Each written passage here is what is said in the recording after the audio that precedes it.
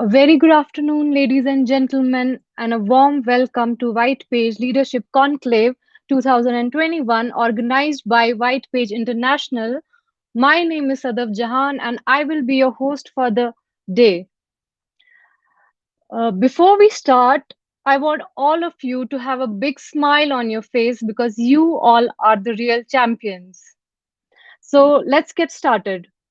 After all the COVID 19 horrors that we have gone through in the past 2 years, let me start with something that gives us hope, just like a fresh blank canvas. As government is gradually reducing pandemic induced restrictions and businesses are catching a momentum, uh, there's a sense that we might be on the verge of returning to normal. But if you think about it, now we have a new normal. Even today, months after the WHO declared COVID-19 as a global pandemic, majority of Indians are still spending a lot of their time at home, either working for home or working from home. No longer there's a need to buy a new vehicle, plan a new vacation, or for that matter, even buy new clothes. It's important that we prepare now for what might come next. Strategies are often formed during the best of times, but sometimes we can even find opportunities to create powerful strategies even in the worst of times like these. And these strategies are truly tested when uncertainty arises. The COVID 19 pandemic is requiring leaders to review their strategies and adjust according to the new market conditions. Those strategies will be further tested as economy gradually improves and the people get comfortable with their experimental ways of working. It's often said that one man's loss is another man's gain. On one side, we are seeing that brick and mortar stores are facing a huge crisis. On the other hand, online stores are likely to bloom. The healthcare and well-being uh, brands are likely to have better growth prospects even in the coming years with increased investments in healthcare and sanitization. Totally, necessity is the mother of all inventions. We have seen technology grow stronger in under challenging circumstances like these as events and conferences are experimenting with their online alternatives. We can see apps like Zoom and Hangouts topping the charts. The usage of Paytm, Google Pay, and other such apps shows a spike in the digital payments. Cinema halls have taken a hit, but at the same time, the emergence of OTT platforms has been solidified. Ladies and gentlemen, we must all agree that with these changing times, we need new rules in the corporate world to fuel a new age economy post COVID 19. Today is going to be all about celebrating and cheering for the experiments and methods that have succeeded in changing the mood of the market. We at White Page International are proud to celebrate and share the achievements of some of the best brands and leaders of 2021. This initiative recognizes and honors best brands and business leaders. After months of rigorous research, we are here to throw some light on the brands that have made it to the list and kept going on stronger in those tough times. But before we do that, I would like to introduce our first keynote speaker, Mr. Taha Coburn, who will throw some light on why Asia matters for UK and vice versa. So I would like to invite Taha on stage.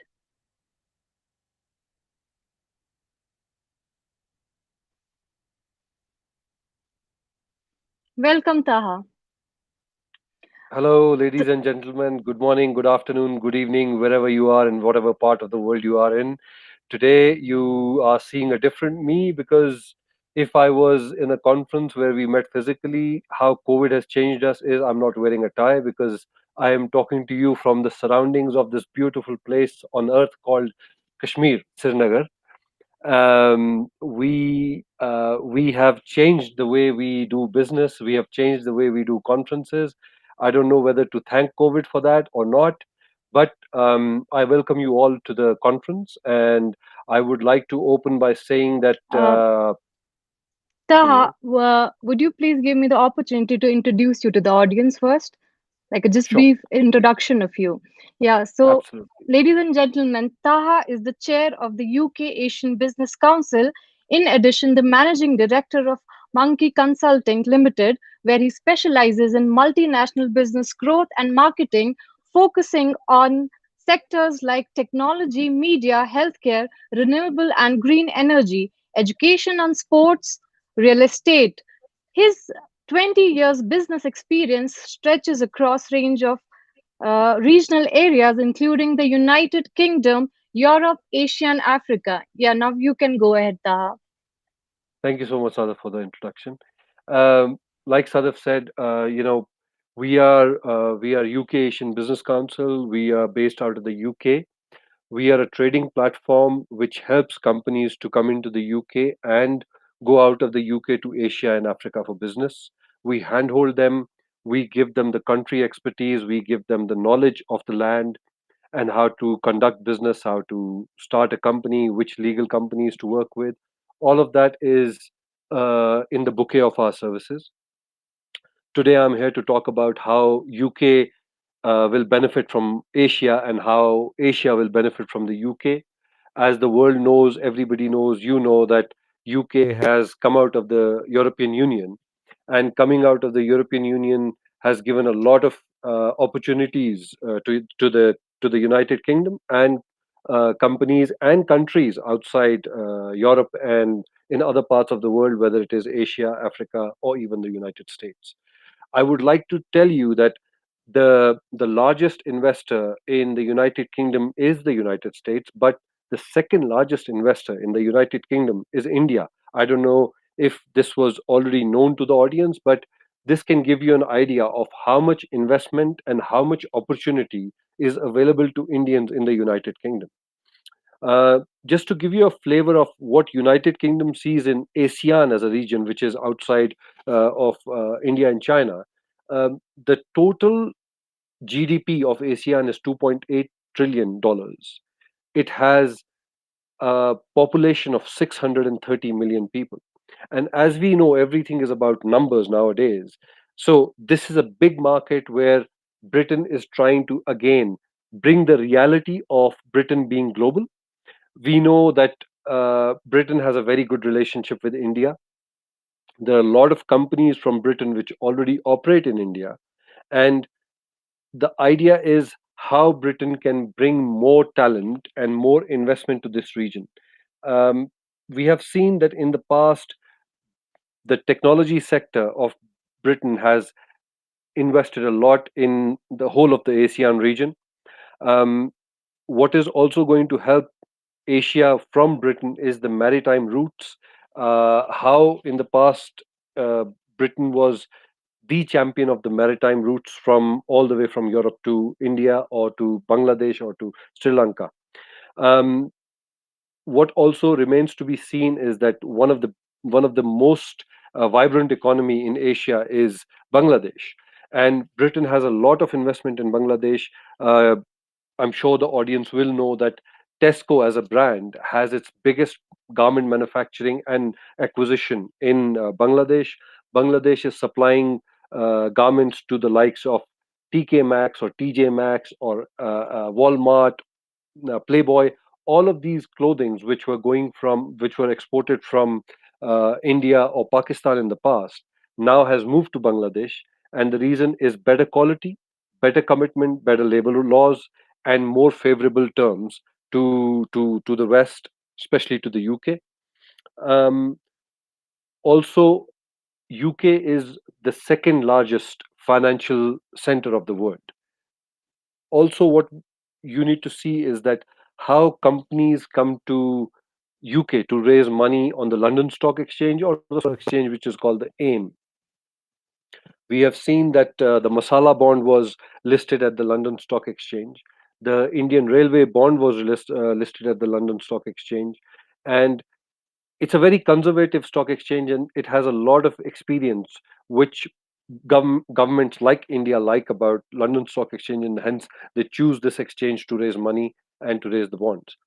Um, Also, now what we will see is that Britain has already had free trade agreements with countries like Australia, Japan, um, and we will see a further agreement with India, wherein they will declare more subsidies, so to say, for Indians to invest in the UK. They have brought a special kind of visas for research and development, highly skilled labor, which is your doctors, engineers, IT professionals, and there's a lot of focus on artificial intelligence throughout the world. But Britain is pioneering in this field as well. Then we have the startup incubation centers in places like Cambridge, Oxford, which is also attracting a lot of talent. There's a startup visa which is available to public to apply, and the entry point is quite low. So Britain is giving Asia a chance to bring the technology into UK, which can be incubated and then taken to further heights. Just for example, Ola has also come to the UK now, and they're doing pretty well there. Um, Japan also is one of the fifth. Japan is the fifth largest investor in the UK, with about $81 billion. Uh, China has assets worth $135 billion in the UK, and these things are going further up.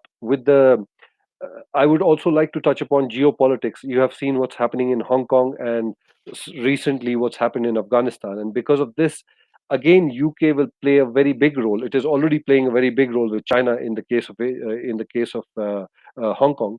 And now the British Prime Minister, day before yesterday, has said that they will engage with Afghanistan also at the right time, because the whole idea is to bring stability to the region, and stability leads to economics, and economics leads to development. So if we want the people to be in the right affair, in the right direction, economy has to be given the first priority. Because of this reason, Britain has always led from the front. London has 27% more capacity than Paris in financial terms, and it has 99% more capacity than Frankfurt in financial terms, which means that when it comes to financial services, London is the epicenter of the world. And a lot of Indian companies, for the likes of Tata, Reliance, Mittals, all of them are in UK, and they are doing brilliant business there. One of the industries where a lot of investment is going in the UK is the defense industry, and a lot of people will be surprised to know that Britain invests about 40 billion. The revenue of the defense industry from Britain is about 40 billion, which is even more than the Russian Federation, which is about 31 billion.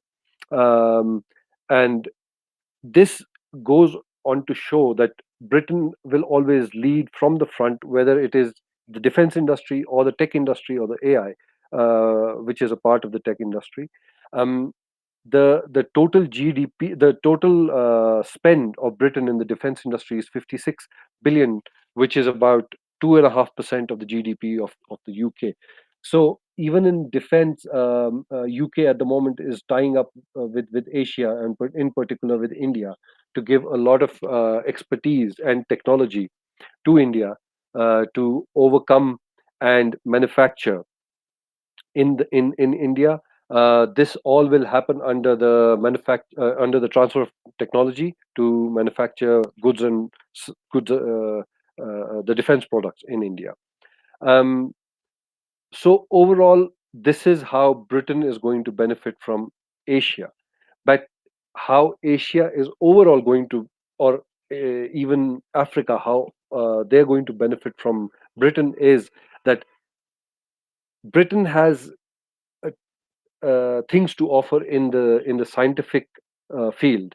Britain has things to offer in the education field. A lot of British universities are available now online. To give you an example, one of the biggest schools from Britain, which is available online, is the Harrow School, which is famous for its boarding school where a lot of prime ministers have graduated from around the world and presidents. And now these universities are these universities are going to be coming to coming to places like India very soon. So the whole idea is that Britain will benefit the Asian subcontinent. Now, is the Asian subcontinent ready to take these services from Britain? It remains to be seen. So, on that note, what I'll say to you guys is we are open. Uh, Please reach out to us. UK Asian Business Council is here.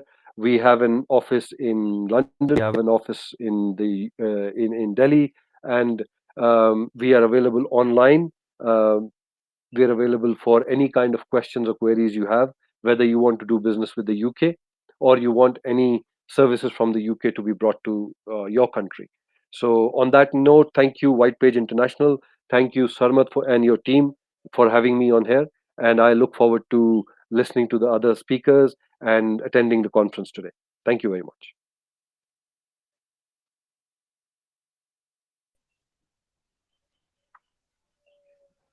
Thank you, Taha, for the enlightening session. So, so now I would like to welcome our next speaker, Mr. Akshay Gulati. Akshay will throw some light on rise of direct-to-consumer commerce and how it's redefining the retail supply chain. So I'm inviting Akshay on screen. Hi, everybody. Good afternoon. Hi, Akshay. So Akshay is the co-founder and CEO of Global Expansion Shiprocket. Akshay completed his graduation from Wharton Business School at the University of Pennsylvania with a BSc in economics. He then went on to pursue his MBA from the prestigious Harvard Business School. One of his primary roles is to make Shiprocket the most reliable and trustworthy logistics and fulfillment platform for e-commerce sellers. So I would leave the stage to Akshay now. Thank you, Sadaf, and good afternoon, everybody. It's a pleasure to be here. Thank you, White Page International, for inviting me to speak to the audience today. The topic I'm going to talk about today is the rise of direct-to-consumer commerce in India, and it's a very relevant topic in today's day and age. In the last 18 months, what we've seen with the pandemic is more and more people shopping online. And that has led to this whole growth of a new segment of brands in the country who traditionally might not have seen such a fast adoption by consumers. But given that there were more people shopping online, these brands got a lot more visibility than the traditional FMCG players, for example, who sell online who sell in most offline markets. And a lot of the newer brands can't really compete for shelf space. But when you go on the internet, it's very democratic, and everyone's on an equal or a level playing field. And that is what has really helped a lot of direct to consumer brands grow in India in the last 12 to 18 months. I have a short presentation that I'll walk through, and I'll just talk about what it means for entrepreneurship in India. I think that's the most exciting part. I think the two elements that I really wanted to cover is one, today you can be an entrepreneur and build your own brand sitting from your home, which was not really possible 5 years ago in India. And number two, I think it's what is really exciting as a consumer in India is to have so many options available. Like if you want to buy a shampoo or a soap, there maybe have been 8, 10 big brands that were available 10, 12 years ago in India in most of the supermarkets. But today, you probably have hundreds of brands online. So as a consumer, you've never had it so good. Everyone wants to compete for a share of our wallet. And that's exciting. So before I do that, let me just quickly share my screen.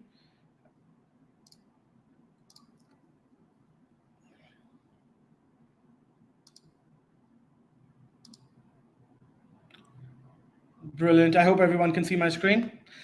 And yes, I represent a company called Shiprocket. I'm one of the co-founders. We're the largest logistics platform in India. And essentially what we do is we provide a back-end platform for direct-to-consumer brands, for social sellers, for anyone who's selling online, basically, to be able to run their business. Everything from the fulfillment, the warehousing, to the actual shipping to the end consumer, to maintaining the customer experience. That's what Shiprocket does. I'm not going to make this a promotional pitch, so I'm going to keep that brief. And what I'm going to talk to you guys today about is, like I said, the rise of direct-to-consumer commerce, and I'll also touch upon the impact it's having on traditional supply chains. So very quickly, I think we all know that India is one of the fastest growing e-commerce markets in the world. This is data from 2019. We were only second in place behind Mexico, but the growth has only increased even more rapidly in the last couple of years, because this is pre-pandemic data, but even post the pandemic, I think the Indian ecosystem of online shoppers has grown very, very rapidly. We are still, the one of the things I'd like to draw your attention to is the bottom right hand corner, which says that we're still at 4% e-commerce penetration. That might have increased a percent or two in the last 18 months, but we're still very low when it comes to e-commerce penetration. So the size of the market and the potential growth ahead of us is absolutely huge. Um, and this is data that I have from 2014, projecting all the way till 2027, where we believe that e-commerce in India is going to be a $200 billion market by 2027. And 35% of that is actually going to be direct to consumer commerce.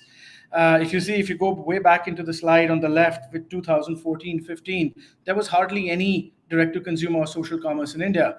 And e-commerce at that point was dominated primarily by the B2C marketplaces, the Amazons, Flipkart, Snapdeals of the world. Most people got used to buying online first by buying on one of these marketplaces, and that really led the online and the e-commerce revolution in India. But what we're seeing in the last 18 to 24 months is that a lot more people are preferring to buy from brands directly, because when you go to a large shopping platform, then again, the individual identity of the brand is not there. So while people may discover a brand on a large shopping platform, once they become a loyal consumer, they actually like buying from the brand because they identify with it and they identify with the products that they want to sell.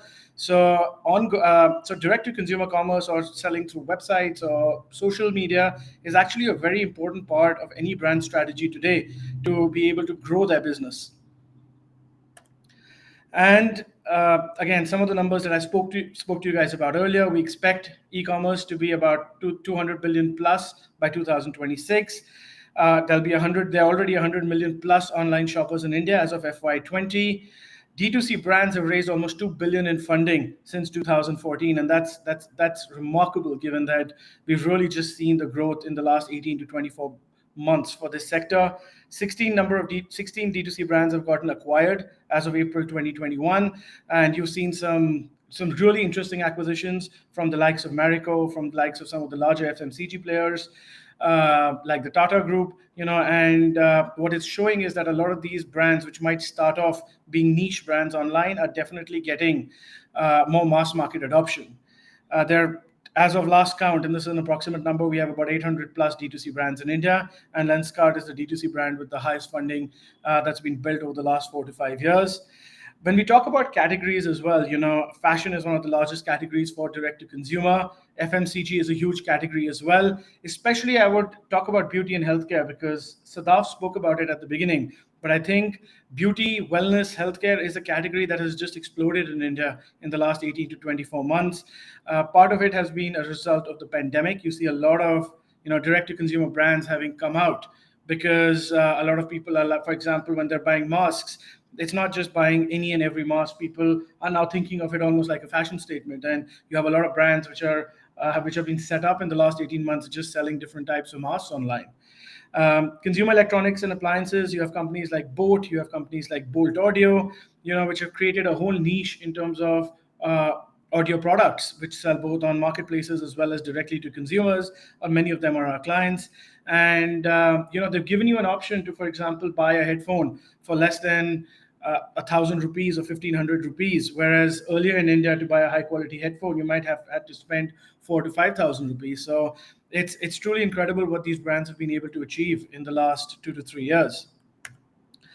So when I talk about direct to consumer commerce, what does it mean? It basically means, like, in the traditional supply chains that we used to have, there was a manufacturer who used to manufacture goods. For example, let's just talk about a shampoo or a personal care products manufacturer. Then they had a full supply chain that basically used to cater offline or even online to their sellers, which was they used to have a wholesaler who used to stock their products, who in turn had distributors. So a wholesaler could be, for example, for North India, and then there could be a distributor for Punjab, a distributor for Delhi, a distributor for UP. And then they used to in turn supply to a number of retailers, mostly offline stores that you used to buy the product from as an end consumer.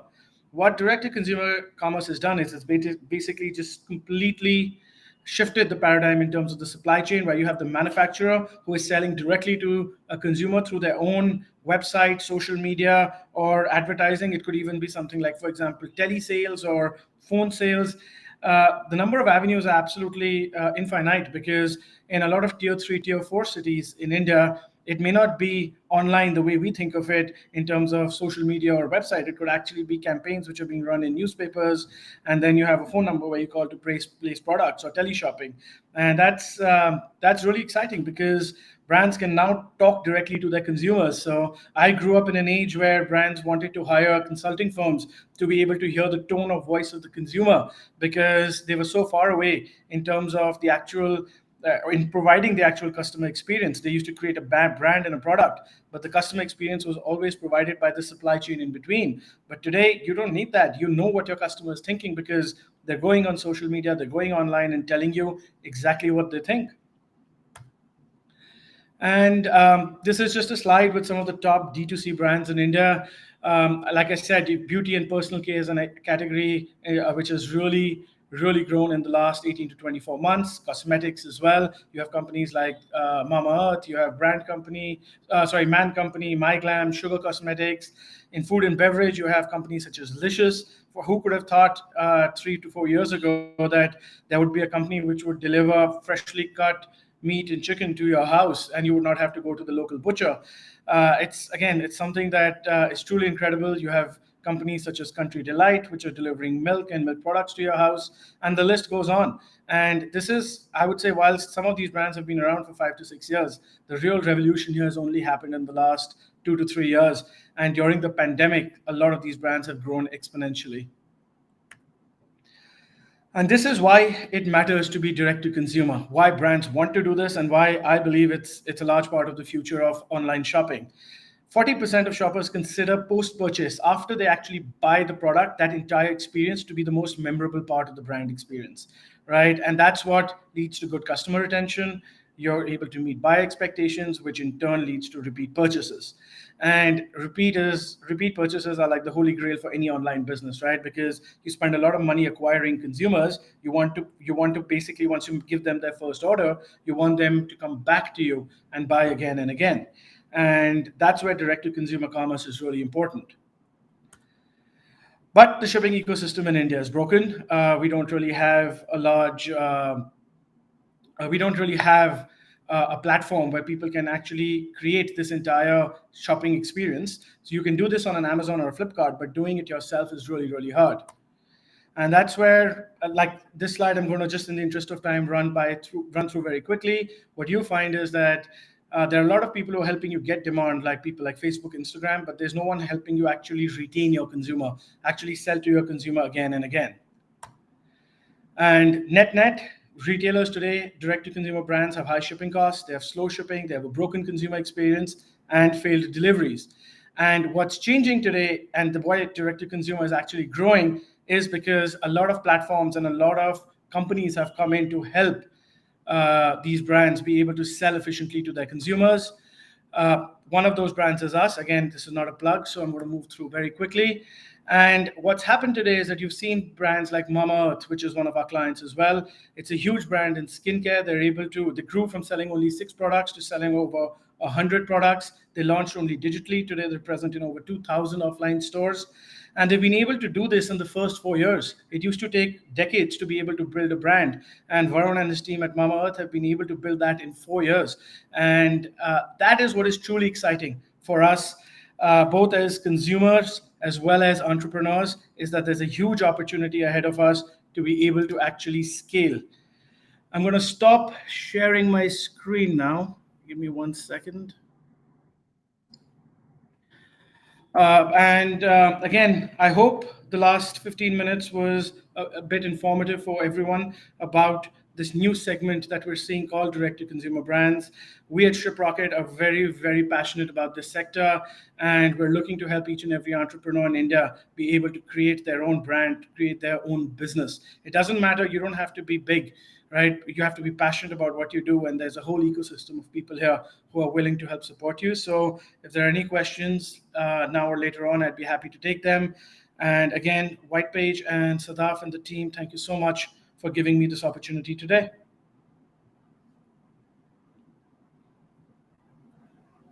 Thank you, Akshay.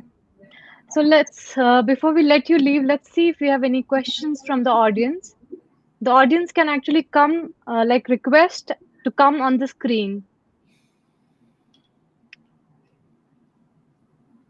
Let's wait for some time.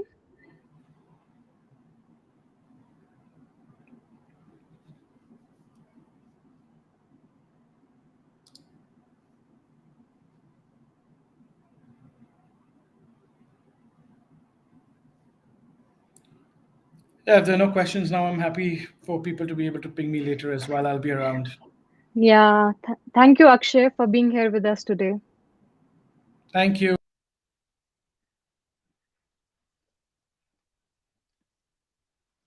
Ladies and gentlemen, now it's time to unveil the research publication and coffee table book on best brands, leaders, and CXOs 2021.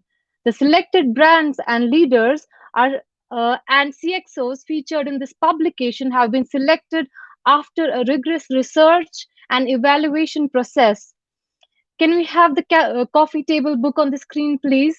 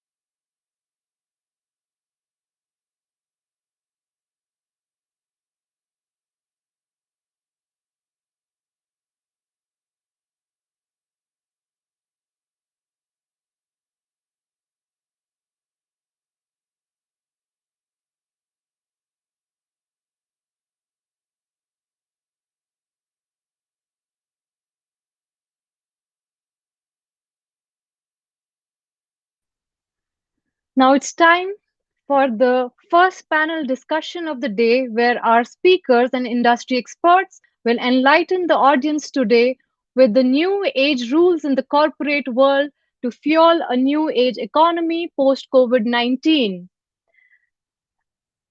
So, I will introduce the panel members one by one.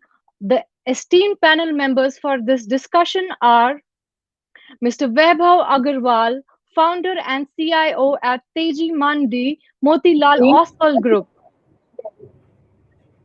The second panel member is Mr. Amit Khemani, Group Vice Chairman at Khemani Group. The third panel member is Mr. Sridhar Dharmarajan, Managing Director at MSC Software Indo-Pacific and Executive Vice President at Hexagon Manufacturing Intelligence Division, India. The panel discussion will be moderated by Ms. Akanksha Jain, Head PR and Communications at Bharat Pay. So I welcome everyone on stage. Thank you. Thank you, Sadaf. Thank you for this opportunity. I would like to welcome all the panelists. It's a very interesting topic. COVID 19, I think there is nobody around us who's not touched by it. It's a pandemic that touched billions. It's changed the way we look at things, it's changed the way we live our lives. Who would have imagined that, last year for weeks we were billions of us actually followed the rules and were locked inside our homes for weeks together, and then then we started unlocking, and slowly who would have thought that billions of us actually started wearing masks and actually followed the COVID guidelines to the hilt so that we are protected. And businesses, it was a really difficult time. They had to reinvent the wheel within no time. They had to redefine the entire playbook for businesses, apart from a couple of industries like, say, healthcare, possibly in a couple of others. Most of them were really badly impacted. Some of the businesses came to a standstill. The offline retail, for an example, was totally stuck for months. The F&B industry was stuck for months. People did not want to step out of the house. When they did, the consumer behavior changed. So consumers decided to, for an example, we saw that consumers wanted to use digital payments and not want to use cash as easily as they would earlier.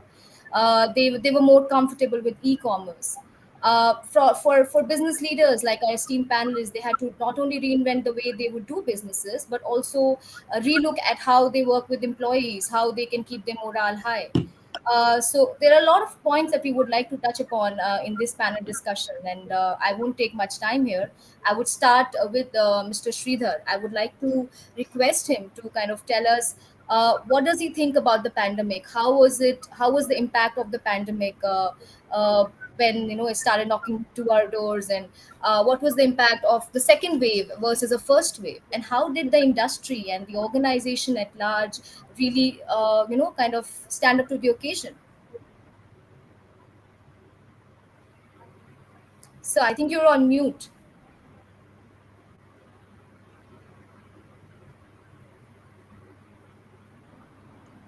You can't hear me? Yes, we can hear you now. Oh, great. So first of all, I just want to say namaskaram to all. Thank you so much for this opportunity to be on this esteemed panel. While Chinese have got a lot of bad press in all these things, but very interestingly, the way they define crisis, if you see the pictogram of a crisis word in Chinese language, it is called VG, and that's a combination of two words. One is danger, and one is opportunity. So I strongly believe try to look at opportunity in every situation that we are in. And I remember many people telling me when the first wave happened during the lockdown, a lot of people said that we are all on the same boat. I don't get that. I don't believe that we are on the same boat. We are all on the same storm but different boats. For some people, this whole storm is like riding on a nice yacht, enjoying the whole wave. Maybe he's a surfer. Any surfer would love the tsunami because he gets those big waves. For some people, it's been a tough ride. It's been a small canoe and going through his trying to kind of take care of his life. So we are all on the same storm but in different boats, and that's how we as an organization responded as well to the first wave. Okay, so if you really look at it, if you look at Hexagon is a technology company. We've got a hardware business and we've got a software business. Essentially, we call ourselves as a digital company operating both in the physical space as well as in the digital space. So we suddenly realized that during this lockdown, when it started happening on March 22nd, there was some issues that we couldn't really ship our hardware, which is our quality measuring machines like the CMM machines. It could be portable machines or it could be stationary machines to measure the quality. Whereas our digital business, has suddenly took off in a very big way.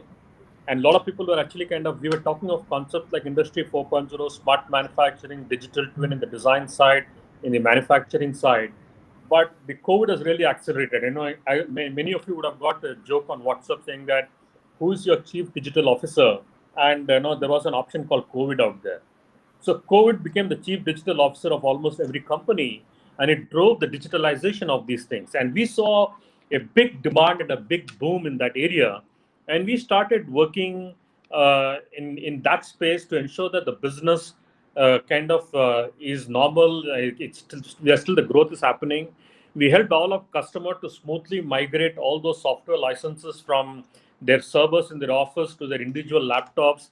We created special licensing servers where people could accelerate that. So we went through the digital space, and that kind of picked up extremely well. And slowly, as the factories started opening up, we slowly were able to get those metrology equipment, the quality equipment, etc. So one thing that we do is we have this design and engineering where you actually design the part. For example, if you take this part, how do you define the quality of the part? One is the surface finish, how good it is. One is the performance quality. What happens when I drop this part? So the design and engineering takes care of the performance quality. The production engineering takes care of the manufacturing quality or the surface finish quality. Whereas the metrology unit, which actually is measuring the part and saying that you designers might have designed a great part, manufacturers must have manufactured a great part, but look at the tolerances of the part. This is the proof of the pudding is in the eating, that as they say. And he's so we are in the business of helping customers to ensure that their as designed part, as manufactured part, and as measured part is one and the same. And I would say that your as designed part and simulation of the digital twin of the manufacturing businesses picked up extremely well. And we had some impact on the delivery of the hardware side, which slowly started picking well. So we started focusing on those areas which people can doing their designs working from home. And as and when the lockdown opened up, we started working on this the shipping the same machines. And in the second wave, I would say that we were much better prepared than the first wave. So we understood that this is going to be a cycle which is going to come on and off.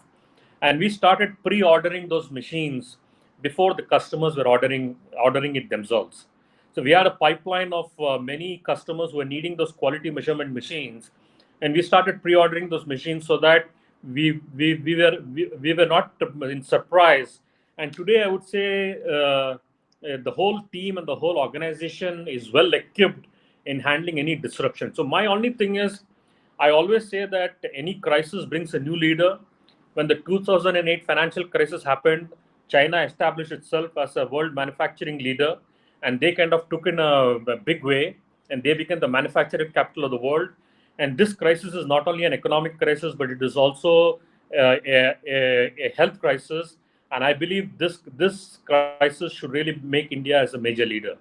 I'm very bullish. If China can grow their GDP 5 times from 2008 to 2020, I feel this is our turn, and we in the industry have to really ensure that we realize this dream of a $5 trillion economy. Currently, we are at about three, and I see no reason why we can actually realize those, especially if we leapfrog in the manufacturing technology like smart manufacturing industry 4.0 that way, and that would really help to take care of the disruption because we don't need those big plants. We can move from mass production to production by masses. So the rural, we can set up factories in the rural area, and this whole with the digitalization of the process, we can manage those whole manufacturing process from sitting in an office. Where is the manufacturing happening in every space? So this is a great opportunity for our country to really establish its leadership in the whole manufacturing space as well. That's very interesting, Mr. Sridhar. It's a very different viewpoint, and you've very truly converted a challenge to an opportunity and made the most of it, played by the strengths.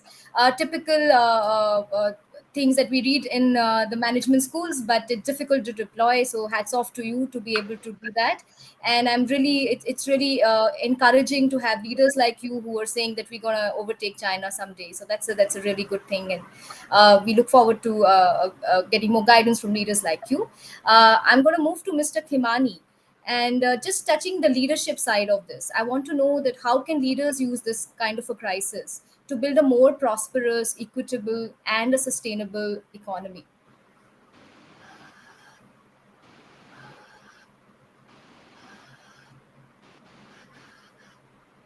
Amit, I think you're on mute.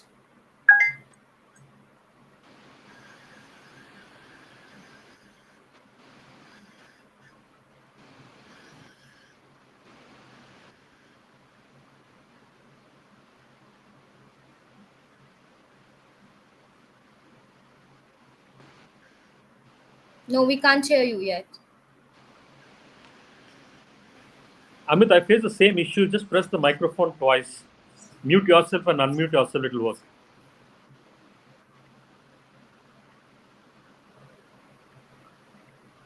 No, I think we still. Can you try once more, or we can just move to Mr. Weber by the time this gets fixed? No. So I'm gonna leave this for Amit while he joins us. The technology always fails us when we don't want it to fail us, so it's fine. We'll come back to you, Amit. We look forward to some interesting insights from you. Moving to Mr. Weber, we want to know how these changes and economic reforms can play a role and how they can help us. Help India, as Mr. Sridhar put, emerge as a much bigger and stronger economy, something like a superpower in the times to come. So, what are the reforms you see that could make a difference for us? What is the government doing well? What is the government not doing enough? What would you recommend? Yeah. Hi, Akanksha. So first, can you hear me? Yes, I can hear you loud and clear. Okay, great. So thanks for the question, and thanks everybody for attending this panel discussion. So I think it was an insightful conversation by Mr. Sridhar. But just to sort of take it forward from there, if we actually see, how various economic cycles play out. So, first it started with Japan, then it went to Korea, then it went to China, and now I think India is sort of at that cusp where. So if you see like various, indicators, whether it is the corporate profits to GDP, whether you see it as the corporate debt cycle, like India's the entire, like, so 2000 to 2010 was about companies taking leverage and investing in capex. 2010 to 2020 has been a deleveraging cycle where corporates have essentially sort of deleveraged. So essentially, India's 10 years behind in capex and infrastructure, right? And manufacturing for that matter. So if India has to sort of leapfrog, one of the things that the government has done is that in this year's budget, they clearly said that they're going to go to a fiscal deficit of 9.5%. So that itself sort of breaks India out of the shackles of the rating agencies and the IMF. And basically, government has clearly sort of said that growth is now the focus area for us. I think the central bank has also sort of been very helpful in terms of maintaining a lot of liquidity in the system. So if you see from a macroeconomic perspective, and if you see even the intent of the government, there have been a lot of PLI schemes, a lot of road construction, a lot of labor law reforms, even PLI schemes in textile. There's also state governments are trying to sort of woo like foreign corporations to sort of come and start manufacturing. So I think it's definitely sort of creating that that flywheel for sort of manufacturing. There's the national monetization pipeline that the government like announced a few days back as well. So there's a clear thrust on sort of infrastructure growth.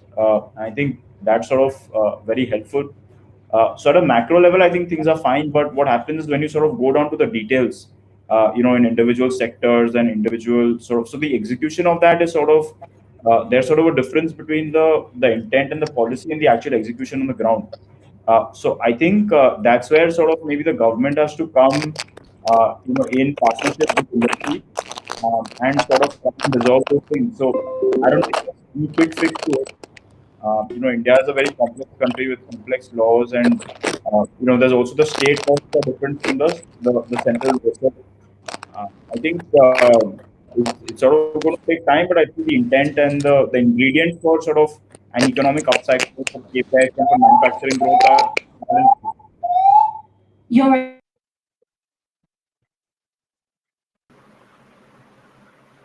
Okay. So you're saying the intent is very much there, and we are on the right track.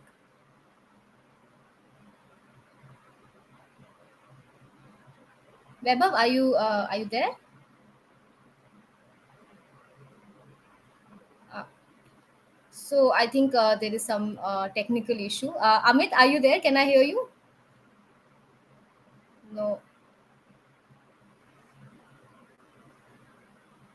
So let's wait till. I'm good. Yeah, I'm good. Sorry, there was just some alarm that No went off, problem. man. No problem. So I Yeah, was sorry. asking that you're saying that everything you think that we're on the right track, but there is stuff that needs to be done on the mass level or on the side of say what touches the masses or the hinterland, so to say. But on the macro level, we're doing really well. Yeah, yeah. I think the execution on the ground sort of is now key, and I think there's a lot of intent and a lot of partnership. But all these things take time. I mean, there's no sort of quick fix to it because it's sort of a very complex problem to solve. So I think yeah, it'll. I mean, as long as the intent is there and we're heading in the right direction, I think that's sort of the most important thing. Mhm. Interesting.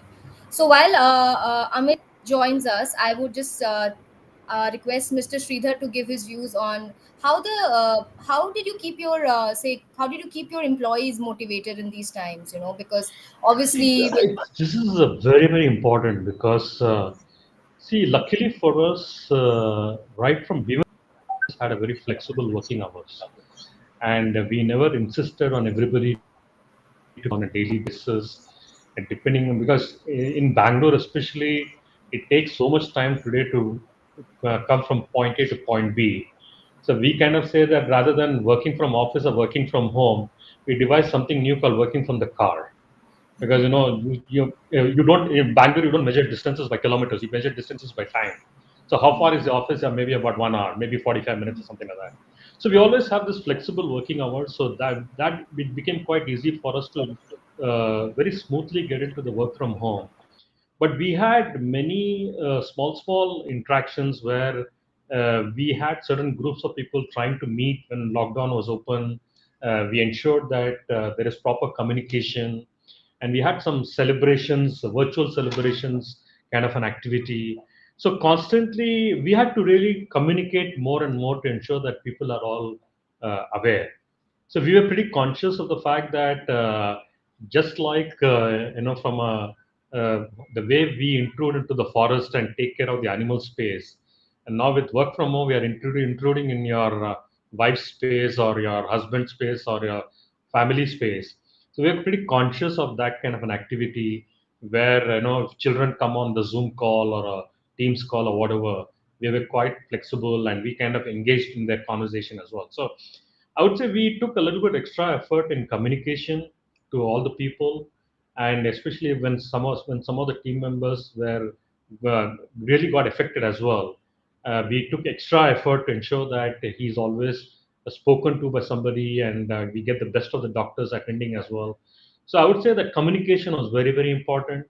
And in continuing to whatever we do in the physical space, we had to do much more in the virtual space to ensure that the team motivation levels were already there, because we had this digital business doing extremely well, whereas the hardware business not doing so well. But we ensured that we carry along everybody, not just focusing and rewarding the digital businesses, but taking care of the holistic company's performance. And that really kind of helped us. And people realize that the management is available when they really need the most, and not really looking at just from a revenue perspective. While revenue was important, I always believe it's people who come first, because at the end of the day, if people are happy, automatically the company would our main assets are the people's assets and not anything else. So we did much more than what we would normally do to communicate with people to ensure that their motivation levels are high, and we are kind of uh, really empathetic to the whole situation. I think that really helped us. interesting. Uh, so Weber, just one question for you. Akansha, I think you are muted. No, I can you hear me now? I can't hear you. Yeah, you're good. Yeah, can you hear me? Yeah, Okay. yeah, yeah. So, Weber, just one question I out of lost you. curiosity. The stock market kind of went up and down. It was a very interesting phase for investors. So, how did you see the market Is it a or the problem on my side investor because I'm not sentiment? able to hear Akansha? Can you guys hear me? Yeah, I can hear you. I think Just Sridhar, I think, is having some maybe. Yeah, I think so. So I'll continue with my question, then I'll request him to fix it. Mr. Sridhar, I think there is some issue. You'll have to fix it at your end. So tell me, how did the investor sentiment fare over the pandemic, Vaibhav? So I think I mean, you might have seen like so basically in March April like things were sort of depressed for people because everyone was fearful of the pandemic. But I think once sort of the liquidity driven rally from the central bank started kicking in, I think we saw like a massive sort of uprun in the capital markets. And once the fear of COVID sort of got over, then I mean markets have probably had the best global run in a very long time. And if we see the investor sentiment today, I think people are relatively more cautious compared to that because the easy money has been made in the last 16 months. That there were a lot of undervalued assets and a lot of undervalued stocks.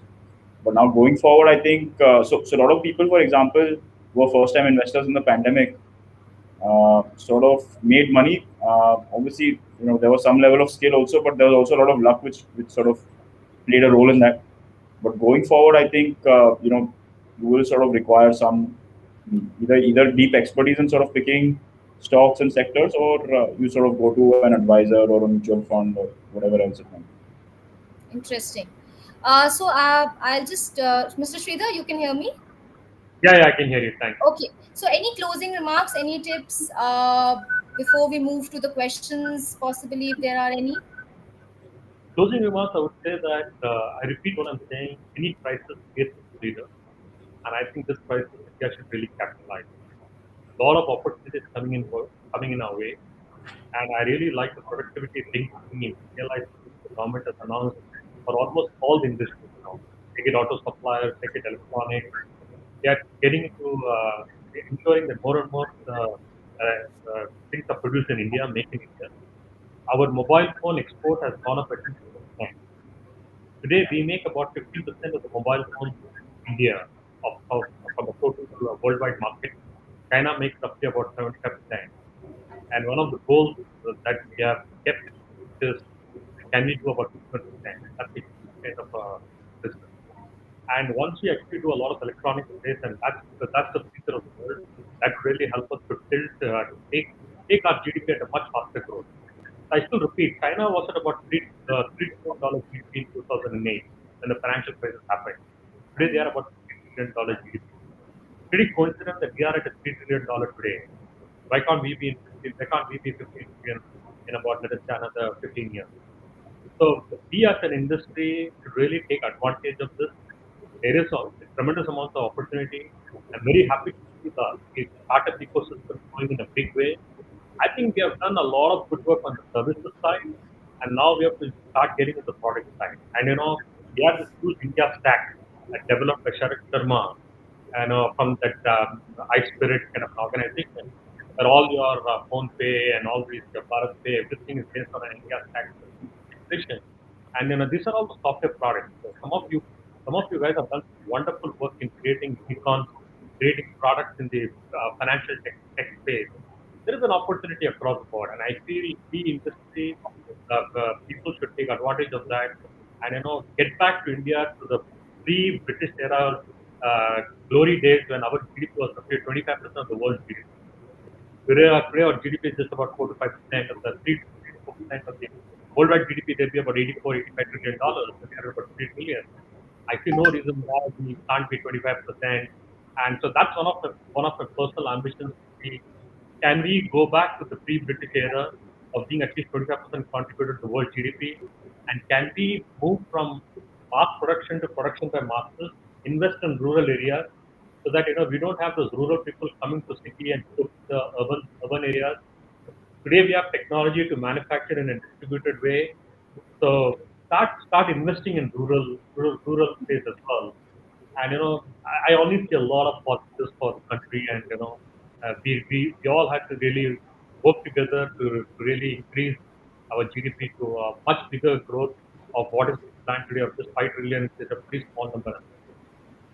Thank you, Sridhar. I think we have Amit back on line, so I'll put the question back on him on from the leadership standpoint. what can leaders use to their advantage and use this crisis, and how can they build a more prosperous, a more sustainable business in such times?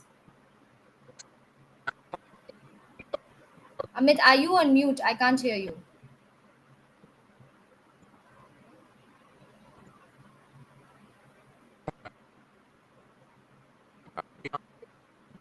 No, no,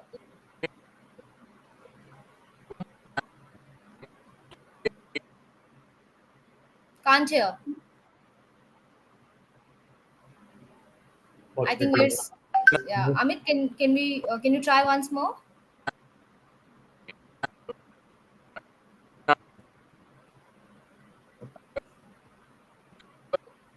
Okay, so I think we had a great session. Weber, would you like to add anything? I can just we just have about a minute. Otherwise, we will conclude the session.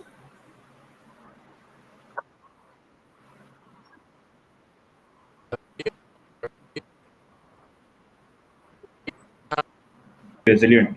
In fact, so to that extent, in fact, a lot of people went wrong in sort of estimating it when COVID came. Earnings downgrades are sort of the thing of the hour. But if you sort of fast forward 1 year after that, earnings actually sort of increased because there was a lot of resilience on the cost side and all of that. So I think that we are sort of in an earnings upcycle. India is at a very interesting cusp, and it's a rare sort of time to be part of an economy like this. So and there's as Mr. Sridhar has mentioned, there's opportunity across the board. So everyone should sort of take advantage of it, and we should sort of keep the momentum on.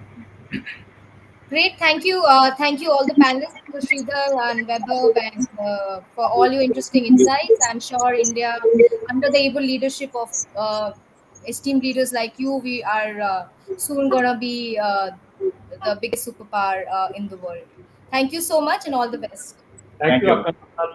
Thank you for moderating this argument. Thanks a lot.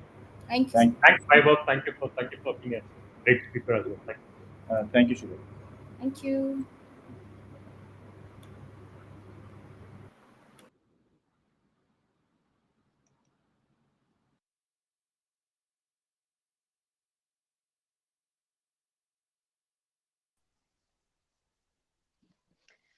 Yeah, so this was a very interesting and enlightening session by our panel members. Now is the time that we move on to our first set of awards.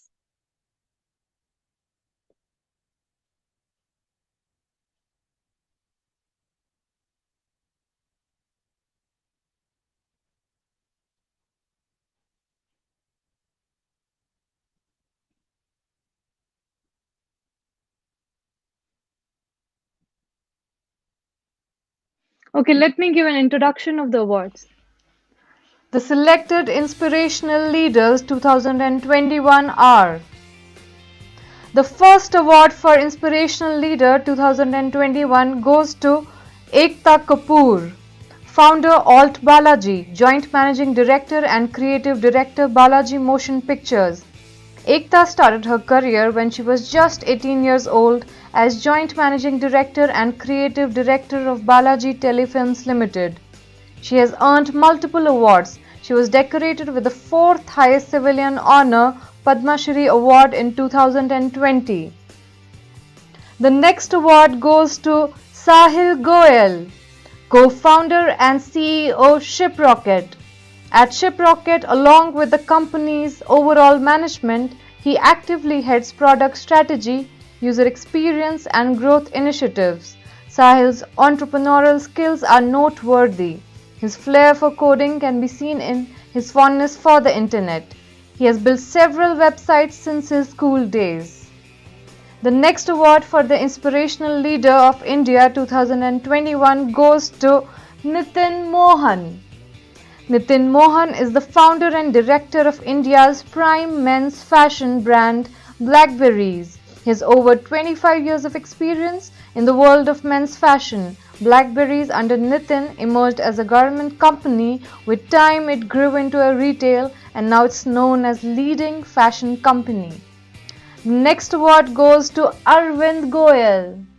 Arvind Goel joined Tata Autocom Systems as president in 2008 and has been Managing Director and CEO of the company since 2018. Under his able leadership, Tata Autocomp has entered into 6 new joint ventures, 2 technological agreements, and acquired Titan X, a global leader in engine and powertrain cooling systems based in Sweden. The next award for the Inspirational Leader of India goes to Gautam Kapoor, co-founder and COO Shiprocket.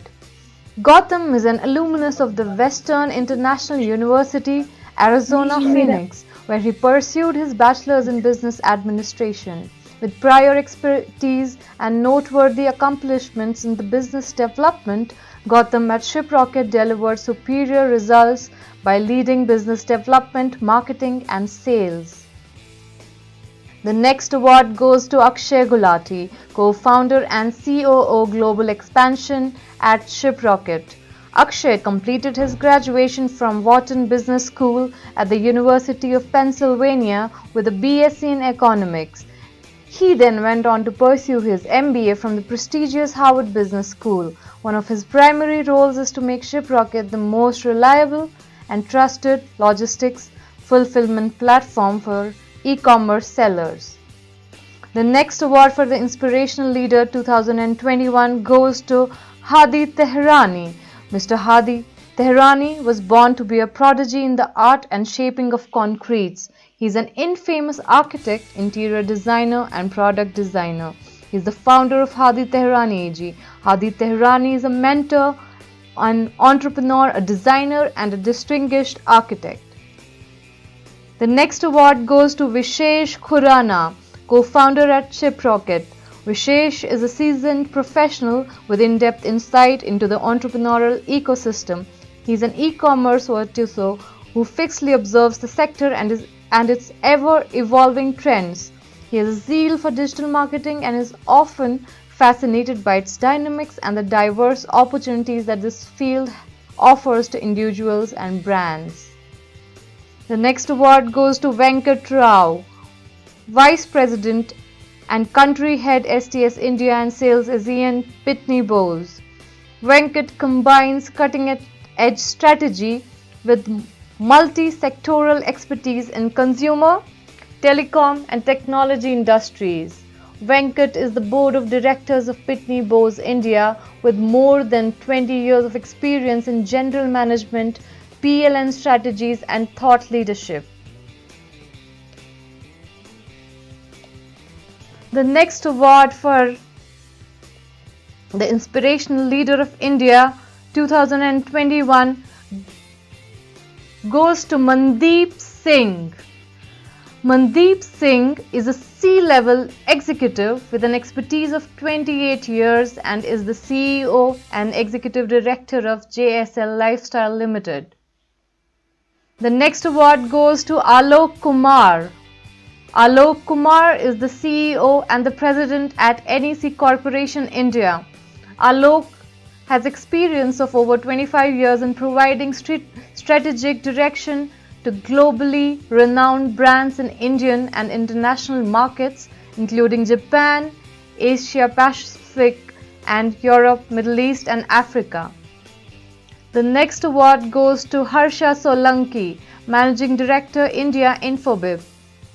Her work at Infobip is noteworthy. She quadrupled the turnover of the enterprise in the last 4 years. She is an influential leader with the vision of building Infobip as an engineering mitochondrion. The next award for the Inspirational Leader of India 2021 goes to Sanki Prasad, Chairman, Managing Director, India at Colliers International. With over 35 years of real estate experience, Sanki Prasad has played an instrumental role in delivering numerous landmark real estate projects across India, UK, Africa, and the Middle East. The next award for the Inspirational Leader goes to K. Mahesh Kumar.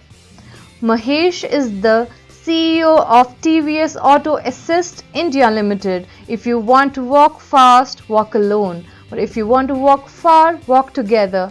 These words were written for Mr. Mahesh by Honorable Ratan Tata. The next award for the Inspirational Leader of India 2021 goes to Ashok Chaturvedi. Ashok is the chairman and managing director of Uflex Limited. Ashok is known as the father of the flexible packaging industry, and why not? His group is the backbone of the packaging industry.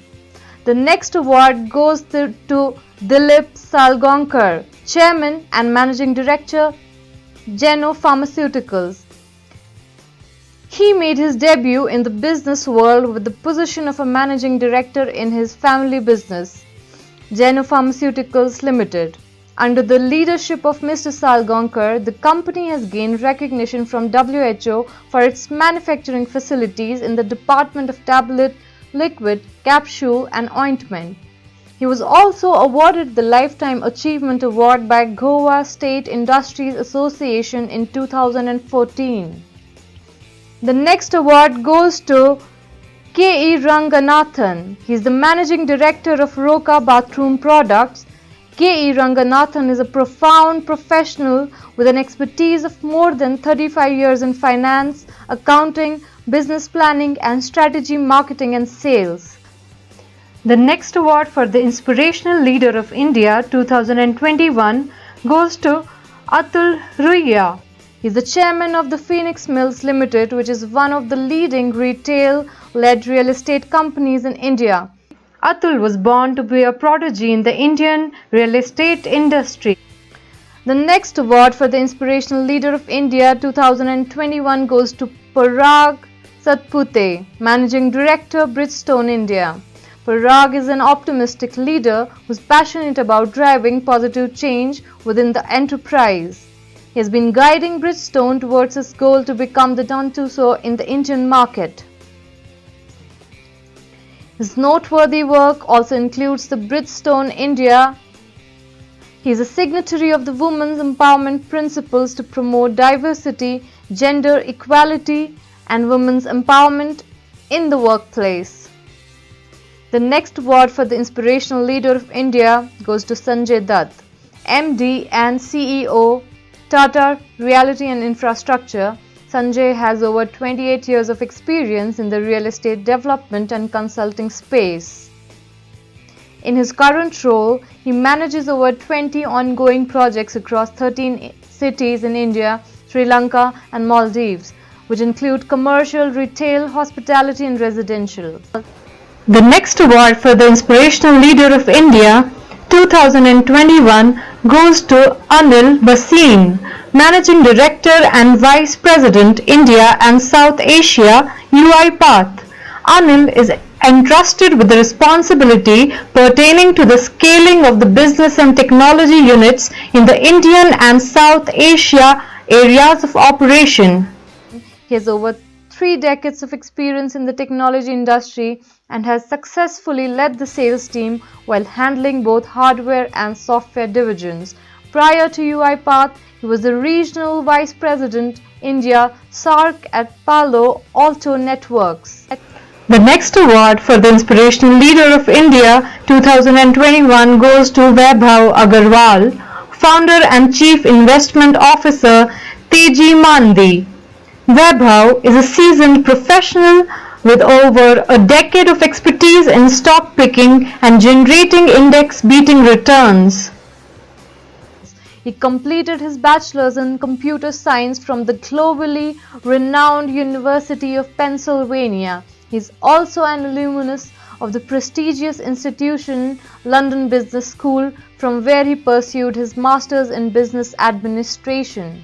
The next award for the Inspirational Leader of India 2021 goes to Sridhar Dharmarajan, Managing Director at MSC Software Indo-Pacific and Executive Vice President, Hexagon India Manufacturing Intelligence Division. Sridhar's professional journey was coincidental with the growth of the tech sector in India, and it wouldn't be wrong to say that his trajectory and that of the tech sector, especially MSC Software, were parallel to each other. Startups like Bluefront Technologies and Pixtel Communications were added to his portfolio. through which he gained thorough knowledge about the establishment and operations of a software company.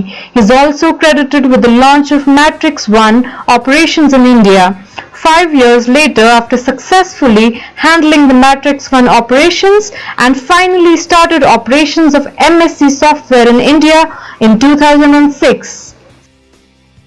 The next award goes to Amit Gosain, Managing Director, Kone Elevators, India.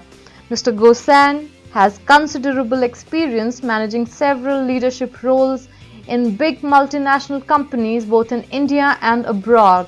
His global and Indian experience in the corporate world with world-class companies has made him an important resource for various industry bodies and associations. Mr. Amit Gosain is presently the chairman of the Urban Development and Smart Cities Communities for CII. The next award for the Inspirational Leader of India 2021 goes to Miss Ghazal Alag. Ghazal Alag, the co-founder and chief mama of Mama Earth. Ghazal's prime objective is to provide everyone with toxic-free, made-safe certified products so that this world can be a better and safer place. The next award goes to Amit Khemani, Vice Chairman at Khemani Group. Under his leadership, the Khemani Group was introduced to a new technology program that employed the use of software to monitor production and distribution. His business acumen and knowledge of finance helped him in making efficient budget analysis that led to appropriate utilization of opportunities for growth and profit.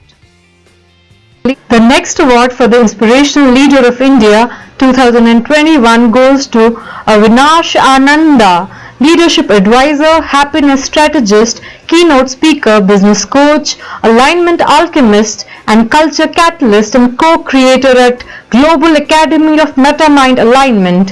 Avinash has coached corporate executives at all levels of management from over 250 companies across 15 industries including global brands such as Microsoft, Google, Marriott, LG, Tata, Byju's, Capgemini, Cognizant and Amazon. He has personally mentored over 400 leaders and trainers and has also attained over 500,000 people from all walks of life through live face-to-face interactive workshops across 25 countries in Europe, Asia, Middle East and USA for over 30 years on all aspects of leadership and happiness. The next award goes to Dilip Bhatt, Joint Managing Director, Prabhudas Leeladhar, India.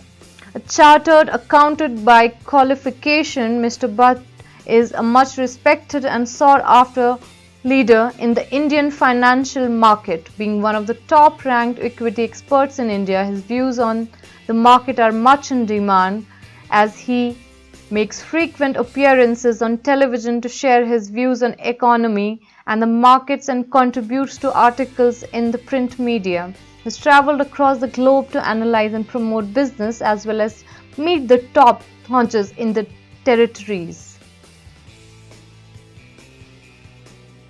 The next award for the Inspirational Leader of India 2021 goes to Vikram Khanna. Vikram is the COO of the Consumer Glass and CIO and CMO at AIS. He is an experienced professional in the field of profit and loss ownership of business, B2B and B2C in manufacturing to retail segments of the glass industry for automotive, architectural and industrial market. The next award goes to Arush Gupta, Director and CEO, Akaya Power Group. Arush Gupta joined the Akaya Power Group at young age of 23 years, taking care of brand Akaya. A stickler to the details under his leadership, has achieved 100% digitalization for Akaya, keeping true the spirit of Never Stop India. The next award goes to S.V. Vishagan, Executive Director, Apex Laboratories, Zincovid. Following in the footsteps of his father infused with entrepreneurial spirit, Mr. Vishagan is active actively involved in the business for more than half a decade, strategizing key growth engines to focus on exploring new therapy areas in emerging markets, increasing global presence and expanding its vista into regulated market for long-term sustenance and propelled growth.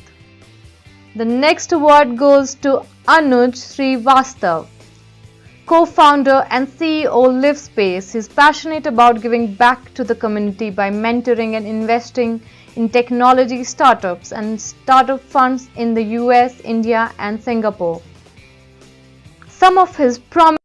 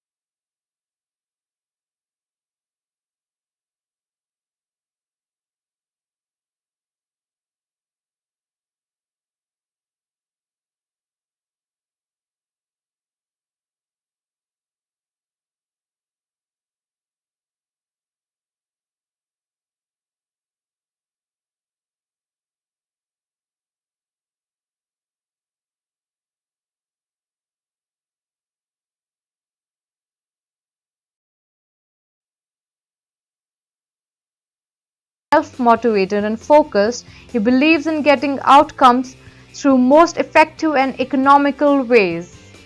And with this, congratulations to all the winners. Thank you.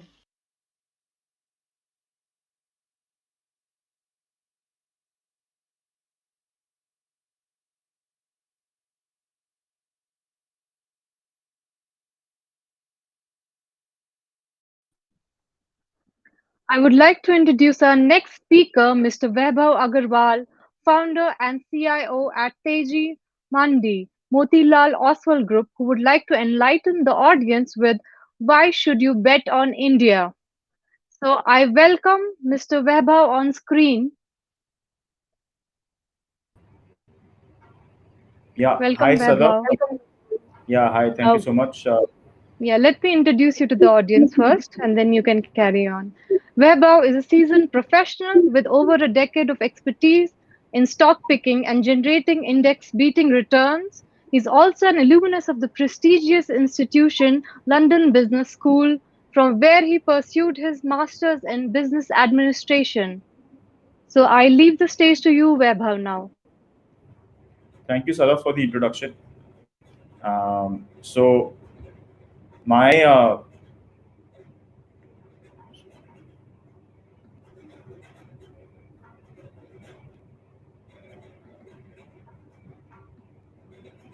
yeah, so my talk today is on why you should sort of bet on India, and yeah, so I think one of the things that the government did in this budget was the budget deficit was increased to sort of 9.5%. Now, this is a paradigm shift in the thinking of the government. With this, the government has clearly indicated that there's a focus on growth, and this could be bigger than the 1991 reforms in India. And compared to that, India's macro position is actually much better. So, if we see, India has one of the lowest debt to GDP compared to many of the other large economies of the world. We have forex reserves well upwards of 600 billion. The central bank has, clearly sort of maintained a dovish stance, where they're saying that they'll keep maintaining ample liquidity in the system till required. So with surplus liquidity and forex reserves, interest rates should be low and exchange rate should be in check. Also, credit growth in any economy is sort of very important. At 5 to 6%, this is sort of a low in the entire decade. So looks like it can only increase from here. Now, also, it could be the case that we are on the cusp of sort of a long growth cycle. India's corporate profits to GDP is one of the lowest in sort of several decades. Also, because of bad loans, NPAs of several banks have dried up. Once the cycle sort of turns around, a lot of public sector banks sort of could see increase in earnings. There's a clear focus on capex, infrastructure, and roads that could help to re-rate stocks in sectors that have underperformed for over 10 years.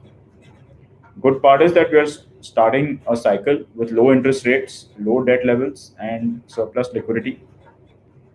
We also have resilient corporate earnings growth in FY21, and so because of that, India's P might sort of slightly look elevated, but we are sitting on we've had one entire year where earnings have sort of been deflated.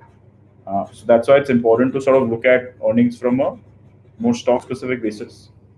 Now, just some charts to sort of highlight, where we are in the capex cycle. So, if you see, market borrowings from both the state and the center are sort of picking up, and as you can see, capex growth, at least from the government side, has been increasing steadily between FY20 and now FY22, and this sort of is a lead indicator for the capex and infrastructure cycle in India.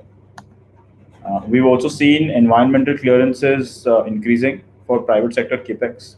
So this could also revive the private sector capex, which has sort of been lacking for the last 10 years.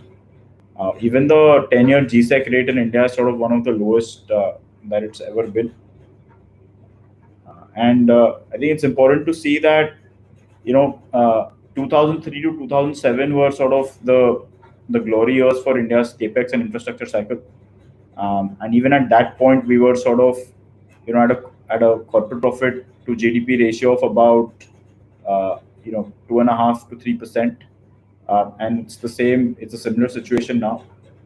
Even inflation was sort of at similar levels at that point in time. So it looks like we are in the early cycle of an economic upturn. And it's a great time to sort of be part of India's economy and to remain invested.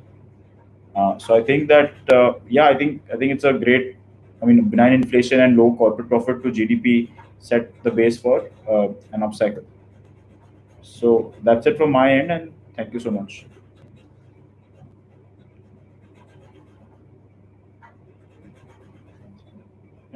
Yeah, I think So as I sort of presented, it's sort of important to kind of realize that we're in a very interesting time in India, and also the earning. I mean, because of the way things are, a lot of companies are now looking at a China plus one strategy. So this will give a big boost to the Indian manufacturing sector. We also have a large base of talent, both blue collar and white collar workers, and engineering talent to sort of drive this part of India's growth. So that's why we should take full advantage of it. And I think, especially from a stock market point of view, next 5 to 7 years could look very interesting.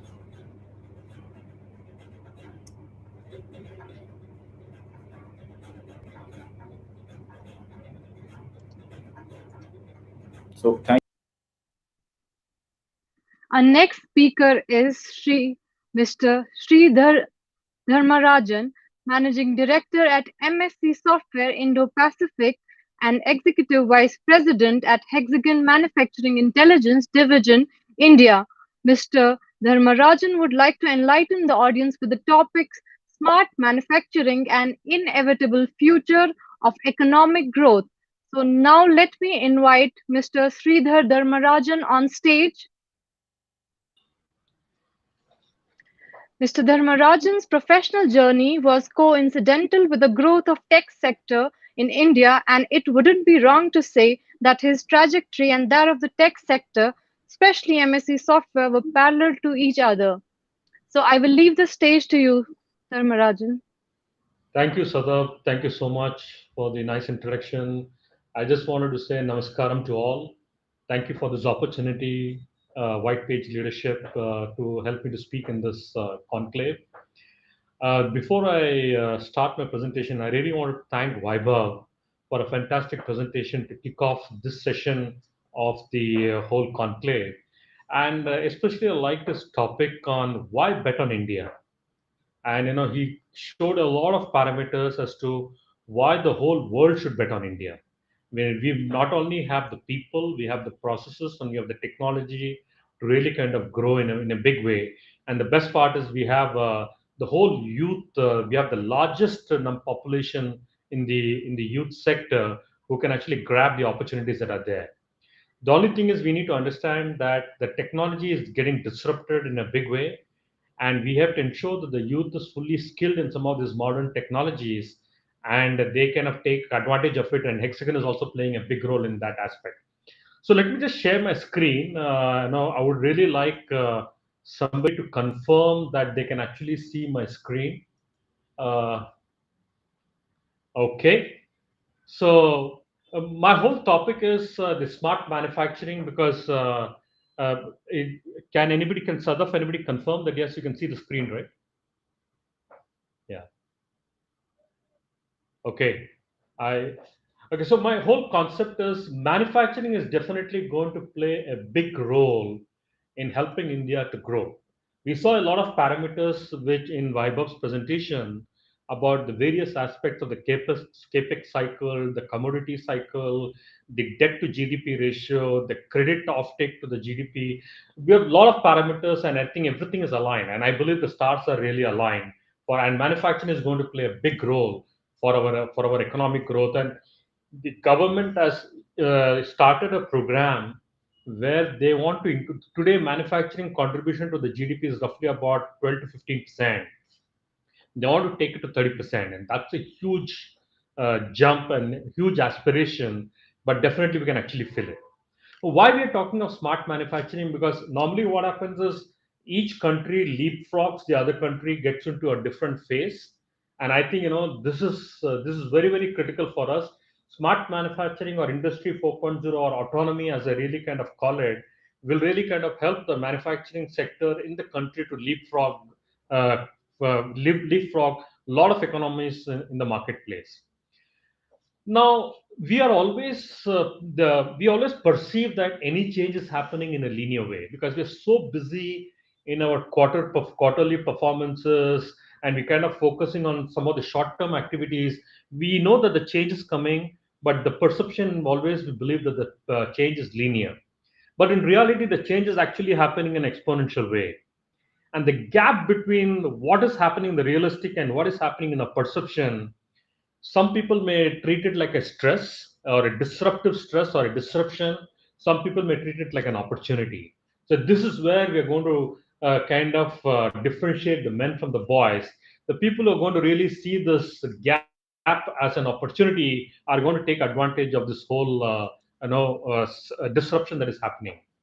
Second thing, what is really important is labor growth is actually reducing. We need to understand that as and when the country gets developed, the people always want to take a higher, maybe slowly there'll be some migration from blue collar to white collar. People want to upgrade their lifestyle. So it is very important that going forward, we may not have the labor to do some of the repetitive tasks which is happening today in the factory floor or in the plant or whatever. And this is also not only one of the catalysts for us to ensure that we actually start manufacturing in a smarter way with less number of people, use automation, and wherever repetitive tasks can be taken care, you don't really kind of need humans out there. And but we still need human skills in a higher skill kind of an activity for us to grow this whole manufacturing. So we are not saying that we reduce the number of people but increase the number of people, but deploy them in those areas where the human creativity can be utilized and grow in an exponential way, as we talked about earlier. Now, there is a very interesting paper from Cap Gemini. Over the last 30 years, the quality, the growth, CAGR growth in quality has only been 0.44%. I repeat, it is just 0.44%. And the productivity also has just been increasing by 0.74%. This is astonishing for many people. While we perceive that a lot of things have happened in the last 30 years, but this is the reality. And the same paper, they kind of also mentioned that whereas in the next few years, in the next 5 years, we expect the quality to grow by about 5.13% and productivity to about 5.04%, which is essentially 12 times what we grew in the last 30 years in quality and what we grew in productivity. And this is where Hexagon as an organization actually plays a big role. And I just want to mention, just to give you a brief about what exactly we do in various industries. If you really look at it, let me just see. I'm not able to change my slide.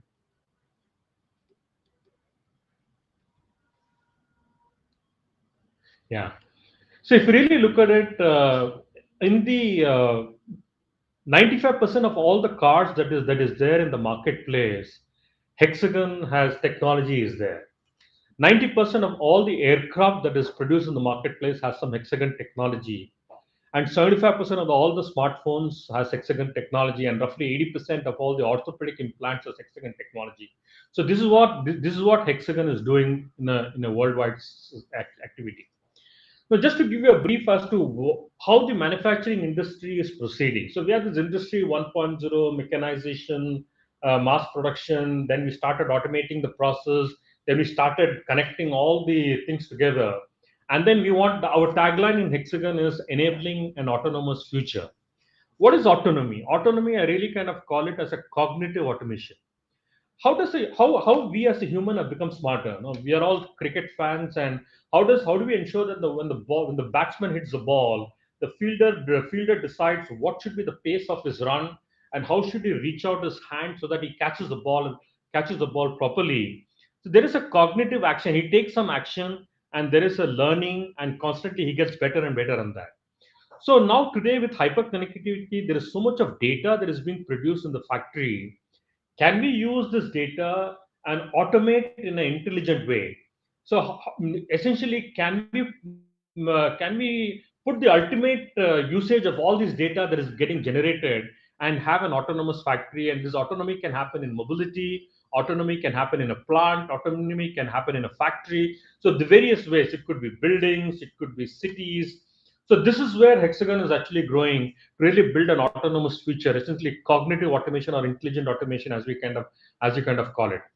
So, as a person responsible for architecting and implementing Industry 4.0 in your, what are you looking for in a solution today and in the future?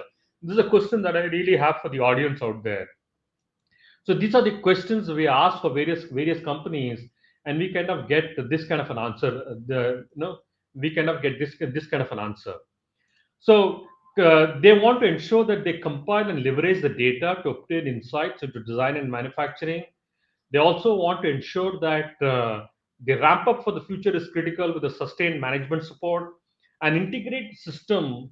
Essentially, we have to have the shop floor and the top floor to be completely integrated so that everybody is seeing the single version of the truth wherever it is, whether the part is in the design and engineering phase, or in the manufacturing phase or in the inspection phase. We can kind of ensure that everybody is looking the latest version of truth.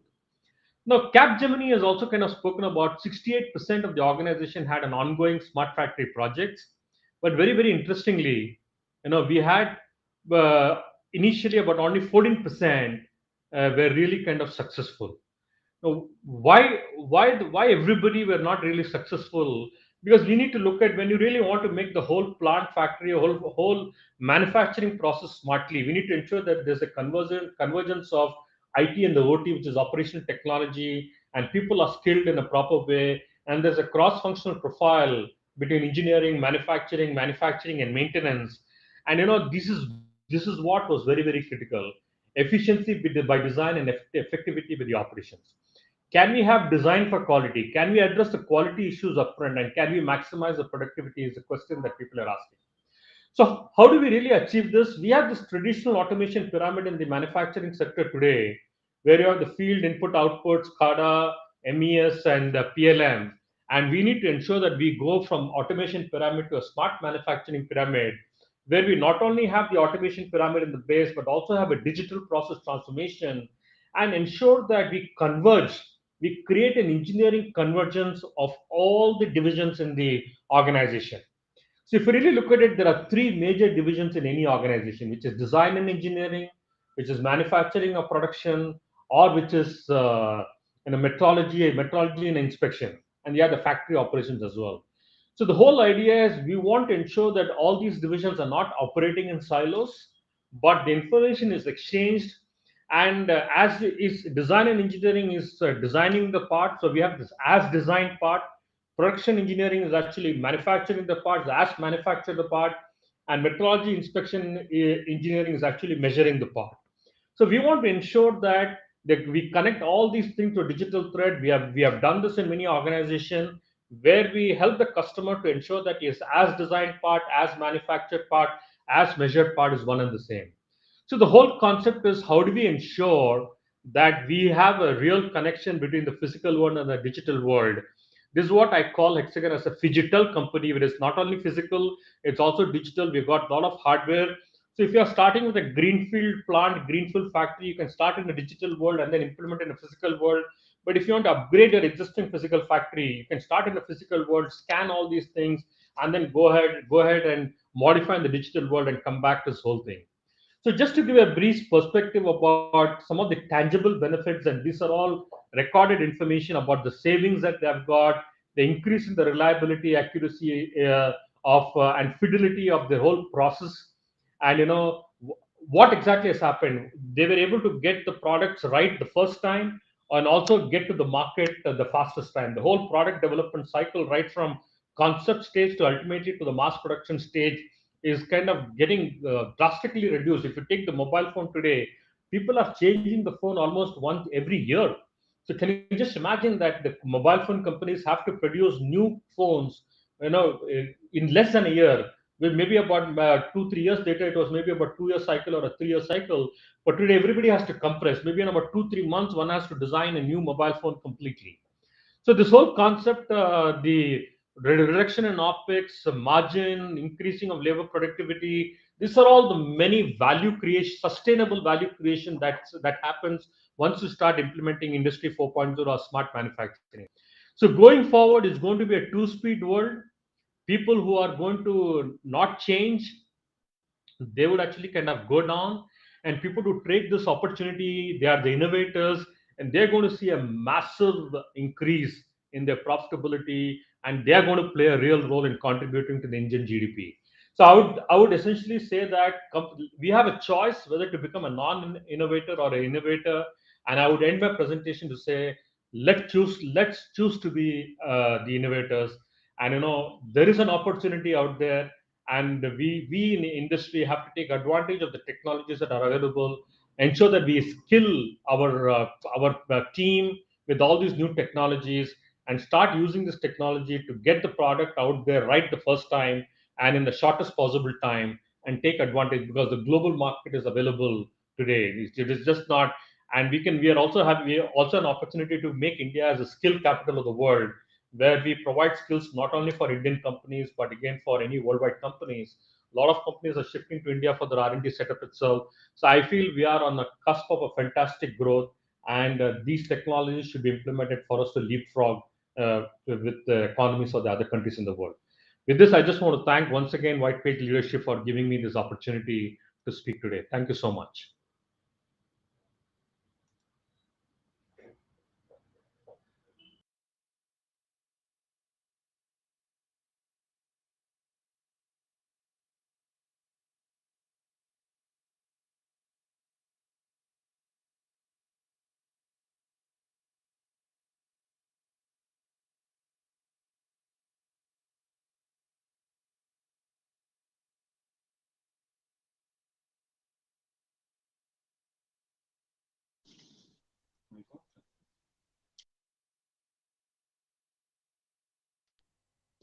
Thank you, Mr. Dharmarajan. I would like to introduce our next speaker, Mr. Venkatrao Maluwajula, Vice President and Country Head, STS India and Sales ASEAN at Pitney Bowes. The topic of his talk will be Adapting Leadership to the New Business Normal. Let me invite Mr. Venkat on screen. Thank you, sir. Welcome, Mr. Venkat. Venkat is the board of director of Pitney Bowes in India with more than 20 years of experience in general management, P&L strategies, and thought leadership.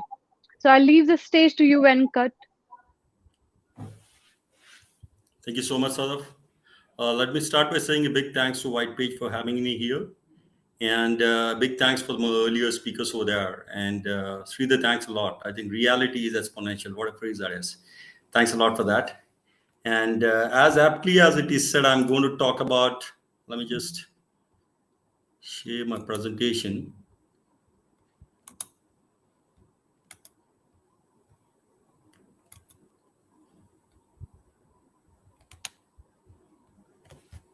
Yeah, as aptly as the title goes, I'm going to speak about adapting leadership to the new normal. And let me say that I think it would not be in hyperbole if I say that there is any industry which has not been left touched by this particular pandemic, with whatever we call it. But I think the positive and the optimistic way to look at it is that I think this has certainly brought about a lot of evolution around the leadership skills, and certainly the future leaders, as we witness, are those who are basically able to hone their soft skills and then move ahead further. And there were many instances to talk about this, and in what way it has to happen. Probably I'll just narrate on a couple of points, which is like before that. I mean, let me also tell you, I don't think the changes are something which is completely unprecedented. What the pandemic probably would have done has accelerated the kind of changes which are anticipated by a decade earlier. Simple examples, I think the world has become more digital, more complex. And never before, I think we had the priority getting around the ESGs for the board and the leadership, which is environment, social, and governance. At the same time, focusing on the narrow, profitability kind of targets. So the next 4 or 5 slides, basically, I'm going to talk about and give a bit of a tempo from my side. And let me accept candidly with humility that these are not just my opinions, but basically came out by interacting with various industry thought leaders, along with my own experience and exposure as such. So let me talk about this point. When it comes to adapting leadership, I think culture and ethos has got a long way to play.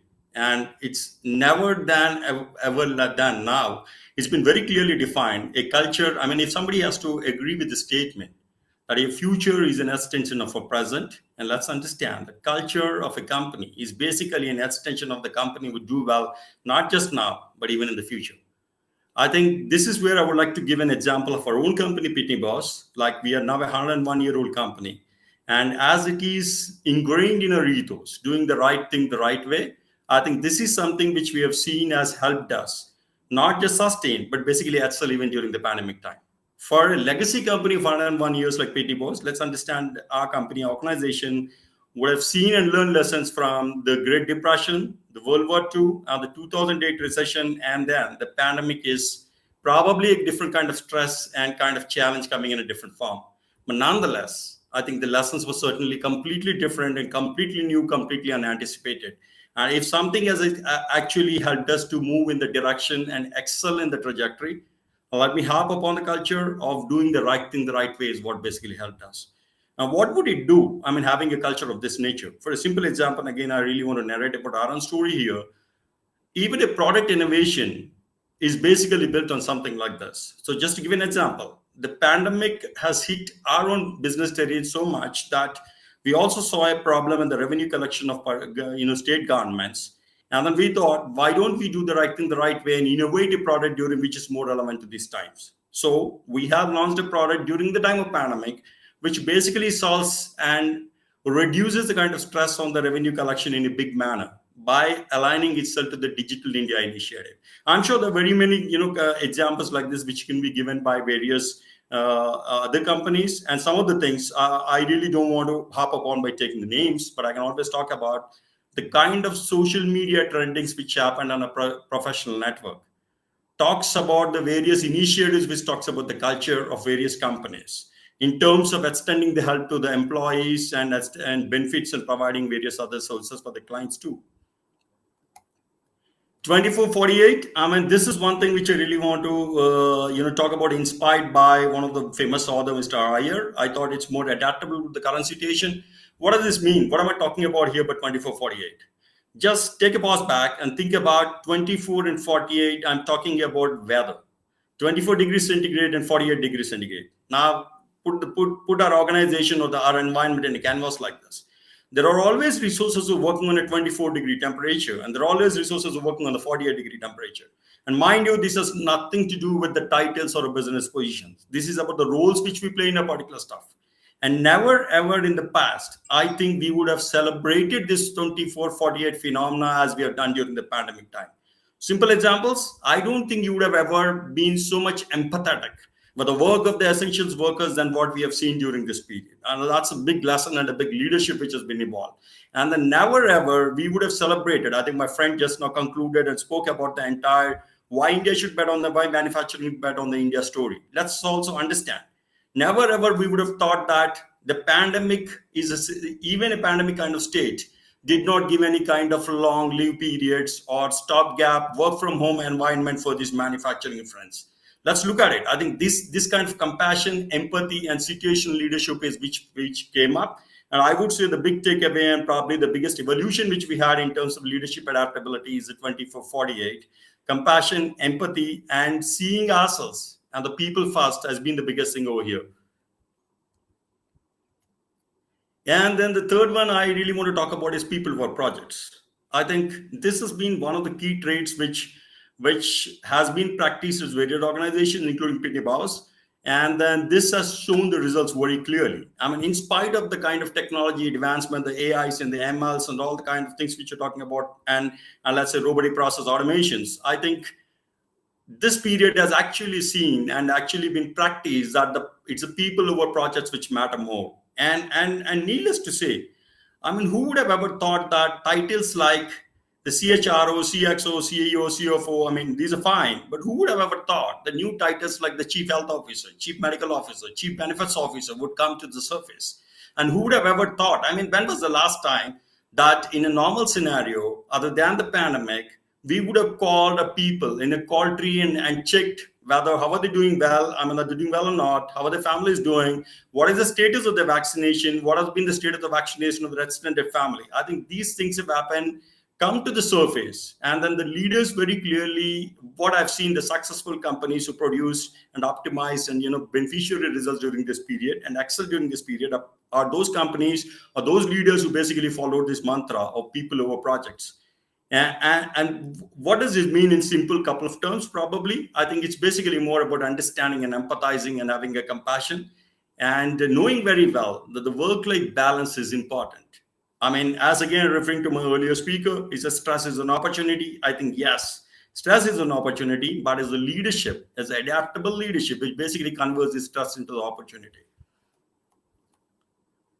Now, probably, I think this is one of the things which I wanted to speak to is about navigating the unforeseen. I think never in our arena we had, it is in a very candid manner. I think the humility exists in every leader to accept the fact that we would not be able to predict the future so perfectly. But nonetheless, I think what this pandemic or probably has taught us in being adaptable is that how do we embrace leadership and how do we manage business results, by equipping ourselves to basically navigate with unforeseen things which are coming forth and hitting us.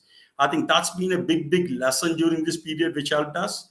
And I assume that that would be continued even going ahead for us to excel in this domain.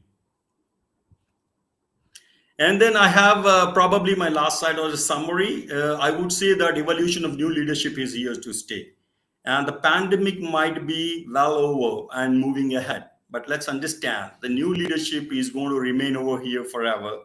And the classic example is that, I mean, the traits, it is not that these traits did not exist in an earlier scenario, but I think some of the traits which came to the foreground during this period pandemic are very clearly grit, passion, empathy, collaboration, and transparency. And mind you, let me also use a word. I think leaders today, or the new adaptive leaders, are those people who have realized that it is mindful work which is important, or it is mindful work over constant work. And that's when I even talk about that. That's where these kind of attributes came to the foreground, like grit, passion, empathy, and collaboration. I think the companies and the leaders were very clearly visible in understanding the various roles borne by various people, and knowing that a logistics person, the way he's been toiling around in a situation and rather than in a normal situation. And let's also know about some examples about empathy here. I'm sure all of you would have gone through various, you've been client at some places and been, company or a corporate providing services at some places. But every place, I'm sure you would have witnessed examples like this. And during this period, I'm sure enough corporates have actually demonstrated the kind of empathy in educating the customer well before their engineers visited their field. Or let's take a simple example of, the aggregators who probably would have come for a haircut to your house. Just imagine the kind of empathy which has been taken care by the corporation, the companies before, in terms of sanitization, other things, and educating people over there. And I would say probably one ingredient which came to the surface during this period is probably called as this term, which I call it as a PEQ, which is patient to PHQ, which is a patient to hearing quotient. I think all of us have become so patient and so enormously, all ears, openness to understand what's happening. This is once again true to the culture of our company, which I've even seen it across other companies. So in summary, I would say that I think adaptability is a new mantra, and it's going to be here, and it might be needed more often. And adaptability of leadership is not essentially related to a CXOs or a business leaders or somebody who's driving the business results or profitability. Let's understand, there's an authentic leader in all of us. I'm sure you would have played this authentic leader role in your communities, in your corporations, everywhere. And those are the ingredients which matter for us going ahead. And I would, before I end and close it, I would request you to do me a favor. If you have not given that pat on the back to the authentic leader in yourself, take a pause after this session and clap for yourselves, because I'm sure everyone has played here, and this is nothing but a summary of what I've witnessed from the society and the corporate and everything at large. Thank you so much.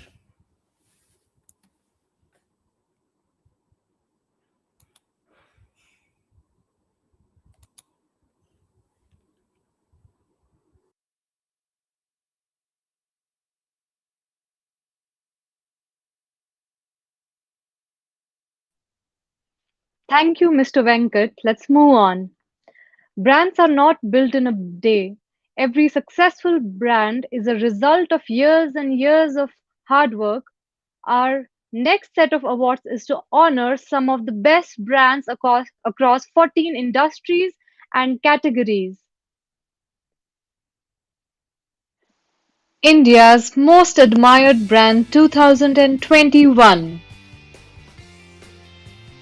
Selected as India's Most Admired Brand 2021 is Shiprocket. Shiprocket is India's leading e-commerce shipping solution equipped with the country's best logistics software. Shiprocket delivers over 2 lakh shipments daily, covering 29,000 plus PIN codes in over 220 countries. Shiprocket provides lowest shipping rates, most expansive reach, and best customer service. The next brand selected is Maersk, India's Most Admired Brand 2021. It is connected to every corner of the world and finds new ways to connect and discover new boundaries. Maersk was established a century ago to simplify the shipping and cargo service by making logistics easy. Maersk is known for going all the way for its customers, and today it delivers to more than 120 countries and is transforming the future of the trade. The next selected brand is Pitney Bowes. It's a global technology company providing commerce solutions that power billions of transactions. Pitney Bowes has been innovating and delivering technologies that remove complexity of getting commerce transactions precisely right. The next selected brand is AIS Glass. It's a leading glass manufacturing companies and suppliers in India for auto and architectural glass, which offers frosted, toughened and solar control types of glasses. The company manufactures and distributes automotive glass, float glass, mirrors and processed glass. The next selected brand is Cryon Software Experts.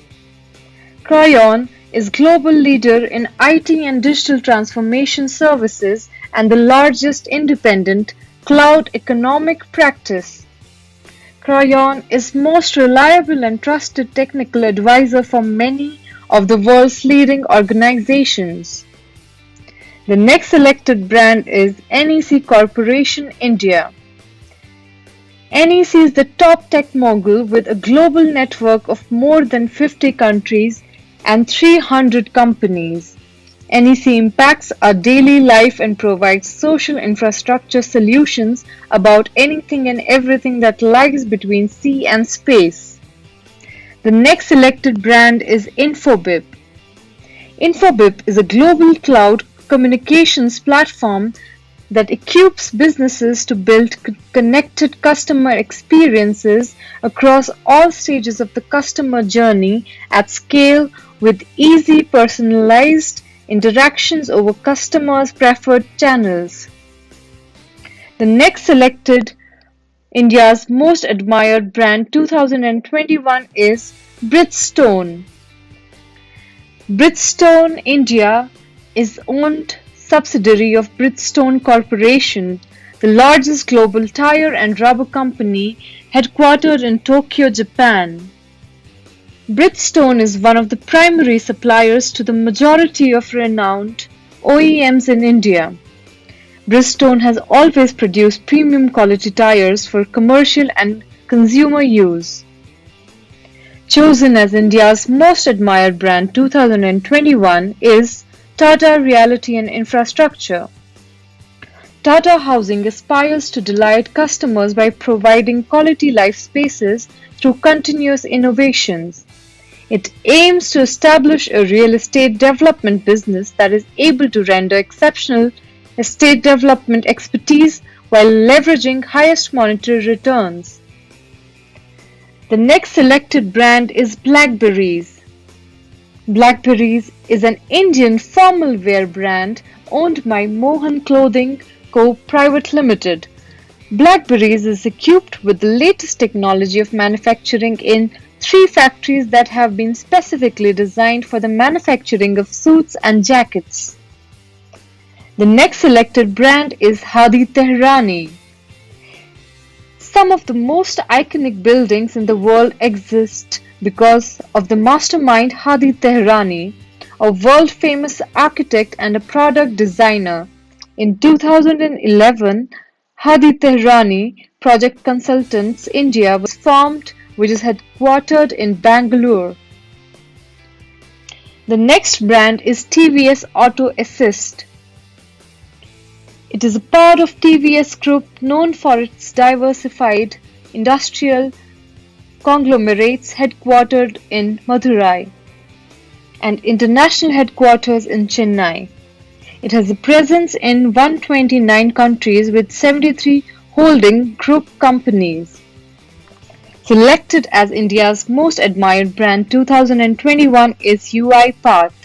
UiPath envisions a robot for every person and finds its foundation in RPA, which is robotic process automation.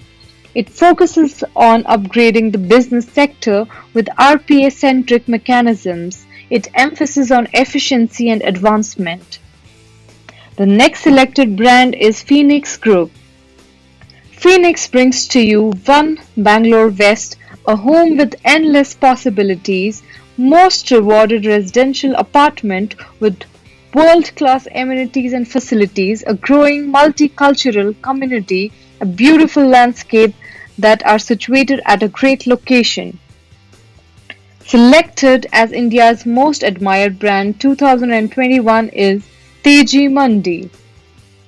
Motilal Oswal Group Teji Mandi is an enterprise built upon the amalgamation of finance and technology. It started as a subsidiary of Motilal Oswal Financial Services with an aim to simplify stock market investing for retail investors by supporting them via advisory services through an app. Teji Mandi is a registered investment advisor under the CBI RIA license. The next selected brand is Alt Balaji. All Digital Media Entertainment Limited is wholly owned subsidiary of Balaji Telefilms. Alt Balaji is the OTT platform that provides its audience with personalized content by creating content that is exclusive, original and tailor-made. The next brand is Pariware.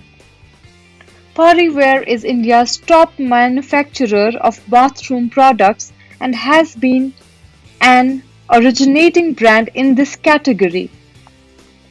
Pariware has revolutionized the bathroom fitting spaces with its state-of-the-art technology and innovative advanced product portfolio in India. Selected as India's most admired brand, Hexagon Software. Hexagon is a leading name in the sensor and software industry. It prospects and works towards an autonomous future by utilizing data at its full potential. It aims to tap the potential of sensor data, stimulate and provide location intelligence for practical scenarios in the world, including the ones that can possibly occur or be created in future. The next award for India's most admired brand 2021 goes to Tata Autocomp Systems, a Tata Group company and India's leading automotive components conglomerates that provides products and services to Indian and global automotive OEMs. The next brand is JSL Lifestyle. Founded by Sri O.P. Jindal in 1970, Jindal Stainless is one of the largest stainless steel conglomerates in India and ranks amongst the top 10 stainless steel conglomerates in the world. The next award for India's most admired brand 2021 goes to Colliers International, a leading diversified professional services and investment management company with operations in 68 countries and more than 1,500 enterprising professionals working collaboratively to provide expert advice to maximize the value of property for real estate occupiers, owners and investors. Selected as India's most admired brand 2021 is Kone Elevators. An internationally acclaimed brand in the escalator industry, Kone is one of the most consumer-friendly ventures. Kone Elevators have raised the bar in the elevator industry by combining comfortable rides, energy-saving machinery, and cutting-edge technology to not only commercial buildings but also residential and private establishments. Selected as India's most admired brand 2021 is Khemani Group. Founded in 1983, Khemani Group ventured into the domains of spirit production in India and has witnessed a steady growth. It's a leading name in the aquapure industry. The organization enjoys a top quality exporter of grain-based spirits, extra neutral alcohol and beer. Selected as India's most admired brand 2021 is Geno Pharmaceuticals.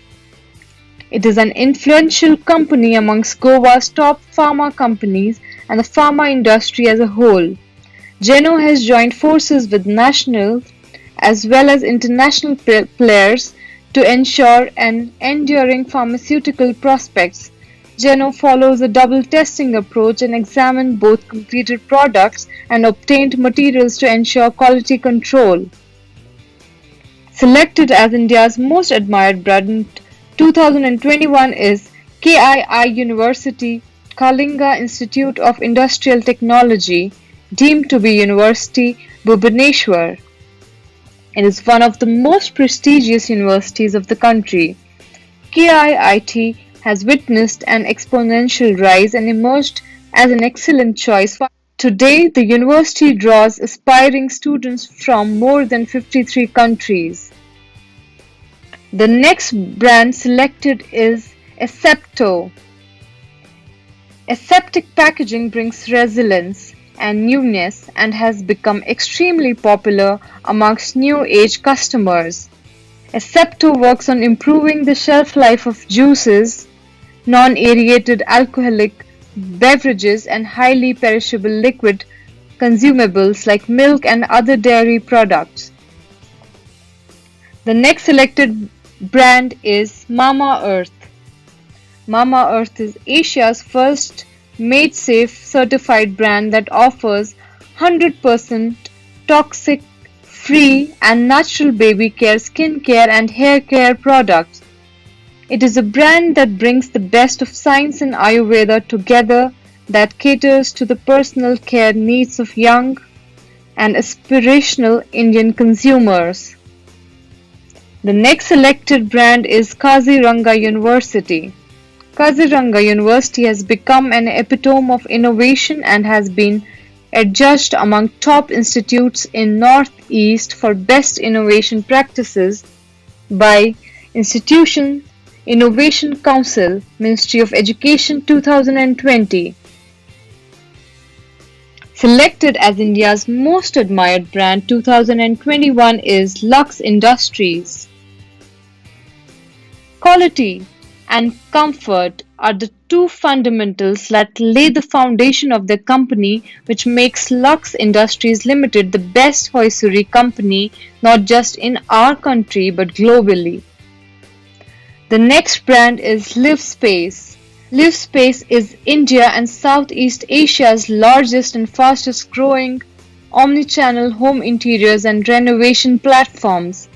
The company uses its proprietary technology to provide one-stop renovation solution to homeowners, from design to managed last-minute fulfillment for all rooms in a home. The next brand selected is Zincovid. The promoters at Apex Laboratories had the foresight that elemental zinc would play a significant role in human medicine due to its unique curative properties. Thus, for the first time in India, zinc-based product Zincovid.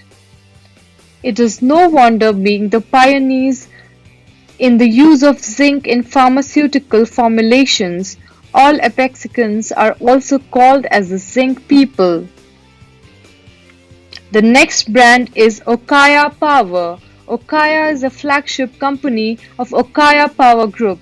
Okaya is a pioneer in the battery manufacturing industry and today is one of the leading brands in the inventor tubular battery segment and has a growing presence across different business verticals.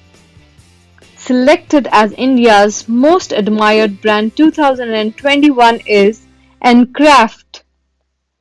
Encraft is a product brand of Encraft India Private Limited. Encraft door and window systems are engineered with precision and are masterpieces of art.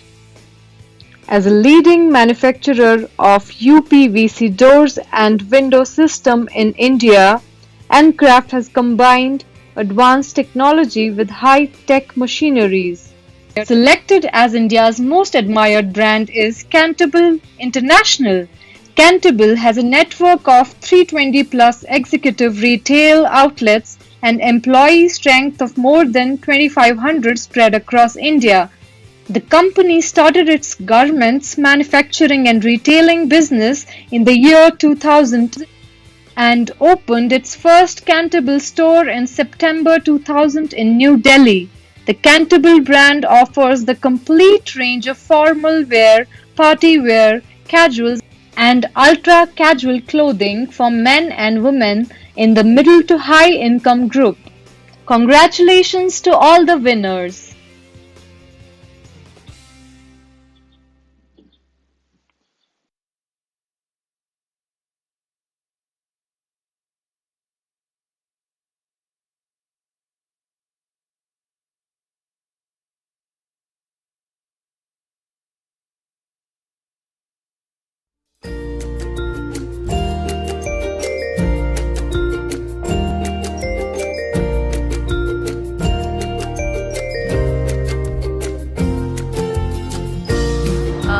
Innovation, okay. User friendly, okay. Especially their services, how much they take care of their customers.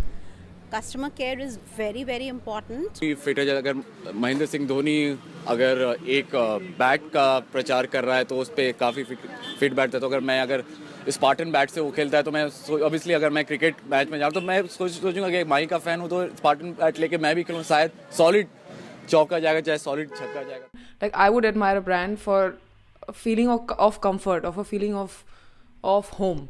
Apart from that, yes, quality also matters. So while we're growing up, we're surrounded by brands anyway. Like if our mom and our dad buy something, we just tend to keep using the same thing over and over again. Because honestly, the products aren't that differentiable.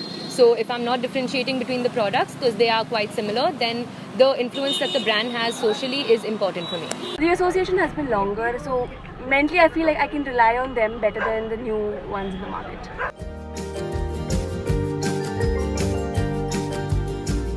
I think it's really time for us to become conscious of what we are putting out in the world. Because this kind of messaging that comes from brands can actually help tackling this versus actually furthering things like sexism and classism.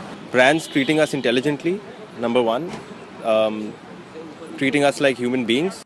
Do a lot of research and create a product which will fill a void in my life and not give me something which I need to adjust to and adapt to and create space for. What they show is not the outcome. It's like totally different in terms of, delivery time हो गया या फिर आपकी quality हो गई, cloth quality हो गई या anything. So it's not kind of a disappointment we get.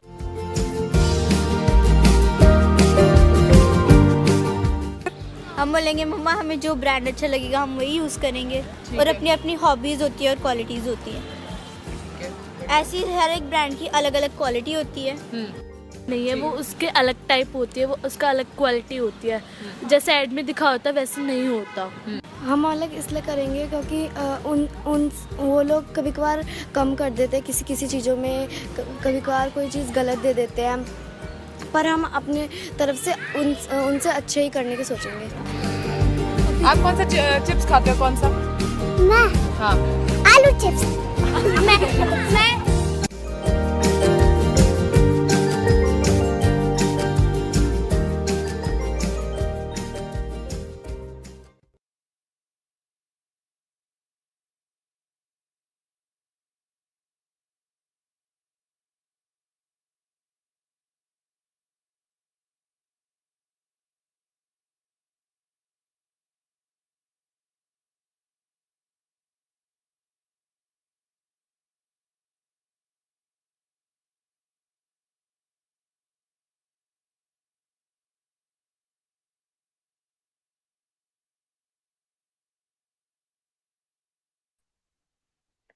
Moving forward, it's time for our next panel discussion of the day, where our speakers and industry experts will enlighten the audience today on making the most of evolving CFO role.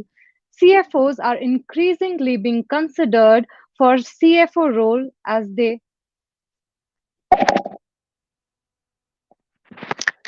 as they evolve into being strategic partners to steer the business.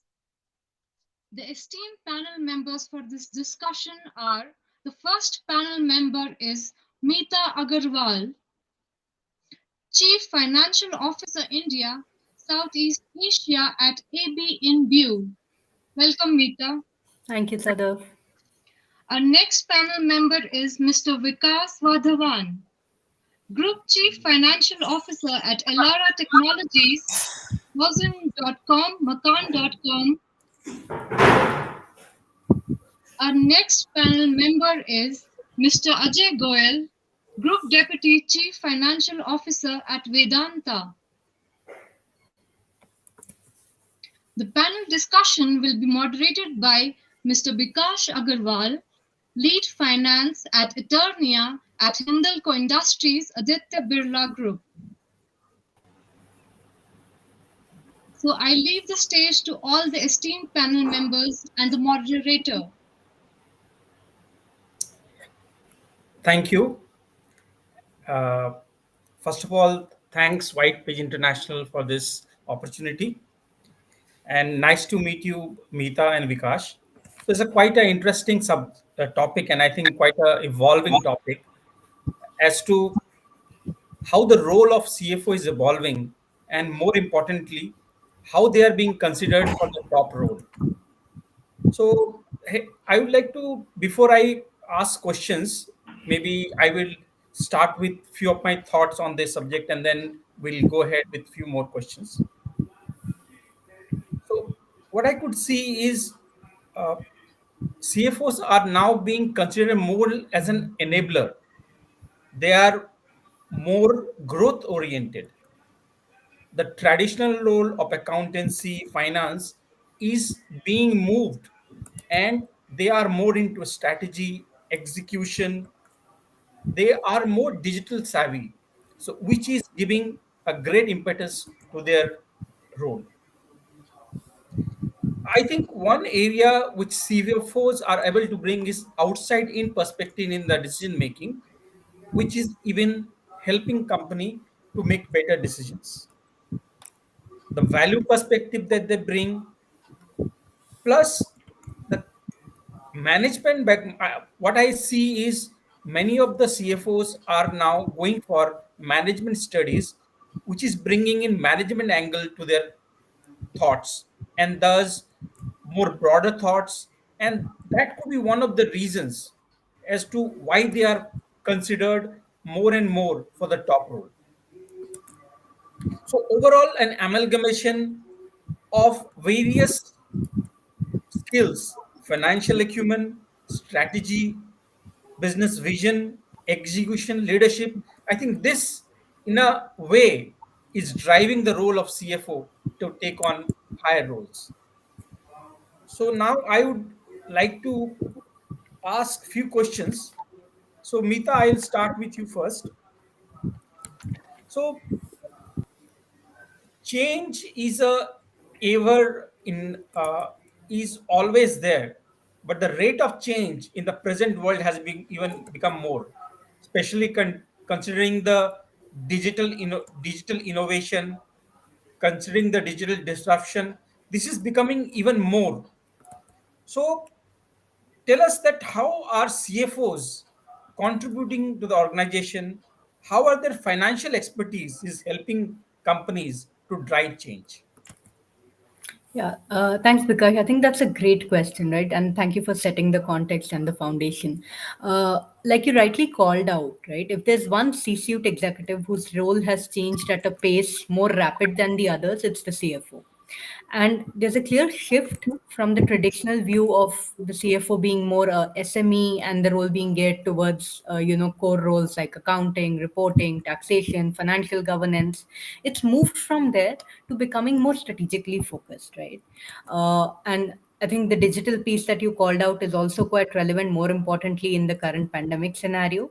So the idea here is that a chief financial officer kind of has a greater role to play in one, strategy formulation, B, validation and execution, because they are in a very unique position, right? To understand one, the business drivers, B, how does each of that business driver impact the financials, which is what largely the street sees or the investors or the analysts see, which builds the company perception, right?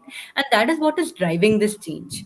The environment outside is complex, it's changing, and is really calling on the analytical and the financial skills or the business partnering skills that the CFOs bring on the table.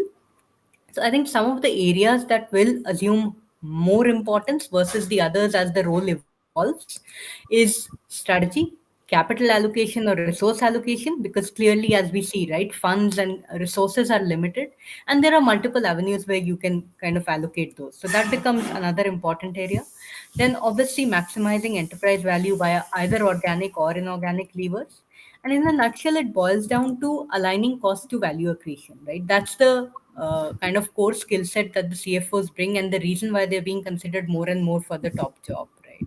And don't get me wrong, I think it's not about the fact that these accountancy or finance or taxation core issues are kind of going away from the bucket lists. It's just that the digital transformation, the ability to outsource, etc., is creating so much of disruption in these core fields that these are becoming more preventive and given, and the other pieces that I spoke about are coming more to the fore. That's really my point of view on this. I think quite interesting takes like things like cost value driven creation, maximization of enterprise value, capital allocation. Yes, those are skills which, of course, uh, and having an understanding of the value drivers of the business. I think that really drives change in any organization. Thanks, Smita. So Vikas, now I'll come to you because you are from Elara Technologies, and where the companies are like housing.com, proptiker.com. So it's more of a, you can say, a platform based business.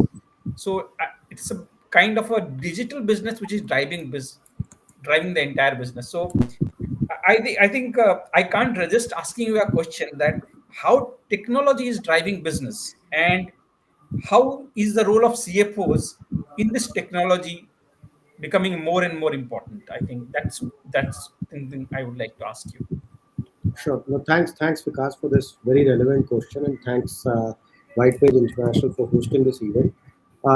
So, because while we are a technology business, and but I believe in today's world, technology is impacting pretty much every business in many ways, right? Right. And I was listening to the earlier speaker, Venkat rightly mentioned that this was anticipated, that technology is playing a much larger role in each and every business. This pandemic has just accelerated the adoption of technology by almost a decade. So things which were anticipated to impact the businesses in next 5 years, 10 years time, people just accelerated that adoption, and we are trying to kind of embrace technology much in a much faster manner. Not only in a business like housing.com or PropTiger, which are inherently digital businesses, but also in a lot of traditional businesses like manufacturing and a lot of other service businesses.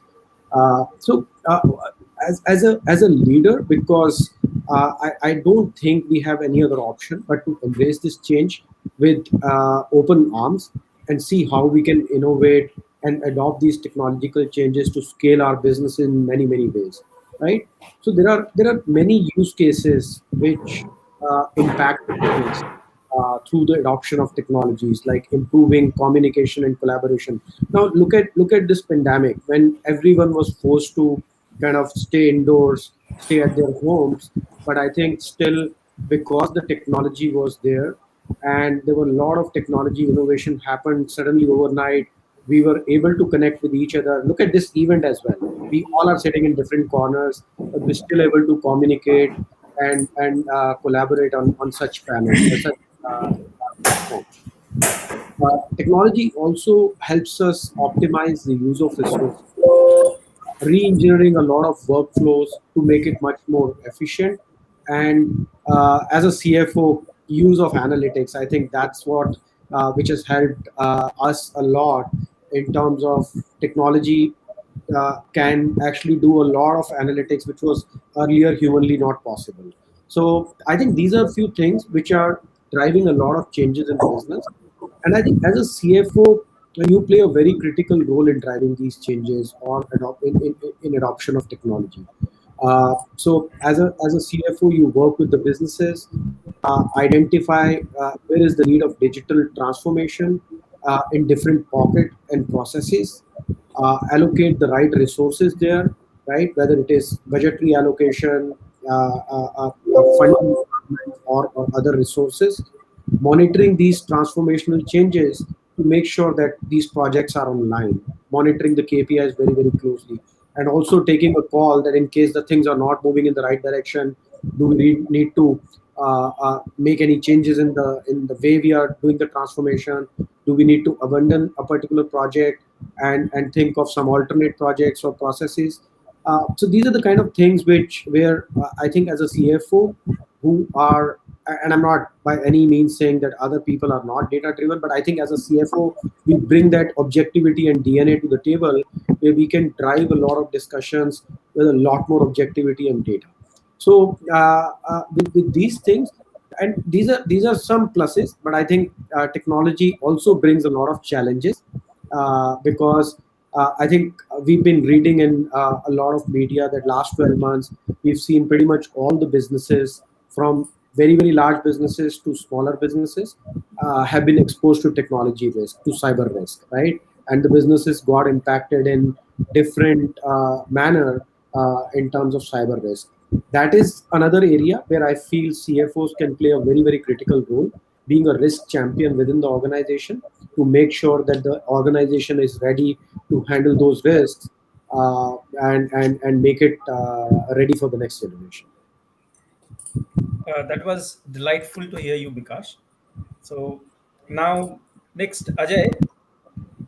Uh, Now, what I have a we were discussing as the role of CFO is ever evolving, and the rate of change of evolution in last decade, maybe even faster. And one of the key things we are seeing across the world is CFOs are now considered more and more for the top role. So, what do you think are the skill sets they bring in, which is helping them to take up the top role? Well, the role of CFOs has been ever evolving, because, and my co-panelist, and look around. I mean, Indian parlance, the Fortune 500 companies, and we can find many examples, including today's speakers, for example, P.S. Vishwanath. Now, there are also various data which are from the real world that shows about 20% plus CFOs take up the CEO's role. And this trend is only going to go only northwards, upward. Now, what skills and qualities that enables that trend? In my mind, various, if I speak of the first one, first and the foremost, there is strategic bent of mind. Over the years, the CFO's role has evolved from finance to strategy. As a co-pilot for the businesses, somebody who plays the role of the first amongst the equals in all the business excos and mancos. Secondly, I would say CFOs are omnipresent. I mean, the finance as a function also is omnipresent. CFO has the vantage point of view. They are involved in all decisions, be it execution, long-term strategy, the value chain competitive position, people, and of course, numbers. There is perhaps no other function which is so omnipresent. Third, I would think the strong financial acumen. And this area for sure is domiciled to our function. Now, this is so critical, and you become the face of the organization while managing your board of directors, investors, rating companies, and that generates that perception premium. I mean, as all of us know, they say that cost is a fact, but valuation is a perception. Finally, I would say even the CFOs are increasingly becoming the chief crisis manager for the organization, and also to some extent the change leaders. And this skill has become even more important, I guess, in the current environment post COVID. It is so tumultuous. If I take the point forward, because in terms of what more is doable to only move this needle forward, I just call out one skill where possibly we can work more is a social leadership, being more inspiring, more influencing, showing more optimism and a slightly higher emotional quotient. But overall, I see the trend of CFOs taking over the CEO's role will only increase over the time. Well, Ajay, in a very short time, you have captured the essence of it very well. I think things like financial acumen, perspective, strategic bent of mind, being considered more and more for as a chief crisis officer. I think all this brings a lot of perspective to CEOs, to CFOs to take on the higher roles. And no doubt that that number of around 20% going northward does not uh, looks very going northward looks even more promising. And I think days are not far then when we can see much higher numbers. So we are almost done with the time. So I would like to quickly summarize what we had discussed today. So the topic was as how uh, what are how why CFOs are increasingly being considered for the top role and how their roles are emerging. So things like technology is really driving the business, and because the CFOs having good understanding of business, because they are omnipresent, they have financial acumen, then they're crisis managers, plus they having they become the change makers. So all these things brings in a lot of perspective, and along with it things like maximize having great capital allocation skills, maximizing enterprise uh, value, cost value creation. All those things are actually helping uh, CFOs to take on the higher role. And of course technology is something which is driving it, and we see increasingly CFOs being getting the charge of the team, getting the charge of heading the technology. I see many companies I have seen where the chief technology officer reports to the CFO, because CFO has a better view of the entire company from the risk perspective, from the perspective of crisis, from the perspective of driving value, etc. I think those things make out very clearly why CFOs really is ever evolving, and they are being considered for the highest role. I think. Thank you so much. Thank you. Thank you.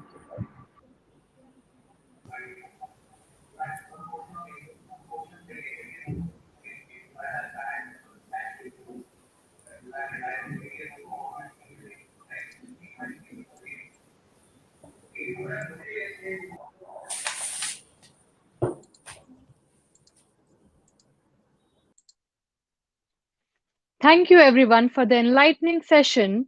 Our next set of awards is to honor 50 best finance leaders of India across diverse categories and industries. The top 50 were researched and selected from an initial list of over 250 based on their strong portfolio, contributions to their respective organizations, and key achievements in the field of finance.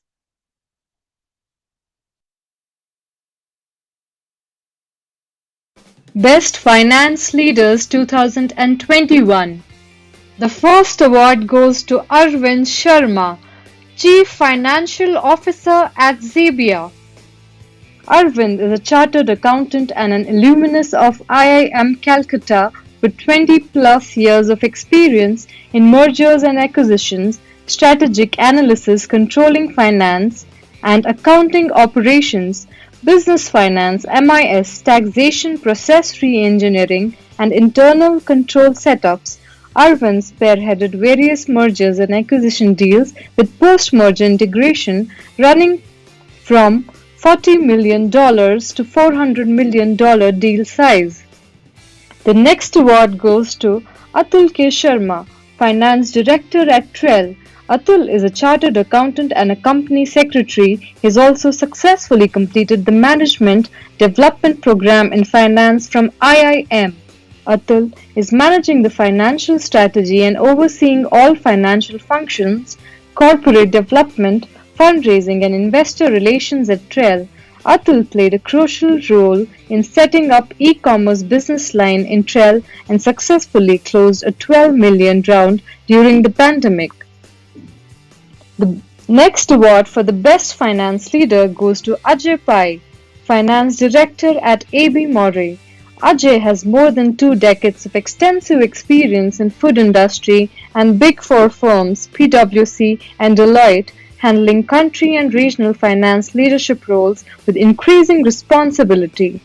Currently at AB Mori, he is leading all finance and aspects of finance and IT functions, including strategic finance, finance controlling, taxation, FP&A, commercial finance, mergers and acquisitions, business IT support, IT infrastructure, and enterprise risk management. The next award goes to Tanmaya Das, Chief Financial Officer at TradeGain. Tanmaya is a strategic finance professional with a progressive career of 17 years, primarily in SaaS, digital and consulting. As CFO and executive team member at TradeGain, Tanmaya is currently responsible for overall financial leadership and direction and have led fundraise from private equity players in the US. The next award for the Best Finance Leader goes to Meeta Agarwal, Chief Financial Officer at AB InView India.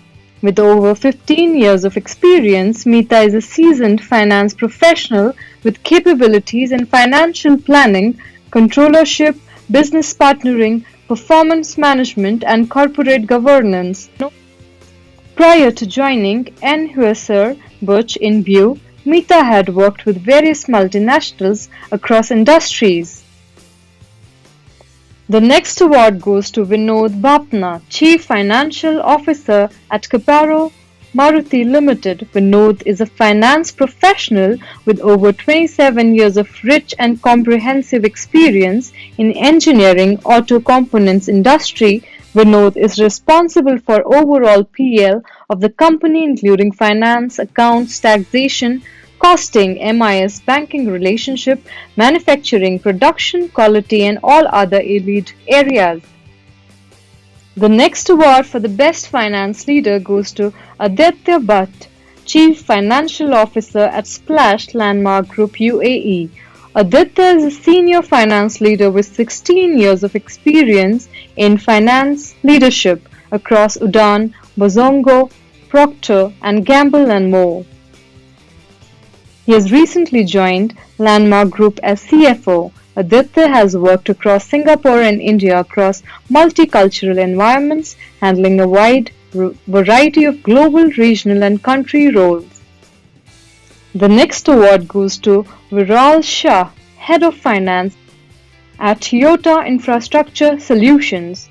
Viral is a chartered accountant by profession, leading the finance function at Toyota Infrastructure Solutions LLP and director at NIDP Data Center Private Limited. He is dynamic finance leader experienced in the fields of financial reporting, strategy, financial control, taxation, and treasury management. Next award for the Best Finance Leader 2021 goes to Bikash Agarwal, Lead Finance at Eternia, a venture of Hindalco Industries Limited, Aditya Birla Group. Bikash is a seasoned finance professional having about 17 years of experience. His sound education base with CA, MBA in finance and finally CFA from US has given great flip to his career. In February 2021, he joined Eternia Hindalco Industries Limited. The next award goes to Rajneesh Jain, Chief Financial Officer, Reliance Jio Infocom. Rajneesh is a cost and management accountant and a finance veteran with over 30 years of professional experience. He has worked with a number of established organizations previously, namely Reliance Communications, Indorama Synthetics Limited, Ispat Industries Limited, and Bharat Heavy Electricals Limited. Rajneesh Jain has been leading commercial function at Jio to act as a strategic partner and enabler of business units to lead the digital revolution in India. The next award goes to Viswanath PS, Managing Director and CEO at Randstad India. Viswanath is a business and finance veteran with over 28 years of experience across multiple industries. He joined Randstad India in 2014 as the head of Shared Services Center and was subsequently elevated to CFO in 2016 and to CEO and MD in 2021. At Randstad, he has championed many transformational initiatives from overhauling the financial structuring and planning process to implementing policies. The next award for the Best Finance Leader 2021 goes to Jayaprakash Kalappan, Chief Financial Officer and Company Secretary at Panasonic. Jayaprakash is a qualified finance professional having over 20 years of comprehensive experience in business and factory operation, finance and administration, advisory, banking and treasury, business finance, budgeting, costing, mergers and acquisitions, statutory compliance, legal, secretarial and strategic alliances. During his tenure at Panasonic, the company turned into a debt-free company with highest profit. The next award goes to Vijay Vaishnav, Chief Financial Officer at Eros International plc.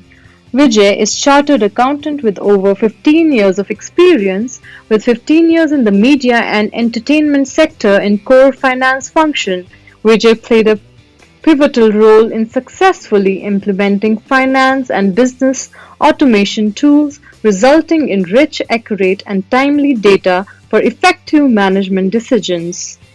The next award goes to Nitin Parekh, Chief Financial Officer at Zydus Group. Nitin handles finance, legal, and IT functions. He has overseen Zydus Cadilla's growth through major acquisitions across India, USA, and other nations. Nitin mobilizes financial resources efficiently and leads Group's mergers and acquisitions activities. He has played a leadership role in Zydus Group's largest acquisition of rupees 4,700 crores in 2019 and recent slump sale of animal health business at approx rupees 2,900 crores. The next award goes to Sumit Maheshwari, Senior Vice President Finance at Odisha. Sumit is a chartered accountant and seasoned finance professional with a progressive career of 20 years, primarily in technology and technology-enabled service industry. He has a strong track record of spearheading vital business initiatives of unlisted and listed corporates and global MNCs. The next award for the Best Finance Leader goes to Mahesh Variya, Financial Consultant at Rayner UK and former Head of Finance and Accounts at Coin DCX. Mahesh is a finance professional with 11 plus years of performance-driven and progressive experience in the field of finance and accounting management across building financial models and raising capital whilst implementing initiatives to improve companies' finance and accounting operations. He holds credentials in raising a fund of $25 million for CoinDCX. The next award goes to Satyam Saurabh, Chief Financial Officer at Ola ANI Technologies. Satyam joined Ola recently in April 2021 and previously was the CFO at Hindustan Zinc. A chartered accountant by qualification, he is an accomplished senior finance leader with consistent track record of fueling growth at organizations like Larsen and Toubro, Asian Paints and Philips across Asia and Europe regions. The next award for the Best Finance Leader goes to Vishal Maheshwari, Group Chief Financial Officer at Healthium MedTech. Vishal is a chartered accountant from Institute of Chartered Accountants of India and a cost accountant from Institute of Cost and Work Accountants of India. Besides being CFO, the last 2 years provided the opportunity to don multiple hats for Vishal, which included leading the international sales vertical, driving IT function and currently heading the entire supply chain vertical. The next award for the Best Finance Leader 2021 goes to Nitesh Patwari, CFO at Valency International. Nitesh has wide exposure in the field of treasury, strategy and business development, finance and accounting, costing, international financial controls, legal and taxation, CSR, IT and HR management. Through strategy and new product development, Nitesh has been instrumental in converting the last organization from negative EBITDA to positive EBITDA in 1 year's time. The next award goes to Vikas Wadhwan, Group Chief Financial Officer at Elara Technologies, PropTiger.com, Housing.com and Makaan.com. Vikas has over 18 years experience in managing the finance function across a diverse range of industries and ownership structure. At Elara, Vikas has been leading the finance and legal functions for the group. Under his leadership at Elara, the group has raised multiple rounds of funds from blue-chip venture funds and strategic investors and completed many acquisitions. The next award goes to Aswathi Vijay Kumar, Head of Finance at Mero. Aswathi is analytical, detail-oriented finance professional with expertise in order to cash, commercial finance, revenue and cost accounting, financial controllership, business partnering, and recommending strategies for informed decision making by senior management. The next award goes to Surajit Chakraborty, Chief Financial Officer at MedGenome. Surajit Chakraborty is a financial expert with nearly 2 decades of experience across diverse sectors such as e-commerce, retail, media, and advertising and manufacturing. In the current role, in addition to accounts and finance, Surajit leads the company in its inorganic growth plans through mergers, acquisitions, takeovers, and partnerships. The next award for the Best Finance Leader 2021 goes to Naveen Kumar Amar, Chief Financial Officer at Spice Express. Naveen is a CA and CS along with MBA in Finance. He is a business and finance leader with over 23 years of experience working with global organizations across multiple industries and international locations. Naveen has received multiple recognitions from Indian and international finance forums. The next award goes to Gaurav Magnani, Country Head for Meridian Group Myanmar and Executive Committee Member, India-Myanmar Chamber of Commerce. Gaurav is a finance professional who has worked across countries like Russia, UAE, Myanmar. He is a chartered accountant and is also a certified investment professional by NCFM and risk management professional by GARP. Apart from mainstream commodity trading business of Meridian Group, he is also instrumental in spearheading the investment vertical of Meridian, sourcing deals for investment arm of the company.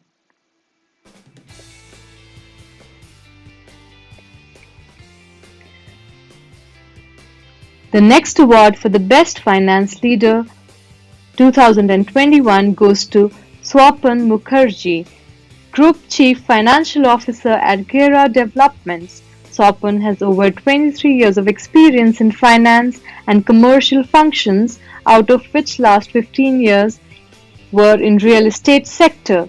As Group CFO, his mandate is to conceptualize and implement a scalable business strategy both in residential and commercial real estate to provide an overall strategic leadership to the business. The next award goes to Ajay Goyal, Group Deputy Chief Financial Officer at Vedanta Resources Limited. Ajay is Chartered Accountant and Company Secretary. Ajay Goel is an experienced global finance professional with more than 20 years of work experience with companies like Diageo, General Electric, the Coca-Cola Company, and Nestle in various leadership roles. The next award goes to Jayanta Chatterjee, independent finance consultant and former group CFO at Indorama Corporation. Jayanta has achieved the role of Group CFO after 21 years of post-qualification experience as a chartered accountant and having played various roles in accounts and finance as Head of Business Finance, Treasury and Banking, Investor Relations, Mergers and Acquisitions, Financial Controller, Project Controller in IPO project, and Regional Internal Auditor in 4 countries and 5 cities in India. Jayanta is an alumnus of IIM Ahmedabad. The next award goes to Mukesh Surana, Chief Financial Officer at Gauraver Technical Fibers Limited. Mukesh is a true industry veteran with about 2+ decades of global experience in field of business strategy, mergers and acquisitions, investor relations, and the entire gamut of finance, taxation, commercial, and IT. At GTFL, he has restructured the business entities in North and South America with many complexities, including regulatory approvals, better legal ring fencing, and tax planning. The next award goes to Deepak Agarwal, CFO, Xfinity Technology Fund, CFO, Arahua Technology Fund, COO, Singular India Opportunities Fund, Head of Fund Administration at 314 Capital Fund. Deepak Agarwal is Chartered Accountant, Cost and Management Accountant with career-spanning finance leadership roles with leading Indian and global IT companies, Infosys, HCL Tech, and CGI Group Canada. Global technology captives Royal Bank of Scotland IT Services and India's leading oil company, Indian Oil. Deepak has over 23 years of experience building and leading finance teams. The next award for the Best Finance Leader goes to Chandra Prakash Singh, Chief Financial Officer at Brinton Pharmaceuticals Limited. Chandra Prakash is an inspirational leader with an entrepreneurial and analytical thinking who has built high-performance teams. He is a highly analytical decision maker with focus to deliver and contribute in values on system, process, and human assets by using the professional experience and expertise to maximize profits. The next award goes to Kaleswaran Arunachalam, Global Chief Financial Officer at Eicher Motors Limited. Kaleshwaran is a senior finance leader with around 18 years of experience in FMCG, food, fashion, retail, and automotive industries in India and abroad. He has a track record of setting up and heading finance functions and delivering on all commercial and operational targets in sync with the overall goals and objectives of the organization. Kaleshwaran has worked with organizations like Future Group India as CFO, Mondelez International as Finance Director for Malaysia and Thailand, Aditya Birla Group and TVS Motor Company. The next award goes to Arvind DB, Head of Finance, Apollo Hospitals. Arvind has over 17 years of work experience encompassing leadership positions across industries in India and abroad, managing investor relationships and diversified promoter groups. Arvind's expertise lies in product design, pricing, recruitment, capital allocation, business steering, fundraising, in addition to core finance areas of accounting, treasury, controllership, cost management, controls, and business analytics. The next award goes to Subhash Gaijesh, Vice President Finance India and Middle East at Nippon Paint. Subhash, a chartered accountant, is a seasoned finance and management professional with over 18 years of experience managing a team of 100 plus dynamic professionals across geographies. In his current role, he collaborates with international business leaders and the board of directors on business plans, organic and inorganic M&A deals, risk mitigation strategies, financial reporting, corporate secretarial practice, SAP digital transformation and operations. The next award goes to Hiranand Savlani, Chief Financial Officer at Astral Limited. Hiranand is a finance professional with more than 25 years of experience. He is a company secretary, cost and works accountant, and gold medalist, and all India ranker chartered accountant. His experience in field of finance is diverse and wide, which includes various areas like financial planning, insurance, global taxation, investor relation, merger acquisitions, legal and statutory compliances. The next award goes to Raja Panduranga, Chief Financial Officer at Alpha LSEC Defence and Aerospace, part of Adani Group. He has extensive experience in spearheading commercial functions such as accounts and finance, budgeting, strategic planning, work capital management, project financing and execution, costing and MIS reporting. He has led defense and aerospace industries, especially with two large industries at different countries, Adani Group from India and Elbit Group from Israel. The next award for the Best Finance Leader 2021 goes to Nirav Toshi, Chief Financial Officer at the Rose Group of Companies. Nirav Toshi, chartered accountant having 2 decades of work experience, including international exposure. In his current role, he is heading the taxation, accounts, and finance. In addition, he oversees various functions like legal, HR, IT, and portfolio management of the company. Many congratulations to all the winners. Thank you.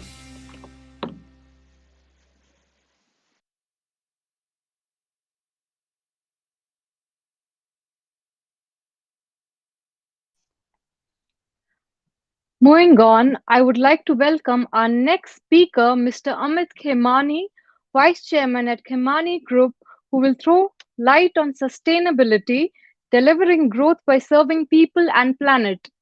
Let me welcome Mr. Khemani on the stage. His business acumen and knowledge of finance helped him in making efficient budget analysis that led to appropriate utilization of opportunities for growth and profit. So, Mr. Khemani, I leave the stage to you. Yes, thank you very much, Sadaf, and the entire team of White Page International. Also, I would like to say good evening, namaste to all who are watching from different parts of the world. I would just like to start off by saying, ladies and gentlemen, today we are living in a ferocious pandemic situation which is sweeping the globe, threatening lives and livelihood, and at a very, very alarming rate. As infection and that rate continues to rise, resident movement is restricted, economic activity is curtailed, and governments resort to extraordinary measures, and individuals and corporations scramble to adjust themselves. In the blink of an eye, the coronavirus has upended the world's operating assumptions. Now, all attention is focused on countering this and the extreme threat to all of us, and on blunting the force of the major recession that is likely to follow. Amid this dislocation, it is easy to forget that just a few months ago, the debate about climate change, the socio-economic impact it would have and it would give rise to, and the collective response it calls for, where we are gaining momentum. Sustainability indeed was rising on the agenda and on many public and private sector leaders' before unsustainably and suddenly became impossible to avoid. Given the scope and the magnitude of this crisis and the long shadow it will cast, can the world afford to pay attention to the climate change and a broader sustainability agenda at this time? Our firm belief is that we simply cannot afford to do otherwise. Not only does climate action remain critical over the next decade, but investments in climate resilient infrastructure and the transition to lower carbon future can drive significant near-time creation while creating increasing economic and environmental resiliency. The pandemic has shown how sustainability must evolve to also include health wellness strategies for better, greener future for all of us. The new benchmark of quality. The COVID-19 pandemic market era will acquire and require professionals to be strategic overseers with a different lens for a long-term outcome. In this session of change, or in this season of change, all built environments will require careful reconsiderations. Otherwise, it will fail to promote a culture that stands on the pillars for safety, quality, and efficiency. Also, consumer demands are changing like never before. There has been enough time elapsed for market research to indicate that some solid trends, not the least of which the consumer prioritization on greener environment. It seems to be official. People are no longer willing to sacrifice the environment for their day-to-day activities and comforts.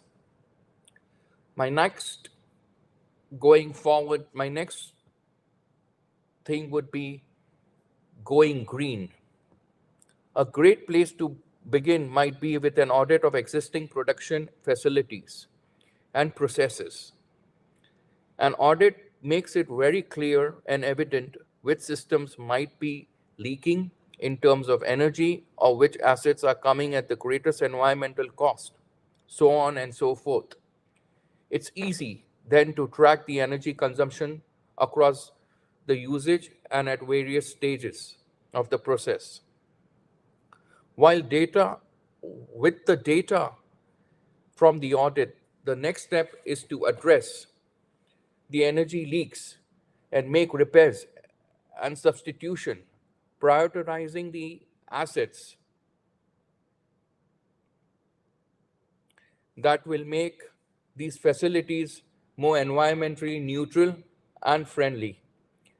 Another easy step is to devote these projects along with all future facility repair and maintenance to green focused contractors. Not only will they offer experience, sustainable contractors will use clean products and energy and in a most efficient tool. They are most likely to be familiar with lower energy systems that are in place and might be able to offer guidance and other improvements that would make our facilities may go greener and safer and better for everyone else. With zero emissions, generating your own power, and in fact, access to what the government for their use and giving access to the government for to their use, recycling and recharging groundwater and building greener oases in and around you, in your factories, in your surroundings, will be of great boost to yourselves and also to the nation by large. We at Kemani Group take pride in contributing in making this initiative by making this a better planet, not only for ourselves, but also for the future generations who are yet to come. We continue to strive to improve our processes for better environment as we keep pushing the goal poised to achieve greater milestones. And this happens by fueling innovation. Marketing and procurement teams have many tools in their arsenal to improve innovation and modernize capabilities. Digital transformation, for example, has grown significantly in importance, increasing by 20% at least since 2019. In general, digital technologies and enablers like robotic process automation, as we call it as RPA, or artificial intelligence as AI, and cognitive capabilities can help organizations become more agile. The survey found a strong correlation between agility and higher overall performance. Organizations and business leaders that empower these teams to be true surges in importance in the disrupted world.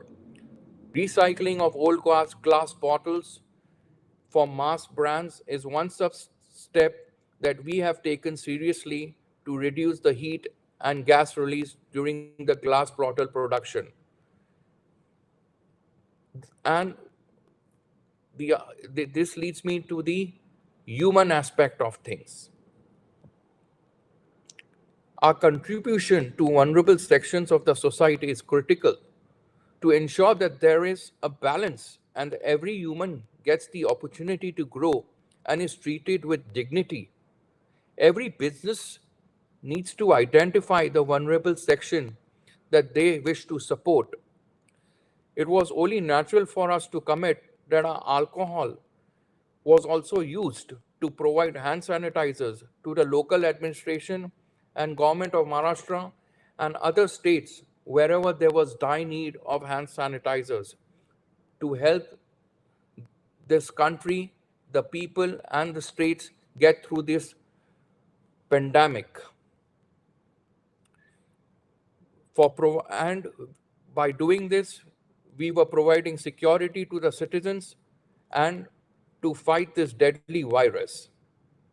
Be it Alcobev, being in Alcobev, we have identified students that need our support and thus have built schools infrastructure for them so they can get a good formal education with the state of the art, best facilities and knowledge to make the right choice when it comes to education.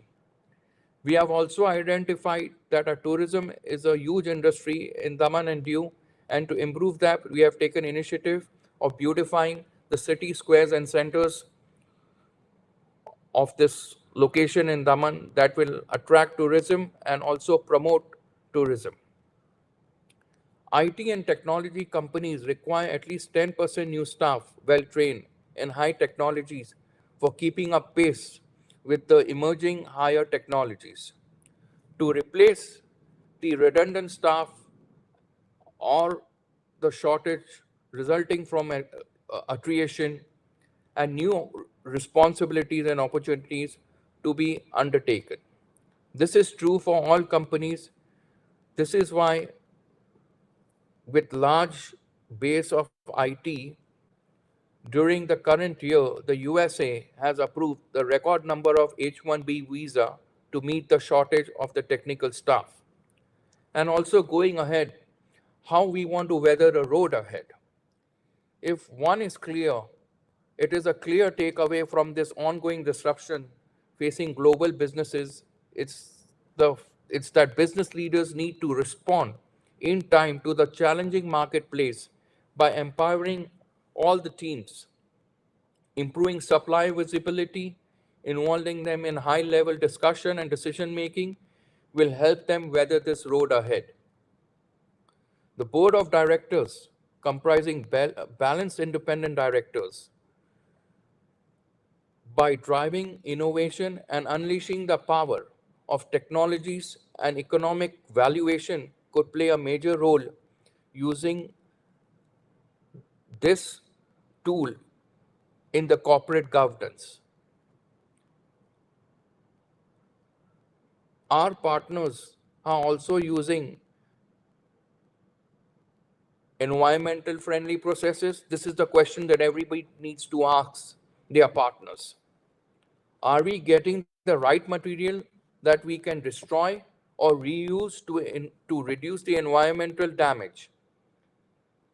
Are we communicating with our customers enough to build a brand advocacy and brand differentiation?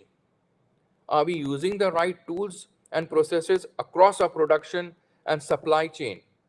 These questions need to be continuously be revisited and should be rechecked, re-asked, and discussed and processed in our heads to ensure that safer planet for all the future generations. Buoyed by technology and sitting in an important nexus in global commerce, we need to be prepared for disruption and in turn create a more agile organization and a safer organization. Thank you, everybody.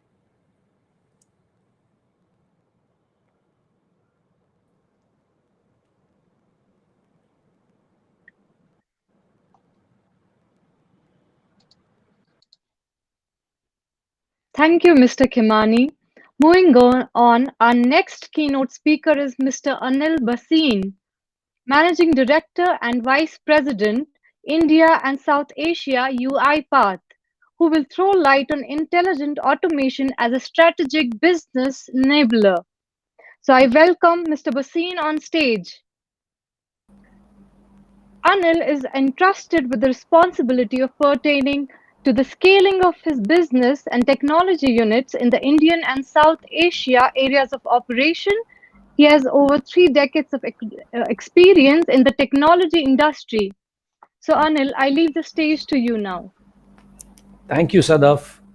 Uh, First of all, I really want to thank the White Page International team for allowing me this opportunity to present to the esteemed colleagues that are there. It was great listening to many of you. What I'm going to do is just once again, we're going to share my screen, talk about how intelligent automation is becoming a boardroom conversation, right? Just give me 1 second.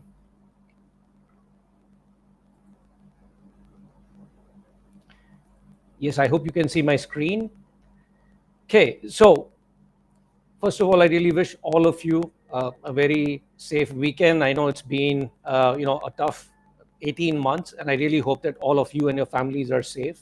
I start with that prayer. One of the things that I really feel excited about when I present UiPath is there are companies in this world that captured market transitions that changed the world. Think of what Apple did to the entertainment industry. Think of what Tesla is doing. And the reason I put UiPath over here is simple.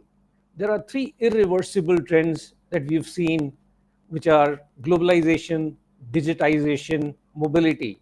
This is never going to go back in time. I don't think we will ever see a time again where we'll be not mobile or not having access to information using any device connected over any network. The fourth irreversible trend in my mind that's going to play out is automation. Why do I say that? Well, the gap between technology evolution, think of the last 10 years and the way technology has evolved versus the human evolution, right? And the catch-up game that we are playing. I think the gap is just widening between technology evolution, human evolution. So you need to figure a way out where you can build and bridge this gap through automation, where routine, mundane tasks that we do almost on a daily basis, our workforce does on a daily basis, that can be given to robots or bots as we call them, and then you can be tasked to do a much higher work order. And that's, I think, the future. That is how we will grow to the next level, right? UiPath, again, as a company, started about 2005. This is a very young company. Our roots were in Romania, but in a very short period of time, today UiPath, which has gone public, has emerged as one of the brightest startups, I would say. In fact, we went IPO in April this year, and this was the second most successful IPO after Snowflake. And the reason why the market gave such a big thumbs up to us was our vision about having a fully automated enterprise. We are envisaging a world where enterprises will look at automation as a strategic business enabler. It will be a boardroom priority, right? Like Bill Gates once famously said that we see a PC for every human being on earth. Our CEO Daniel Dines believes that we can have a robo for every person. And the idea really is to augment the existing workforce, augment the skills that are available, I would probably say that we've been labeled as one of the top 50 disrupting companies by CNBC. In Financial Times, we've been seen as one of the fastest growing companies. So there's a lot in terms of market leadership. Gartner has placed us as a leader for 2 consecutive years now, and Forrester the same, right? But what is it that we are talking about when we talk of a fully automated enterprise? Let me decode this for you. First, and this is proven, right? For every $1 that companies have invested in UiPath capabilities, the platform that we have to offer, the automation platform, they've seen a return of more than $25 in the same year, or probably in the next 18 months, right? The 4 pillars of a fully automated enterprise, and it's simple. First, let's automate anything and everything that is automatable, right? Let's look at all the mundane activities that we do on a daily basis. Let's automate that. That's pretty simple, low hanging fruit. The second is, can we look at providing a robo for every person so that these robots become assistants to human workers? We need to empower them. We need to make sure that they are looking at a higher grade of work, right? Third is democratized development. What do we mean by that? We mean simple low code applications. Each and every workforce can now think of automating by using low code applications. This does not require high level of skills, right? And so think of a workforce that's coming in every day and thinking of automation, thinking about what else can we do. That's how you kind of move this organization to a fully automated enterprise. Last but not the least, unleash the power of artificial intelligence to kind of figure out what can we do in our enterprise which we don't know. So what we can automate. What you don't know, you want to discover those automation opportunities, whether looking at the processes that we have. And generally speaking, we have seen artificial intelligence play a very critical role. The entire platform capabilities that we have built, we've seen this come to life, right? So this is something that I believe is the future. I am not saying this because UiPath obviously believes in this. There are multiple industry analysts that have shared some, very high impacting figures. For example, Forrester says 80% of the jobs in insurance will be transformed by AI and automation, right? 80%. That's a huge number, and we are talking about just 8 years from now. Or for example, Gartner believes that 50% of US healthcare providers will invest in automation, right? Or for example, manufacturing, and this is in 2021, we are talking of this current year. 50% of the world's manufacturers believe that they can actually have at least a 15 to 25% productivity gain from automation. And again, IDC. So whichever industry analyst that you'd say, I think across different industries and segments, automation is playing a key role. And I think that is a strategic business enabler. Now, there are two ways to look at automation. And this is the approach that I've seen. One, where it comes from a bottoms up, right? Where you start with one of the functions, you try and automate a few processes, you kind of set a center of excellence, and then it starts dying out because the COE or the center of excellence stakeholders have to go persuade the business. That's not too much alignment between business and the automation stakeholders, and then it starts slowing down, right? And then people say, well, we haven't seen. I think when people talk of digital transformation, you cannot have digital transformation without automation. It is embedded, and that's what we are seeing successful organizations do. What are they doing? They're starting with a top-down approach. They want stakeholdership, they want executive sponsorship at a boardroom level, because the executives need to have a vision around what do we need to automate, right? Figure out by each function what are the yearly goals that we can give to each of these functions, look at automating their processes, right? When it becomes a company wide initiative, you then look at planning for resources, budgeting, and then it starts becoming clear to the people on the ground that this is here to stay, and we have to figure a way to automate whatever is automatable, discover new challenges, use automation as an innovation tool, right? And this is something that has yielded us great results. In fact, there are companies, I'll take the example of SMBC, a bank in Japan. If you look at their public sheet, the quarterly reports that they publish, and this is in the public domain, they actually call out the benefits that they have seen in automation. This is something that they share with the street, right? So all in all, I would say automation is here to stay. It is a key business imperative. I think we need to bridge the divide between the technology evolution and the human evolution, and the only way to do that is think about automation. I also believe that as we go forward, enterprises will look at business differentiation. For that, people are already talking about a digital enterprise or a fully automated enterprise. So I would really like to connect with you at any point in time outside of this forum, but I really wish all of you a great session as you go forward. And if there are any questions, more than happy to connect at any point in time. Thank you.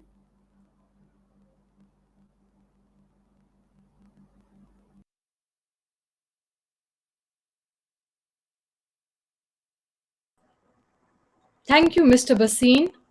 Moving on, our next panel discussion of the day, where our speakers and industry experts will enlighten the audience today on creating a strong employment brand and how to earn the employer of the choice reputation.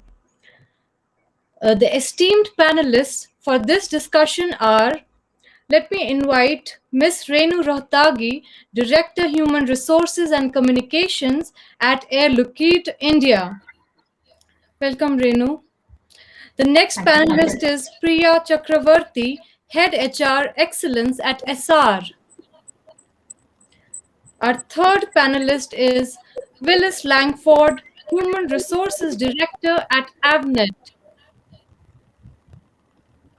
Our fourth and last panelist is Puneet Rajput, Senior Director HR India and South Asia at Thermo Fisher Scientific. The panel discussion will be moderated by Mr. Avnish Ananda, who is a leadership, business, and happiness coach. I welcome all the esteemed panel members and the moderator on stage. Sadaf, thank you so much. That was Avinash, but that's okay. I got Sadaf right. Okay. I'm here with I'm here with some fantastic professionals. So happy to have interacted with you even before this whole program started. Thank you very much, White Page International organizers. I think you guys are doing absolutely fantastic. The latest count I heard was 180 CXOs live right now listening to all of us. So let's get started right away. We're talking about talent analytics. We're talking about employer of choice. We're talking about employment brand.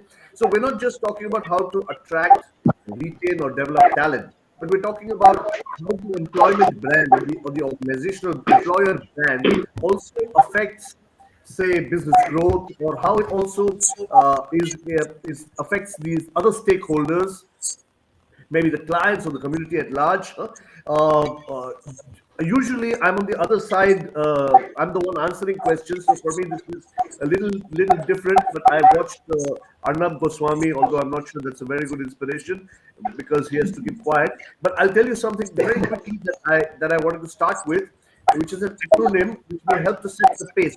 And then after that, I ask each of you a question, and then I wrap it up, and we go on to the next one, if that's okay with you guys. Yeah. If it's too fast, please do tell me. Brand. I'm looking at BRAND, where B is building an organization culture. I'm looking at the various factors. Then maybe we can move on. Priya, I can ask you the first question on the steps that are involved to probably build an employer brand. So I was looking at B being building an organization culture, R being probably the reward and recognition aspect of it.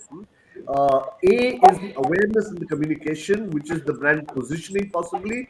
The N would be next level leadership and what leadership can do to inspire brand building from an employer perspective or employee perspective.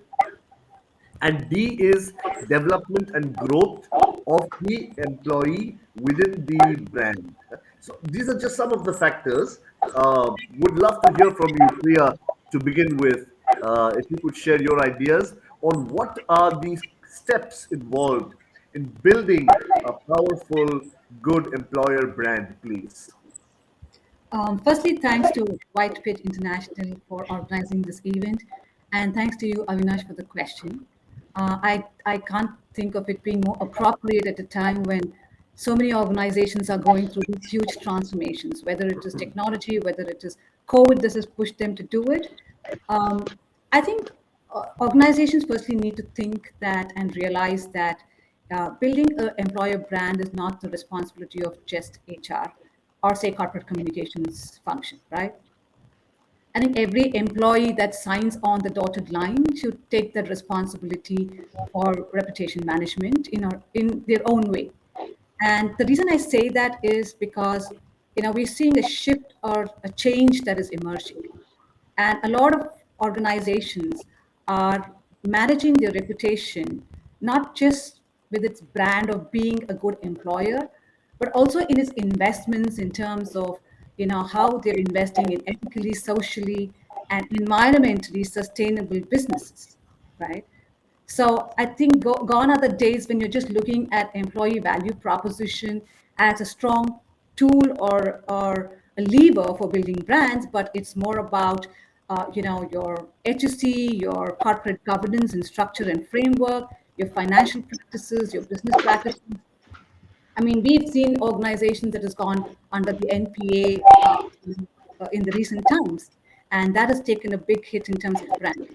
So, having said that, I think all of these directly or indirectly, helps an organization to attract, build and actually enhance their intellectual capital. Um, there is a study that was carried out by Cone Communications, and what does the study say? Actually, it says that 75% of the millennials would take pay cut to work for a socially responsible company. Another data shows that 76% will consider to join an organization, or before deciding to join an organization, look at what the organization's social and environment commitment is. And out of the same survey, 64% said that they wouldn't take up a job if the potential employer does not have responsible financial practices. And I think this is the name of the game is going to be tomorrow. We've seen the whole ESG framework that has become more relevant for organizations and cannot kind of look away. And I think employees or future potential candidates are looking beyond the traditional pay, benefits, those work practices. They want to be actively participating in building organizations, right? Creating best practices, whether it is financial, whether it is business, by really giving feedback, by being there. I think, and these are also stories that they share on your social platforms, whether it is your LinkedIn, Facebook, Twitter. So there is, I think, even the search for talent has kind of, changed to this kind of a platform, right? And it's very important for organization to have a very strong social and digital strategy and how they're going to be reaching out. It's not just the employees; it's also your investors, it's your partners, it's your vendors. So the key stakeholders are more than just your employees. And I think, in short, I just want to say that the old traditional approach that most organizations have used, are not going to work anymore. And I think there is compelled, it is imperative that they look at a very holistic approach to brand building. I think that's fantastic. Thank you, Priya. In such a short time, so many points. Wow. So would you agree then in some way that this whole thing between image and reality seems to be blurring a little bit in the sense that you have to be that way for you to project that image?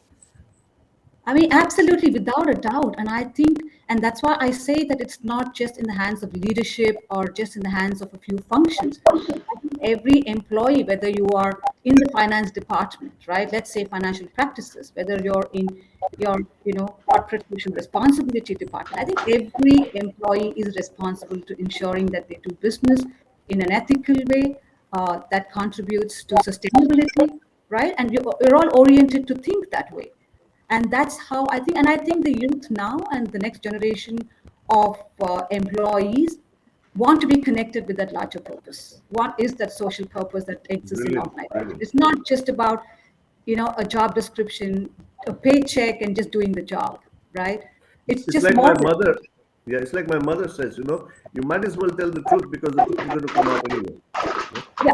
yeah. So, So, so what you and actually yeah, practice, is what yeah. is going to create substance in what you're going to be talking about, in the market.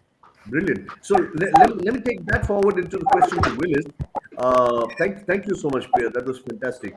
Uh, can this, or is there something else that affects attracting the right talent, what are the factors of the brand? Is it this transparency? Is it these values? Is it this vision, or is there something more? Employer brand, how is employment brand? How is it used to attract the right kind of talented workforce? Willis, please. Fantastic, Avinash. Thank you so much. And I really want to take it forward from what Priya also mentioned. I think I was wondering whether Priya had a sneak peek in what I was going to say ahead of time. But anyway, I think I'm glad that we're all synced up on the same note. It's an interesting question for a couple of reasons. The first one being that for the first time in history, we have been faced and bombarded with five generational cohorts, while the traditionalists are sunsetting.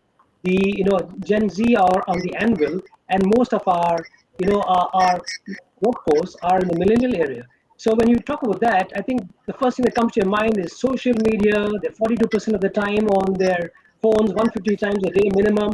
So the best thing is, how can I actually capitalize on that being my brand value?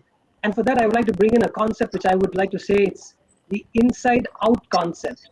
Gone are the days where we could have facades, we could have hoardings, we could have advertisements say that, okay, what we do inside and proclaim it to be for award-winning corporations. But I think now it's turned to what Priya said, and I think I would divide into three parts. The first part is finding their purpose, and helping them to find their why. Why are they doing what they do is the first area. If you can enlighten that, that gets strong into the second area of authenticity, where leaders walk their talk not just by policy and by SOPs, but also by that unwritten code of ethics. Where everyone's transparent and they really walk the talk in that way. And if both these premises are set right, that gets into the third part, which is the trust is built. And Avinash, I think, and all my fellow panelists, you'll agree that all of us are unpaid brand ambassadors, I may say, of some consumer products or the other, that we tell people. And why do we do that? Because we trust in the product. We believe in something that is there, that product or relationship, right? So, I would like to say that, the same thing that the generation that we have today, the employees, if they're going to take that outside, that satisfaction level, and the social media is so open to them, I don't need an external agency to come and evaluate what purposes and practices are within the organization. It is all going from inside out, and therefore, I would say that this practice of attracting talent, like-minded people coming in, is if the present lot are satisfied, they're going to brand it outside, and that's going to attract more and more people inside. So I think that's the big change that is going to come about. It's going to hit us somewhere or the other. Whatever you invest in your people is going to be an open door policy to the outside world. Terrific, terrific. So what we're talking about is exactly what Priya said, that each one of us is the brand ambassador for the organization. It cannot be delegated to any one department or one group of people. Huh? So does that also work? That's fantastic. Thank you so much, Willis. Does that connect also with Renu, this whole thing about retaining talent? Does that happen automatically as a result of what they've been talking about, or are there something else? Or is there something else that needs to be done from a branding perspective to retain talent? Thank you, Avinash, for taking it forward, this particular thing. And I think Priya and Wills have strongly said the same, and I would like to echo it. I think retention is still a big subject to deliberate, introspect, and strengthen upon. All the more when the COVID pandemic has produced many unexpected dynamics as an employer. If you are delivering on the employer brand promises, that is what I'm making my recruitment and retaining process more stronger. There are many aspects where we need to deliver for retaining the talent, but I would like to focus on four aspects. Shine them through the pre-boarding to our onboarding process. You look like a You need to be really all right, great. So you need to be really upfront about your values, who you are as an organization through every stage of your candidate journey, And this is where the candidate will determine that it is an environment, it is a company where I would like to really thrive upon. I would also like to emphasize, like what even Priya was talking about, create the opportunities for connections and communication.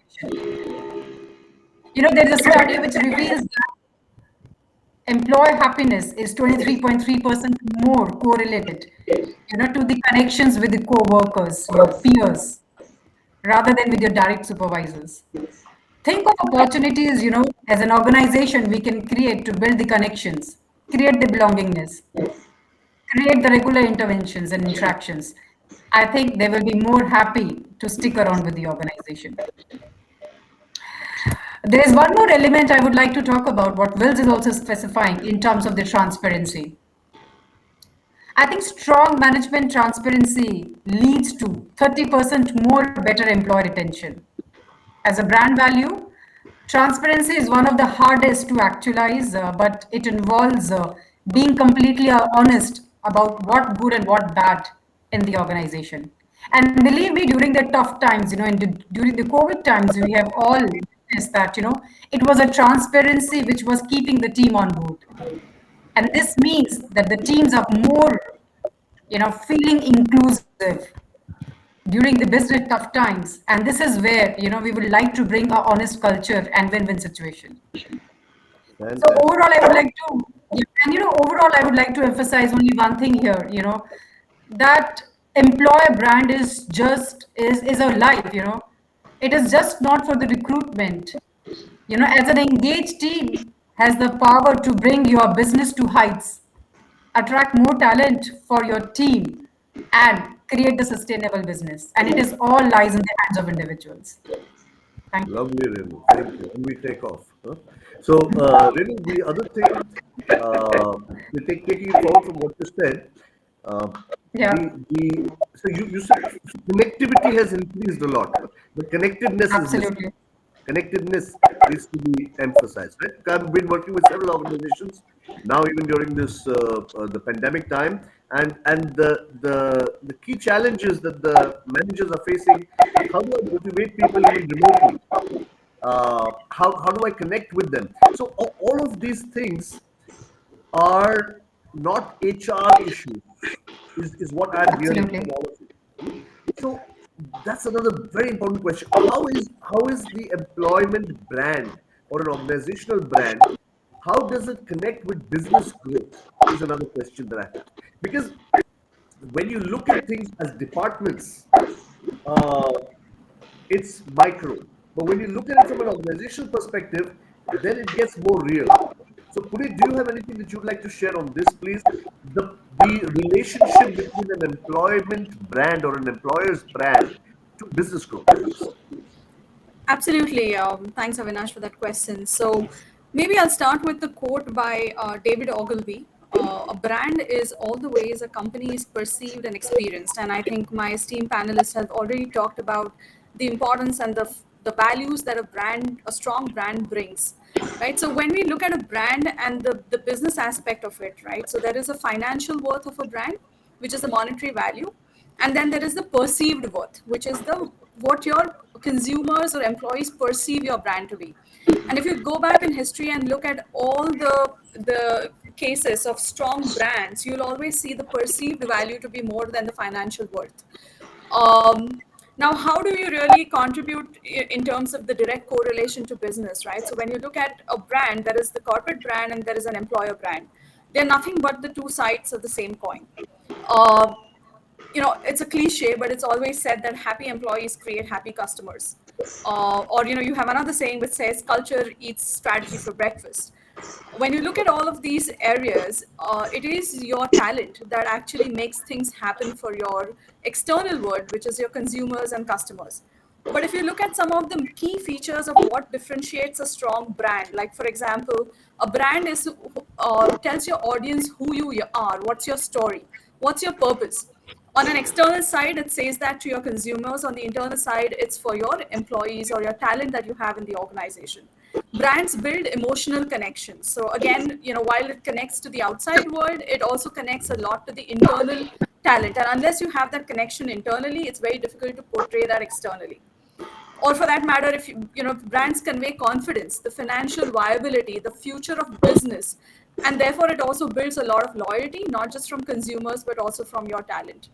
So when you look at the aspects of a corporate brand and an employer brand, they're actually two sides of the same coin, and each feeds into the other. And it's like the talent that you bring on board through your employer branding efforts leads to a good talent pool that is able to propel the organization forward.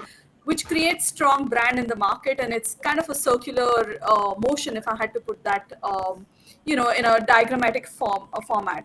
And today, I think, as everybody has said, it's a world of technology where millennials know the value of the brands. The reviews that are there on the social media are often the drivers. And I'd like to say that today we've moved from the erstwhile, the mechanism of word of mouth to today what is called the word of mouse, because it's so much technology driven. But ultimately, I guess brands, strong brands have a business correlation, whether it is your corporate brand or whether it is the employer brand. It's basically the two sides of the same coin. Absolutely fantastic. Thank you so much. You spoke about happiness. Happiness is one of my favorite subjects, and happiness, like sadness, cannot really be hidden much. So this thing about authenticity, transparency always happens. Sad, unfortunately, is SAD: stressed, anxious, and disengaged. And we know how many trillions of dollars disengagement costs us. So all of it is connected. Beautiful. The quick story which you must be already aware of is that the two guys who were working on the construction site, and one guy was asked that, wow, what are you doing? He said, I'm just laying the bricks. And the other guy was saying, what are you doing? I'm creating a school. So we have to end it with what you said, and Willis with what you said, and Renu with what you said, what you said. It is about meaning, the brand story each one of us identifies with. Thank you so much. It's part of our daily life. It cannot be a separate subject. Thank you. Appreciate it. Thank you. Thank you. Thank you. And we move super fast for the white page people to go to the next one. Thank you so much. We have a lot to say in case they're not moving us up. Bye.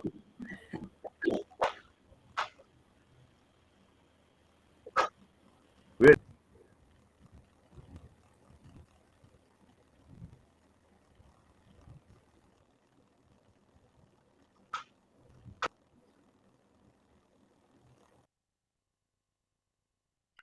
Our next set of awards is for India's 50 best HR leaders who have redefined the role of HR in their respective organization and contributed immensely to the growth of their organizations.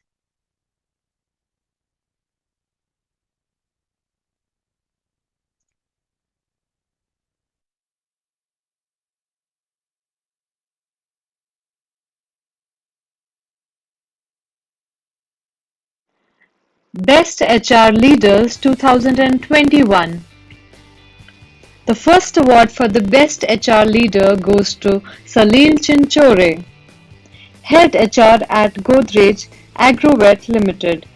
Salil has rich experience of more than 23 years in HR and general management. Salil's core expertise lies in people strategy, people leadership, mergers and acquisitions, industrial relations, workforce planning, succession planning, organization development, and change management. The next award goes to Dr. Sri Harsha Achar, Joint Executive Director and Chief Human Resources Officer at Star Health and Allied Insurance Company. Dr. Achar brings in 34 plus years of experience in several industries such as manufacturing, pharmaceuticals, electronics, IT, ITES, health insurance goal. The next award goes to Suhas Atma, Chief Human Resource Officer, EV Motors India. Suhas is a seasoned HR professional with 23 years of experience in HR management roles across sectors of manufacturing, IT, telecom, consulting, education, amongst others. Suhas has an understanding of HR practices for global markets through 30,000 positions and 2,500 roles at all levels including campus and leadership hiring. The next award for the Best HR Leader goes to Sahil Sharma, Senior Vice President and Global Head HR at RateGain. Sahil has led exciting opportunities, both hands-on operations and strategic HR across SaaS, digitalmedia.com, BFSI, and US healthcare with deep experience in international HR consulting, especially during mergers and acquisitions. The spectrum of organizations he has served ranges from multi-billion-dollar MNCs, PE-backed growing startups to listed organizations. The next award goes to Rupa Mehra, Head of Human Resources at Kyocera Document Solutions India. Rupa is a result-oriented HR professional with extensive 15+ years of HR operation experience in planning and directing all areas of human resources with different industries: export-import, textile, logistics, solar, IT document solutions. Rupa is a certified trainer for prevention of sexual harassment at workplace and a behavioral trainer. The next award goes to Yashwardhan Malviya, Vice President Talent and People at US Tech Solutions. Yashwardhan is an HR professional with over 12 years of experience. In his current role, he leads a global talent acquisition team which is responsible to attract talent globally. One of his major accomplishments has been becoming one of the youngest talent acquisition leader in India. The next award for the best HR leader goes to Prem Singh, President, Group Human Resources and Chief Human Resources Officer at JK Organization.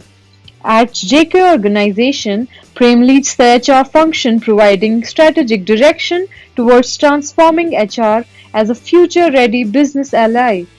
He is a certified black belt in Six Sigma.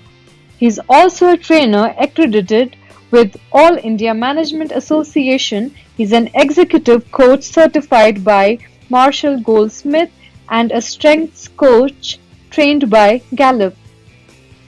The next award for the best HR leader goes to Shantanu Bhattacharya, Chief Human Resources Officer and Vice President at Nisa Industrial Services. Shantanu has been with corporate industry for past 18+ years and performed a plethora of roles in human resources, both as HR journalist, HR BP for line function, and specialist HR positions with both global MNCs and Indian conglomerates.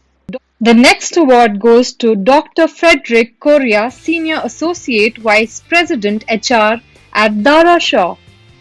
Frederick is a seasoned HR leader with a proven track record of creating and implementing HR strategies that successfully drive business initiatives related to profitability, talent development, and effective change management.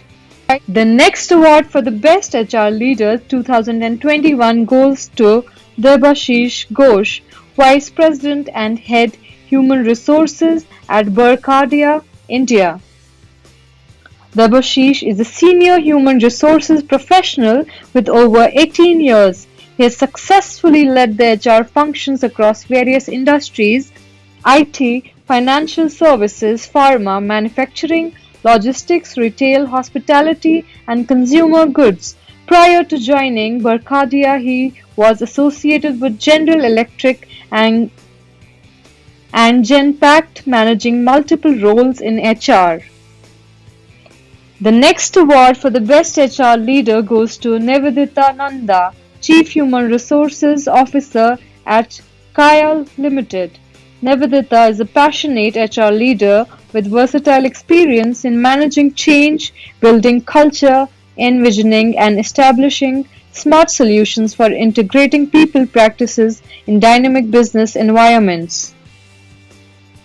The next award goes to Amit Sharma, Chief Human Resources Officer at Volvo Group India. Amit's focus is on culture rejuvenation, inclusion and diversity, employer branding, talent mobility, and flexible benefits. In a career spanning more than 2 decades, Amit's experience spans across industries such as oil and gas, healthcare, electronics, and automobile. The next award for the Best HR Leader 2021 goes to Dr. Rajesh Mohan Rai, co-founder at Learning Equation LLP. Rajesh has 30 plus years of experience as a HR strategist and executive coach. His core competence lies in strategic human resources intervention, behavioral modifications, and mindset change. Dr. Rajesh is a member of Harvard Square Leaders Excellence, fellow at Learning Performance Institute UK, member of European Mentoring and Coaching Council, lifetime professional member of Institute of Scholars. The next award goes to Neha Sharma, Director Human Resources, TrueBlue. Within a short span of starting work at TrueBlue, the company recognized Neha's latent potential and promoted her to her current position. In addition to orchestrating the seamless running of the workplace, she has streamlined the HR and learning and development function at TrueBlue, India. Neha has spearheaded HR processes pertaining to adding a new unit under SEZ. The next award for the Best HR Leader 2021 goes to Willis Langford, Human Resources Director at Avnet, a human resource professional with a rich experience of more than 2 decades. He has executed award-winning leading practices in employee engagement and also in health and well-being at his workplace. Over the past 20 years, his active participation and involvement in organizational initiatives has been instrumental in ensuring that Avnet India receive many awards and accolades. The next award for the Best HR Leader 2021 goes to Rishikesh Rawal, President Group HR at Zydus Group. Rishikesh had an incredible impact in the area of human behavior, organization building and cultural transformation in India with leading MNCs and large Indian business organizations. For more than 2 decades, he has immersed himself in the practice of people, processes, organization development, and change management. The next award goes to Saraswati Sinha, Senior Vice President and Head HR at Child India. Over 21 plus years of experience spreading across industries like advertising, media, KPO, Saraswati has been in the business of talent as a passion rather than an occupation. She has been part of the leadership team driving organization talent audits at C-suite, cost efficiencies, and organization restructuring for productivity and agility. The next award goes to Atul Tiwari, Senior Vice President and Head HR at Spice Money. Atul is an HR professional with over 15 years of qualitative experience in HR strategy, technology, consulting, CNB and OD interventions across industries globally. He has in-depth experience in setting up startups and scaling them and has hands-on experience in mergers, acquisitions, rebadging with large corporations. The next award goes to Dr. Vipul Singh, Divisional Vice President and Head of HR at ADP. Vipul has more than 20 years of HR leadership experience in IT, services, telecommunications, and consumer durables industries. He is known to be an early adopter of robotic process automation in HR and driving integration of nearly 60 bots into the HR function, leading to efficiency across HR processes. He is currently driving the digitalization of HR efforts at ADP using robotics, artificial intelligence, and many other market-ready products. The next award for the Best HR Leader goes to Pooja Bhasin, Senior Director HR Ticketmaster. Pooja is a seasoned HR professional with 27 years of experience across functions, industries, locations, and cultures. Pooja is also an HR and behavioral trainer and has trained at Infosys and Accenture. The next award goes to Bhushan Tripathi, CHRO at GM Modular. Bhushan is an HR professional with 15 years of multifaceted experience covering the entire gamut of human resources, having worked in multiple industries. His current role includes organization digitalization, streamlining HR processes, and creating an employer brand to achieve organizational goals. He has been able to successfully strategize and lead GM Modular and its 1,400 plus employees through the difficult times of COVID-19. The next award goes to Rajorshi Ganguly, President and Global HR Head at Alchem Laboratories. Rajorshi is a seasoned HR professional with a career spanning over 26 years in multiple industries. Over the years, he has successfully handled several strategic roles across the people process value chain. He has led a variety of complex HR assignments in sales, manufacturing, research and development, and Center of Excellence with responsibilities both in India and numerous countries such as USA, UK, Germany, France. The next award for the Best HR Leader goes to Sunil Kumar, CHRO at PVR. Sunil is a strategic thinker and thought leader who influences and advises leaders as a business partner, fueling positive organizational development and a high-performance culture.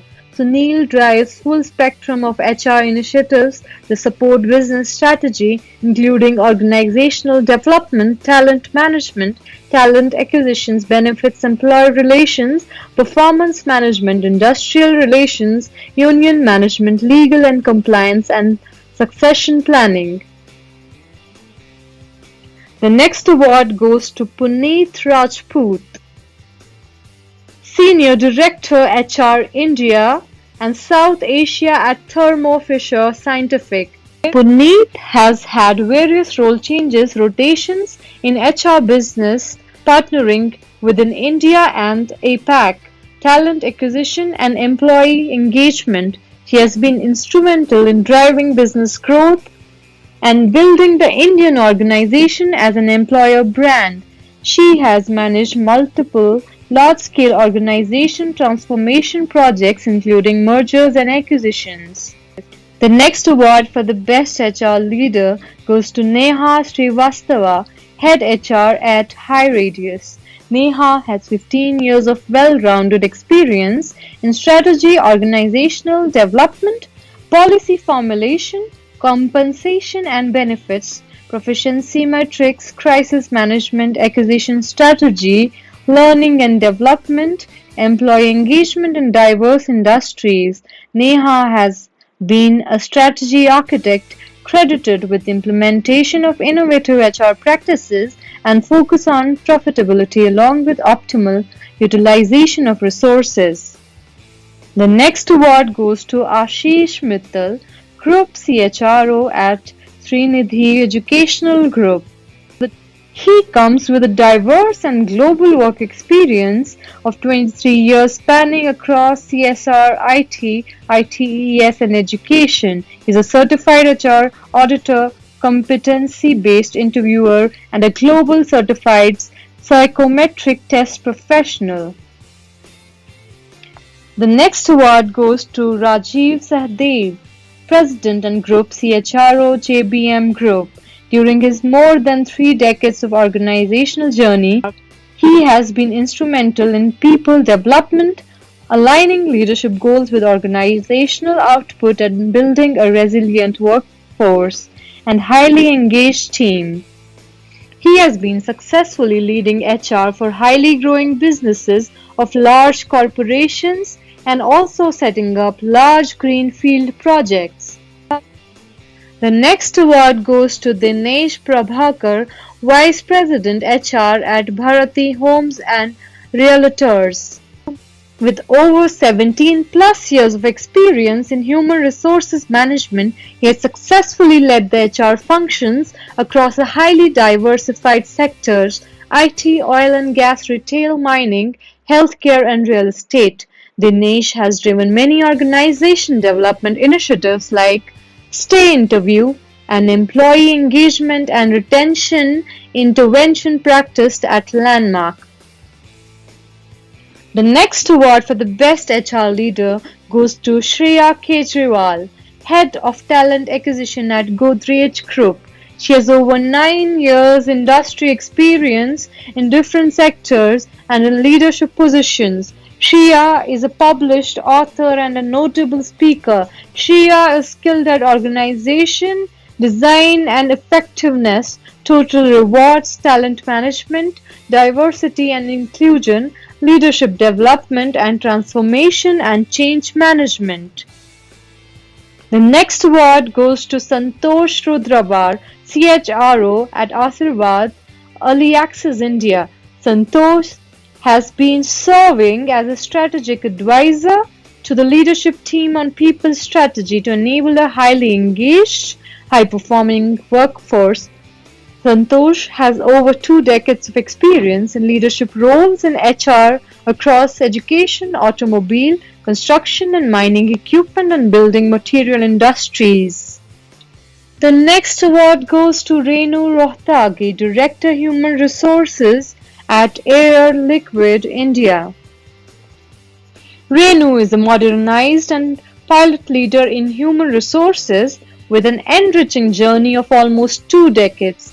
She is popular as a strategy architect, catalyzing innovative policies and designing, streamlining, and implementing processes across talent acquisitions and management, performance management, and rewards, employee engagement, and has set up result oriented learning academies across sales, service, and leadership development. The next award goes to Manoj Mishra, Head of Human Resources at Better Place. Manoj is a versatile leader. His passion for the people function overall has helped him stay ahead of the curve in his professional journey. He is one of the only HR leaders in the retail segment who championed diversity and operated all-women stores for Bharti Walmart. Next award goes to Milind Dhalekar, General Manager HR at Panacea Biotech. He is HR professional with more than 25 years of exposure across pharma, biotech, nutraceuticals, FMCG segment. Apart from business HR, he is a part of the business realignment team and formed PACE along with his team leadership academy to strengthen his leaders team for business challenges and create a leadership pipeline for future opportunities. The next award goes to Priya Chakravarti, Head HR Excellence at SR. With a Master's in Organizational Dynamics from the prestigious University of Pennsylvania and over 20 years of HR experience across India, United States, United Kingdom and Southeast Asia, Priya Chakravarti has rich pedigree and experience. Mergers and acquisitions, talent development and management, organizational design and structuring, and organizational transformation are her areas of forte. Her work experience spans across industry, having worked with organizations like IBM, Wells Fargo, SR, Cipla, and Future Group. The next award goes to Ajay Arora, Head Human Resources at Ocwen Financial Solutions. Ajay is a seasoned leader with over 20 years of experience in driving business outcomes as a human resources professional in financial services, technology, and FMCG. He has hands-on experience in organizational development and design initiatives, learning and development, compensation and benefits, leadership assessments, and mergers and acquisitions. The next award for the best HR leader goes to Praveen Purohit, Deputy Group CHRO at Vedanta Resources Limited. Praveen, a strategic leader with an overall experience of 15 years in building, managing, and leading various high-impact interventions across Vedanta. He has been instrumental in continuously setting benchmarks in global best people practices, creating a strong pipeline of leaders. Praveen has been constantly nurturing and maintaining a high performance culture while driving industry leading leadership development initiatives to deliver unprecedented growth.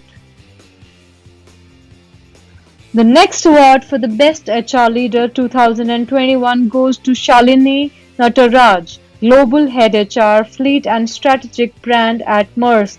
She oversees the HR department across India, China, and the Philippines and has over 18 years of experience in the human resource department. Congratulations to all the winners of this segment. Thank you.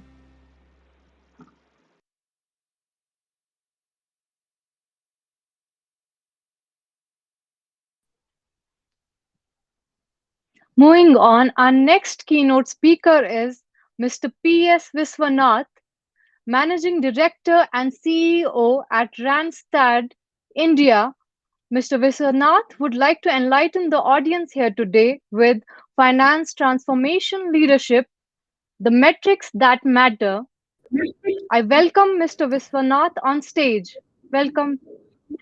Viswanath is a business and finance veteran with over 28 years of experience across multiple industries. So now I would leave the stage to Mr. Viswanath so that he.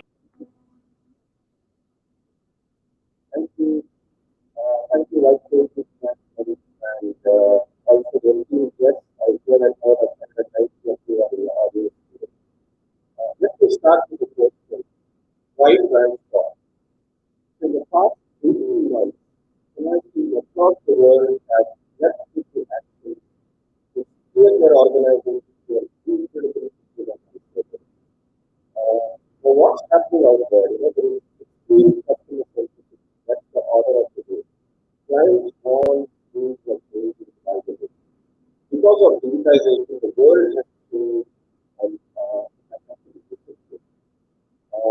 The key is how we connect with organizations, clients, both individually as well as collectively.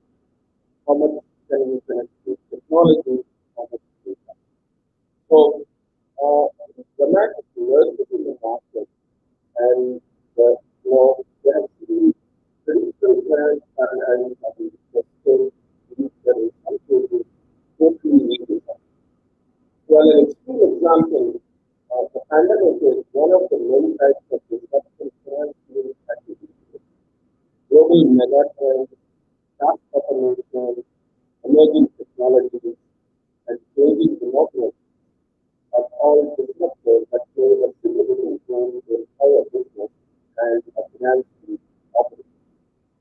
So, transformation actually begins with transforming yourself. So, CFO needs to wait when we for change establish that personal and both emotional needs. Today's workforce is actually humanized. And then also people need to do the change. I call it as the day after tomorrow, not just the day after tomorrow. It's all about curiosity, it's about asking questions like what if, uh, and also things like what is the purpose that we exist. We understand the what, the who, and then we figure out collectively the how. A recent study shows that organizations that go broad, are agile, and move fast, and renew often, also prioritize health of their employees and safety of their operations are on the right track of that. And I think we all know Peter Drucker and he said, what will culture will plan? So how do you define transformation? So to me, I think the transformation is details, well-managed, organization that programs with enhanced performance and reduce organization. And the result is always so we start with, what is where we get work out to. Yes, it begins with the scope of that work. Successful companies, failure, and all in enterprise-wide transformation rather than constraining the transformation to individual departments or a business unit or a function. So, a more comprehensive scope increases the chances of creating value generating opportunities across functions. So I call it as, a concept called freedom within the frame. So as CFOs, once we envision this, we need to define the boundaries within which people are feeling empowered and they can actually operate. The next step is about, we talked about move fast and renew often. In successful transformations, companies typically sprint out of the gates, turning their initial burst of idea generation into an achievable, rigorous plan within a very few months. Execution follows at an equally fast clip. So that said, every transformation is unique. Some may mature, some may actually take longer. For example, a significant portfolio change or a major shift in the business. So there is this concept called 30 by 3 by 3. What we anticipated to happen in 30 years is likely to happen in 3 years. So let's develop something which is a concept in 3 months. So I think it's like a digital tsunami out there. So I think all about agility. Organization health, I think it's been talked about a lot these days, because I think it's about a healthy mind and body is a productive workforce. So at Randstad we run initiatives like be kind to your mind, be kind to your body, be kind to your spirit, and these are things which are very important from an organization health index perspective. And again, I think as CFOs, it's important that we understand that. Stretch your aspirations. So I think normally you think of starting with aspirations, we close with them, because in our experience, companies that achieve the most successful transformation often evolve their aspirations over time. So making them more aggressive as the transformation gets rolling and accomplishing more than what you initially thought. So this can happen through a very good process of KPI setting and goal setting. And I would recommend in most cases, there could be shared goals where the management team owns not just their piece, but also contributes to some of the shared goals. To summarize, I think I would talk about 3 pillars for CFOs to be successfully managing transformations. So it's about people first. At Randstad, we actually have, in the last 15 months, we have actually stopped putting the numbers first. So we talk about people, the people metric, how many infections, how are people coping with stress, what is the, and then what is the Randstad in touch scores. So this is all about engagement and how people are in the game. And then I think it's also about the process. Global process ownership is not a new concept for finance teams, but its potential benefit has multiplied thanks to giant leap in business process management, etc. So it's now possible for global process owners to gain data-driven insights into the performance of end-to-end value chain. So where inefficiencies are identified, finance leaders can make decisions based on that. So, and then the last thing I would say is performance. I think we have the traditional metrics. Finance needs to translate data into actionable insights. And then, the market volatility during the pandemic has rendered a lot of historic data as unreliable. So finance teams have become more increasingly adept at taking short-term trends and modeling different scenarios to provide more reliable indicators of future performance. So in the absence of traditional metrics, obviously finance teams needs to use technologies at their disposal. External data points should be combined with internal data to ensure that the organization is making informed decisions. To conclude, I would say, it's important to strike the right balance. Finance transformation will vary depending on the size and complexity of the organizations involved. But the key component of all the projects will be people, process, and performance. The skill for finance leaders is to get the balance right. We must flex the emphasis in one or two components depending on the organization or the stage of the transformation. But all the three require attention for a finance function to succeed in this new era of continual change. Thank you so much. Pleasure talking to you all today.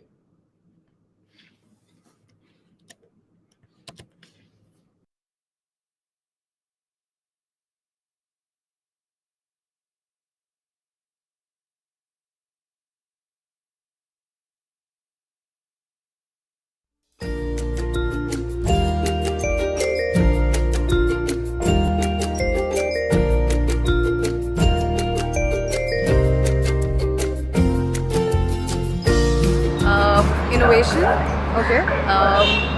User friendly. Okay. Especially their services, how much they take care of their customers. Customer care is very, very important. Fit है अगर महेंद्र सिंह धोनी अगर एक bat का प्रचार कर रहा है तो उस पर काफ़ी फिट बैठता है तो अगर स्पार्टन बैट से वो खेलता है तो मैं ऑब्वियसली अगर मैं क्रिकेट मैच में जाऊँ तो मैं सोचूंगा कि माही का फ़ैन हूँ तो स्पार्टन बैट लेके मैं भी खेलूँ शायद सॉलिड चौका जाएगा चाहे सॉलिड छक्का जाएगा. Like I would admire a brand for a feeling of comfort, of a feeling of home. Apart from that, yes, quality also matters. So while we're growing up, we're surrounded by brands anyway. Like if our mom and our dad buy something, we just tend to keep using the same thing over and over again. Because honestly, the products aren't that differentiable. So if I'm not differentiating between the products because they are quite similar, then the influence that the brand has socially is important for me.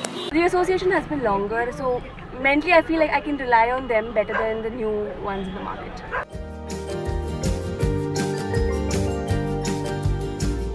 I think it's really time for us to become conscious of what we are putting out in the world. Because this kind of messaging that comes from brands can actually help tackling this versus actually furthering things like sexism and classism. Brands treating us intelligently, number one. Treating us like human beings. Do a lot of research and create a product which will fill a void in my life and not give me something which I need to adjust to and adapt to and create space for. What they show is not the outcome. It's like totally different in terms of delivery time हो गया या फिर आपकी quality हो गई, cloth quality हो गई या anything. So it's not kind of a disappointment we get.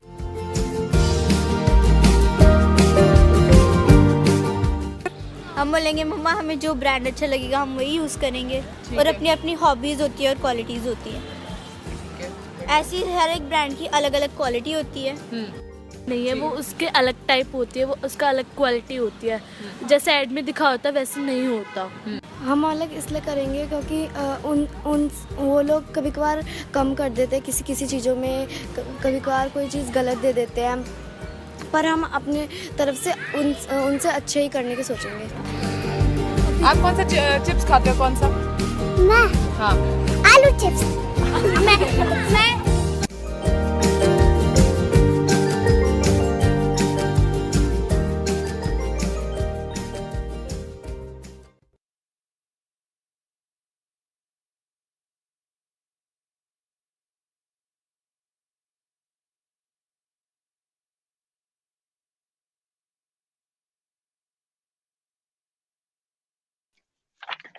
Let's move on to the next panel discussion on what if brands worked the way people do, brand engagement in the physical and digital world. The first esteemed panel member is, and I welcome the panel member on stage, Miss Bhuvana Subramanian, Chief Marketing Officer at Randstad India. Our second panel member is Mr. Rajesh Kumar, Vice President Marketing India and South Asia at UiPath. Our third panel member is Vishal Chopra, Director and Head of APAC Middle East Africa Marketing at Freshworks.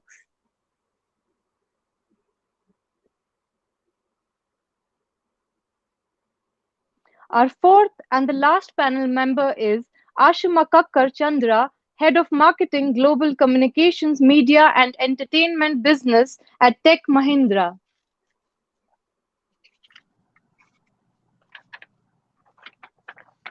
The panel discussion will be moderated by Mr. Zahir Abbas, Director Sales and Marketing, South Asia. Hi, good evening, everyone. Good evening. I welcome all the esteemed panel members and moderators on stage.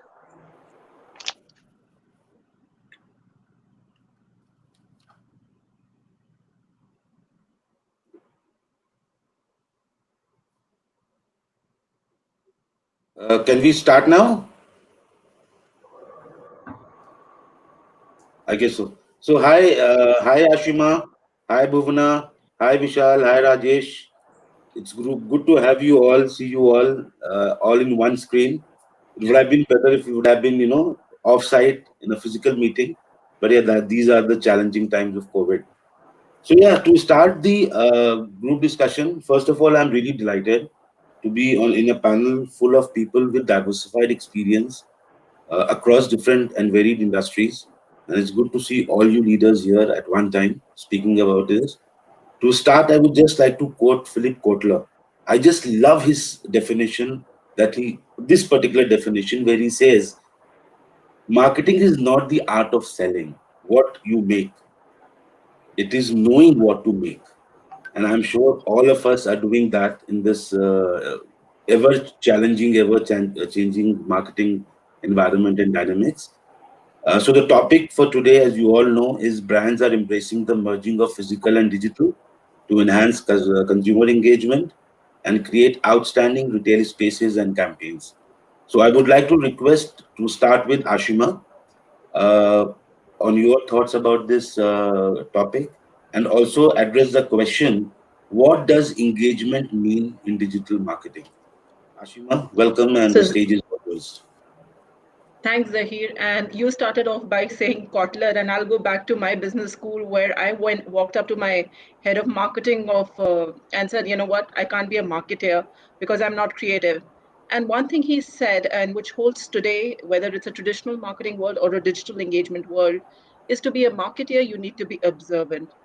And I think that holds so much more true in the digital age that, you're talking about.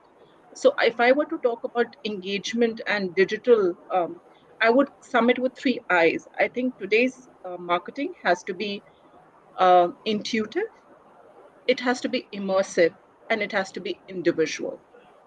And in a digital, we have the opportunity to do all three. What is not happening today is that we are using either of them in a permutation and combination, but not really, brands are not exploring the power of these three eyes together. And when I say individual, I think, Zahid, that's the most important part to me, because today a consumer is so well augmented, it believes that it deserves a direct conversation. And therefore, I, as a brand, have to take into account his customer journey. So, what we talk about the omni channel approach, or what we've seen with Nike doing with its digital store most recently with the RISE concept, I think it's very, very true whether you're a B2B brand or a technology brand, such as ours. It's so important to be able to have all these three put together in a framework and address them. And intuitive, I say more so because, proactive marketing is going to be, and what we call as account based marketing in our business, is so much about intuitive marketing. It's about understanding the customer's environment and their problems and getting into those. So I think if I were to talk about three I's, it would be intuitive, immersive, and individual. Thank you, Ashima, for your peace of mind. That's really very intuitive because it has got me thinking on certain things. I'll come back. Now, I request Bhuvna, if you could address on the topic, and also if you would cover the question, why is it important to engage with customers for a brand at all?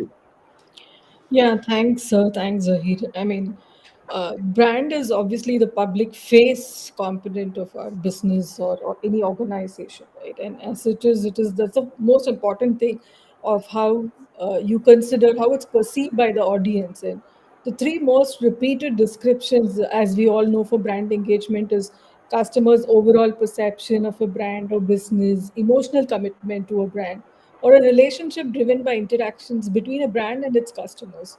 So, when you combine your brand awareness and customer engagement strategies, you can improve brand loyalty and the overall digital experience for your audience. And engaging customers is the whole, I mean, at least for me, it has been the whole and soul of marketing strategies. And it established that emotional connection between the customer and the brand. It allows you to humanize the customer engagement. Otherwise, what we know as engagement marketing, it helps increase brand awareness while building trust, and its implementation can position your brand above competition as well. Brand engagement reaches out to prospects also in an effort to make them customers. And if you're not initiating brand engagement with customers, then you're giving up on the new customers even before you start and the building of the brand as well. And customers need, I mean, as all we are all customers, so we need that reminding about the product or a service throughout the purchase journey. to develop that loyalty and also collect customer information, the data that is seen as gold by every marketer. Across the typical end-to-end customer journey, your customers have multiple interactions and experiences. By focusing on improving those that matter most to the customer, you can prioritize that spend and better allocate resources as well. ROI is a basic thing that we all learn as marketeers, and that's something that you really do across customer engagement while building the brand. It also represents a strategic imperative for generating enhanced corporate performance, sales growth, superior competitive advantage, and profitability. And the rationale, obviously, being that the customer is the word of mouth, the so called word of mouth, viral marketing activity, providing referrals, recommendations. And if we do it right, you'll grow your brand and build that loyalty, and in turn, drive revenue. High rate of customer engagement, just to throw some data there, increases reputation score and in turn increases cross sell revenue. I mean, this is an average number by 22% and upsell revenue by around 35 to 38%.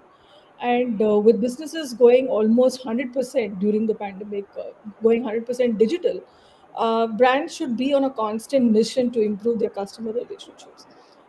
It's only become easier to build or break influence, and your customers have the power in their fingers to sway the scores. We all know that user generated content is powerful. Customers are maybe 2.4, 2.5 times more likely to view user generated content as authentic compared to what the brand generates itself. I think Ashima also mentioned Nike. I love the engagement driven by brands like Nike, the make your own shoe thing, IKEA's Place app, Samsung's emotional touch, which 2017 got the most YouTube hits. Netflix, I hate their search option, but their engagement is great. And I love Big Basket's two-click order experience. So that's the recall that you have when you create that customer experience and brand recall. Just to give an example from my own organization at Randstad, the brand promise is human forward. It sticks, it's got that stickiness. It's a promise to the world that we will always put humans first. It's about making work meaningful, and it's attributed to people first approach that the company has adopted, while recognizing the role of technology as well and the digital that plays in recruitment. And it's about the tech in touch strategy that we bring together, and that's a key part in our digital evolution. It speaks about how, through an optimal combination of technology, efficiency, and human touch, which I believe every brand must own, we help clients and candidates realize their true potential and for them to move forward. This, in turn, is designed to delight the customer. I will also leave you with the quote: brand is no longer what we tell the customer it is what customers tell each other. Build your customer engagement and build your brand. Back to Thank you you. so much, Poonam. I would now invite Rajesh to address this topic. And also, Rajesh, if you can address the question, what is your digital strategy to improve business performance? Thank you. So thank you. Thank you for having me, Zahir, and also great points, Ashima and Bhuvna. I'll try to build on that. So firstly, I think the idea to differentiate digital are like everything is digital. Era of tech marketing and digital marketing is at least 3 years, ago. No longer valid, especially with COVID. Everything has been digital. So I think that's one thought in my mind. Second, I think the basic premise and purpose of marketing, I don't think the fundamentals change, which Ashma captured beautifully. I think the marketing firstly exists to serve the customer. Secondly, marketing exists to serve a business purpose. It's not a free flowing, creative pursuit. It's creativity for a commercial purpose. Right? And all of us wear two hats. Here we wear hat of a brand custodian and champion because many other parts of the organization may have different horizons, maybe relatively shorter. I think the marketers are tasked with the goal of building long-term value business while meeting short-term goals. So I think that balance and connecting dots across the organization is really market do best. And their role has become a sharper focus than ever before now as a core function and as a core strategic. And the third, I would say, rather than digital, non-digital, I would say work today, business and marketing is a combination of human-led interactions and possibly, non-human interaction. So you can have a human interaction on digital like we are having right now, or you can have, a non-human interaction which is receiving a message by any means that calls the person. So there are two aspects. With digital, what has happened is that the ask and expectation or ease of doing business has significantly gone up. Everybody wants the experience to be immediate, active, and serving their purpose, right? Which is what digital has done. So digital is not only marketing; it's just the way of doing business. Second, I think from a one-time buy, which was sometimes seen as a hit and run type of a, it has become a consistent experience and somewhat of a value realization by the customer so that they come back. And that has created, I think, the more focus or more, use the word power moving in the hands of marketing versus just content selling.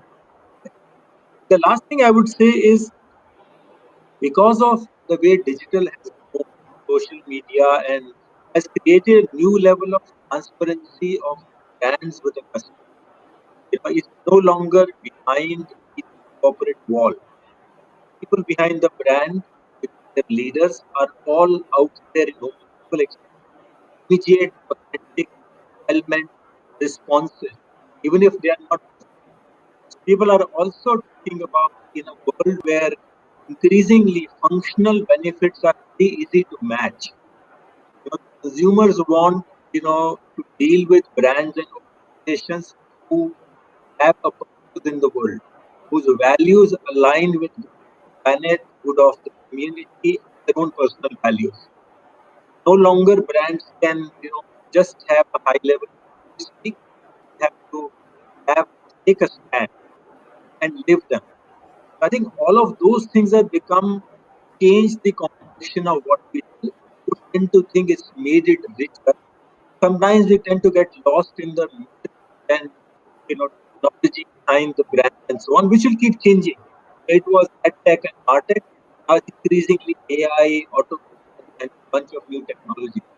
I think the spirit and core of the marketers is what is the that's what we are all expected us. So that's where I'll stop. Thank you so much, Rajesh. Now, as they say, save the best for the last, Vishal. And you have some urgencies as well. So your thoughts on the topic, and also if you can address the question, what factors do you think influence customer engagement? Thank you. Well, thank you so much, Zahir, and thank you so much to the other panelists as well for sharing your thoughts on brand, the 3I part that Ashima talked about, or Bhuna actually, shared a lot of stats, and I was just making some notes about it. And Bhuna, you also introduced the concept and took this entire customer engagement to a level which is now CX, customer experience. Rajesh, thank you so much for giving your perspective and various examples on how the brand basically, personifies today, how it has to basically have life and how it needs to take a stand. So thank you for doing that. Zahid, to the question that you have, what really matters today? I think I also share the same holistic view as the other panelists we have. My holistic view is that customer engagement is nothing but at a higher level it's customer experience. And what you think of a customer experience is basically summation of or all the engagements that the customer or a prospect would have had right from the first touch point. It could be an email that you are sending it to them, or it could be a LinkedIn email or LinkedIn ad or a Facebook ad or whatever that be. The moment they click on that ad, the moment they read your email, they came on your website, they went to your store, all those touch points, everything, every touch point, every engagement adds to the entire customer experience. I feel that there are a couple of factors which actually influences customer experience. I know that Bhuna was actually talking about some stats, and I just thought that I would also bring one stat from Freshworks. I know we are running out of time, but then there was this survey that we did in 2019, which is known as the new rules of customer engagement. We of course surveyed the global audience, and that is where one stat actually came to my mind, and I thought I would share it with the audience here today. It was saying that 70% of the customers will leave just after a single bad experience. And that is, mind you, this is 2 years back when COVID wasn't a case and it wasn't really in our dictionary. Cut to today, if I wouldn't be surprised if this 70% is 95%. Customers have actually, the expectations have gone higher. The wait time or the kind of replacement things that they have in their mind is really going down. Somebody would have said 5 years back is the age of intolerance. I think this is the age of intolerance, whereby customers are actually not ready to wait for your order to come or anything like that.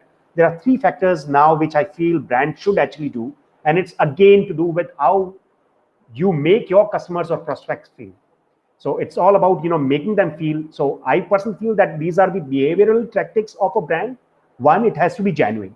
You have to be genuine in your response. If you have messed up in your services, if your orders are late, just accept it, apologize, or be proactive in admitting it. I think all of us went through that phase whereby when we actually spoke to or wanted to speak to one of our brands, the IVR would have said that, okay, we are facing a lot of downtime, or people are working remote, and you may actually experience more waiting hours. I think that's absolutely fine. I think that sets the expectation. This is a very genuine response. I think the other thing, which is also the brand behavior or the characteristic, is you have to show the empathy. The beginning of this entire pandemic was very difficult, especially for industries like travel, hospitality, and I remember there are many brands which actually extended discounts. They actually deferred the payments, invoicing, and whatnot. So there was this collective consciousness which actually worked, and that was the empathetic response that they gave to their customers. I also feel that when you look at this empathy and being genuine, it's just not a one-way street between you and your customer. It also works with your employees. So the more genuine and empathetic you are with your employees, more enabled they are, empowered they are. I think it just translates into a better customer experience. Last but not the least, I think that's the functional part of how it can influence the brand experience. It's about the ease at which somebody can connect with you. It could be a prospect or a customer.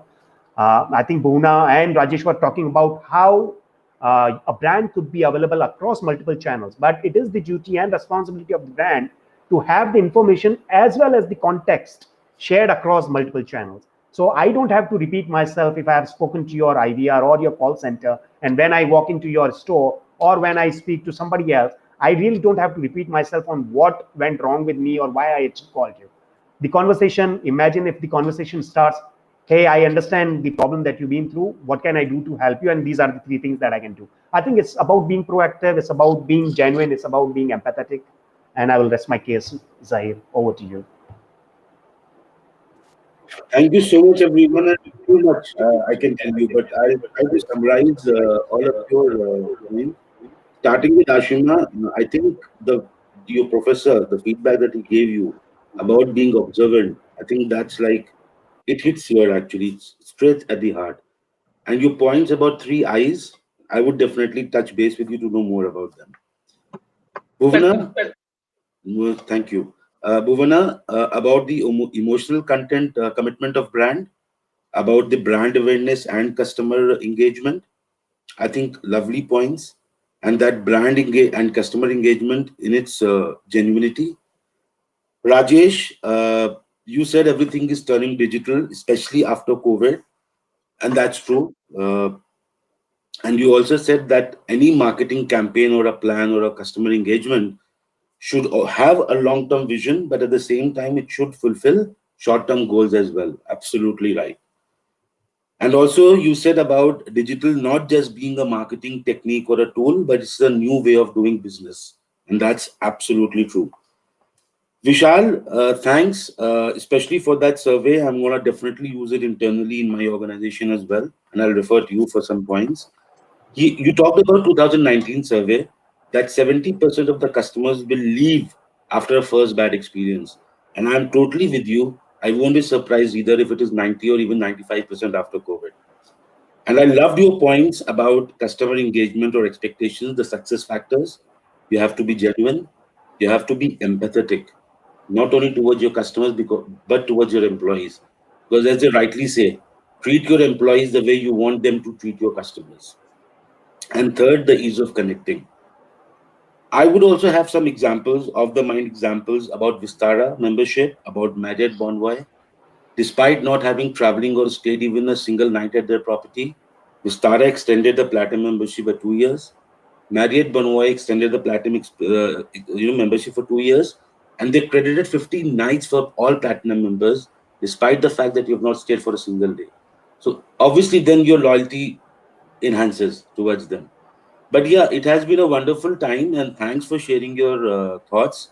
Obviously, it comes from your vast experience, and that shows. So, thank you, ladies and gentlemen, for your time, and wish you all a great weekend and a great year ahead. Thank you. Thank you. Thank you, Thank you, Zahir. Zahir, for such a wonderful moderation. Thank you. Thank Thank you, you. Thank, everyone, and And thank you, Vishal, audience. congratulations on the IPO. thank you. Take care.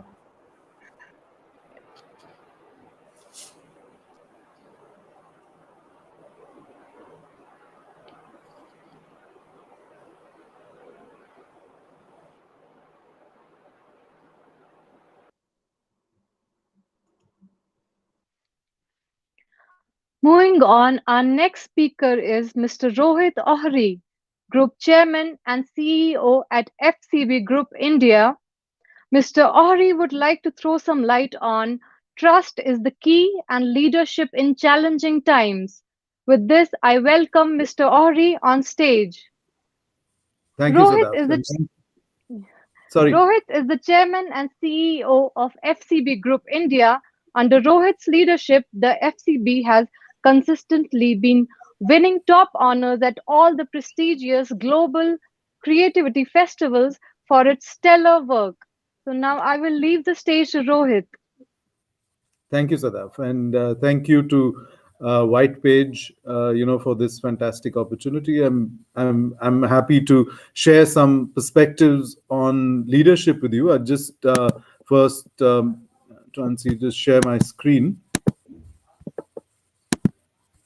So, essentially, what I wanted to talk about is really in these times, and we've heard so many people talk about it. Really about the challenging times that we're facing, and the paradigm shift that we are seeing across industries.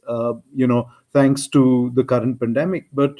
The way I wanted to approach this was a little differently. Was really to talk about so what is, from an organization perspective, the key thing that leaders need to demonstrate in this very, very challenging time.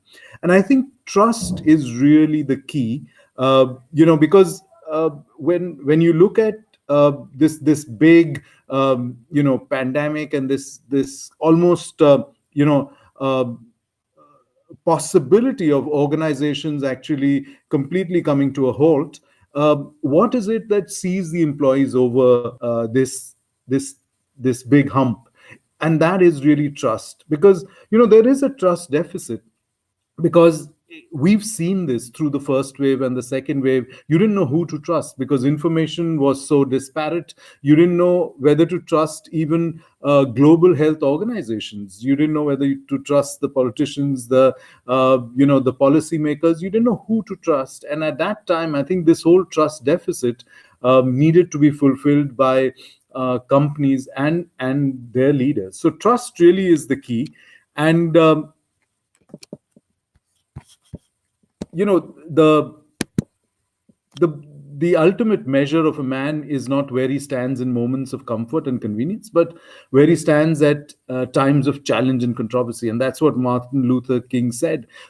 It's true, and could not be more true at this particular time that we are all living in. So, where you stand is where trust begins, really. And that is the fundamental thing about leadership. Is the stand that you take in an organization is really the fountainhead of trust. And that's where trust begins. And if you think about it, you know many companies have done many things during this particular phase, whether it is about giving them access to mental health, physical health, even providing them with medical facilities, doing vaccinations, etc.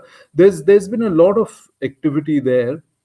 But what is it that does that build trust? Is just being there for employees build trust? My submission is that's one of the aspects, but there are actually three pillars in this period that really would help build that trust. And the first is actually strategic trust, because what the employees really need to understand and know, that the leaders know what to do, right? Because this was a period where there was so much uncertainty, and there was no playbook that you could actually say, okay, these are the things that I need to do in this kind of a crisis. It was a black swan event. Nobody really had an experience or knowledge or learning behind this. So the employees were really looking to leaders to say that, are you making the right choices, the right decisions?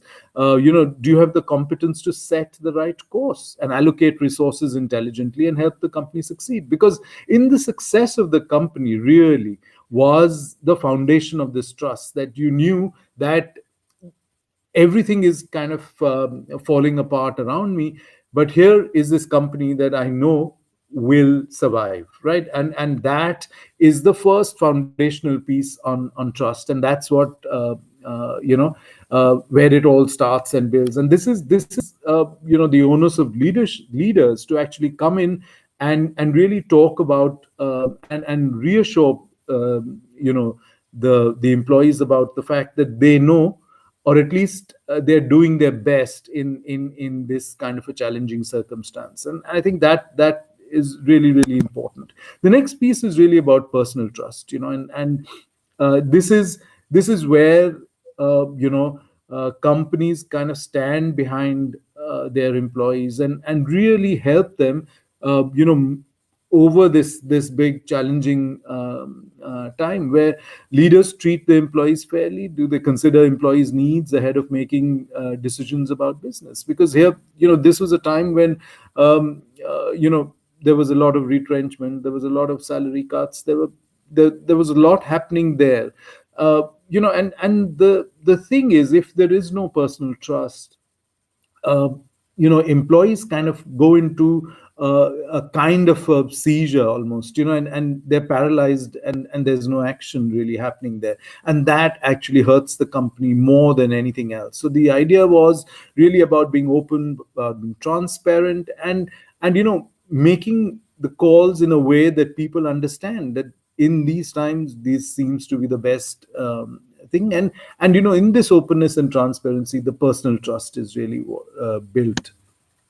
The last piece is really the organizational trust, and trust people, not just the individual but the company itself. And how are the processes designed? Are they consistent and fair? Does the company make good on its promises? Because that organizational trust, the ecosystem of your peers, your bosses, that whole piece is really, really important. And that is the third pillar of building this trust. So finally, trust doesn't come with a refill, and if it's gone, you probably won't get it back. And if you do, it'll never be the same, and that's the fact. Because the most important thing is, if as we look back, maybe a year, 2 years, I don't know. But when we look back at this time, this is where true leadership actually emerges. It's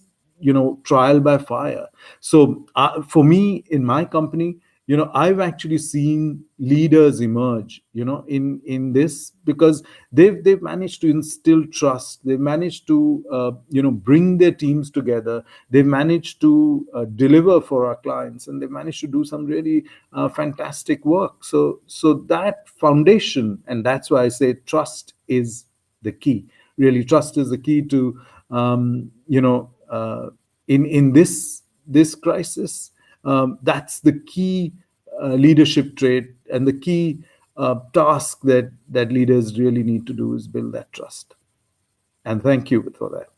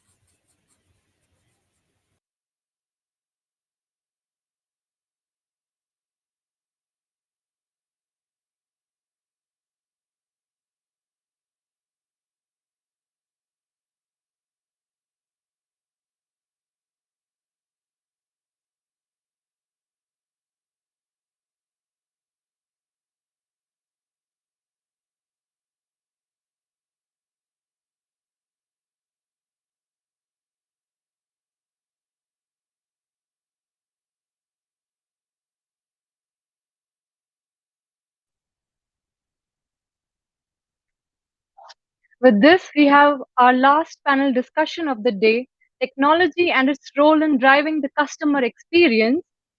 The first panel member is Mr. Amit Khemani, Group Vice Chairman at Khemani Group.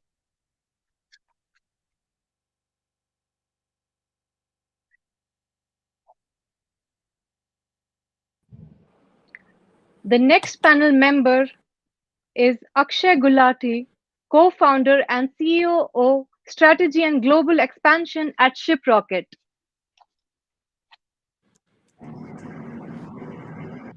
Our third panel member for this session is Mr. Nalin Saluja, co-founder and CTO at Virohan. Our fourth panel member is Mr. Anand Thakur, Group CTO at Elara Technologies.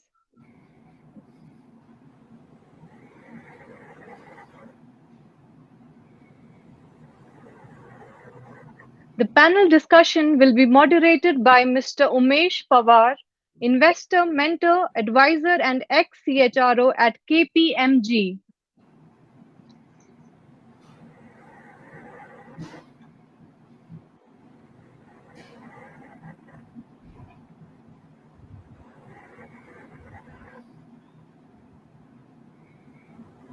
Let's wait for the other panel members to join. Yeah, we have Umesh.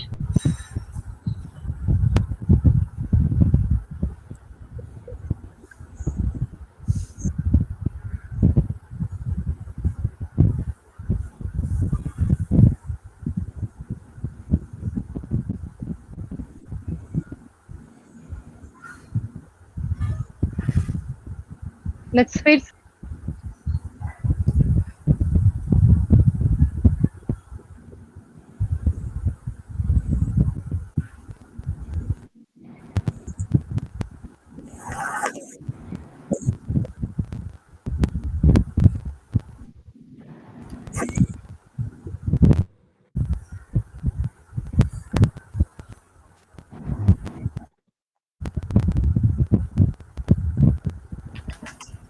Hello? Who started? I didn't hear anything. Hi, good evening, everybody, and welcome to this panel. I think all of us have been listening into some very engaging and interesting thoughts and insights, and especially so if you look at where we are in today's world, and if you look at the whole space of customer experience, technology clearly has a big role to play. And we've heard from some of our panelists that technology has a big role to play with respect to enabling employees to really deliver superior customer experience, as well as in the process create trust and interactions with customers. And the pandemic over the last 16 odd months has clearly proven that to us. I think customer expectations have drastically changed. A 5.5-inch screen is now actually become a storefront. And in all of this, I think happening, somehow we have embraced technology like never before. And most organizations have leapfrogged technology's journey that they have gone through. With so many companies making it a priority to transform their customer experience, they are investing heavily in technology. Any company that potentially is not walking down this path possibly looking at its own doom. Companies with stellar customer experience can command a premium almost up to 25% on their product. And on the other hand, and we heard as a similar comment earlier panel, where poor customer experience would end up organizations could lose customers, and over 30% of the customers would be willing to switch just on one poor experience. So clearly, customer experience has become so important, and researchers genuinely are predicting that it will overtake price and product as the top competitive differentiator. And I have with me a very elite panel, and we're going to try and unpack the role of technology today in really helping with customer experience. And I'm first going to go to Mr. Amit Khimani. Amit, I think just going more broadly first, I think what is the role that you're seeing digital play in really shaping the economy going forward? And we've experienced that a lot over the last 16 odd months, but what's your perspective around it, Amit?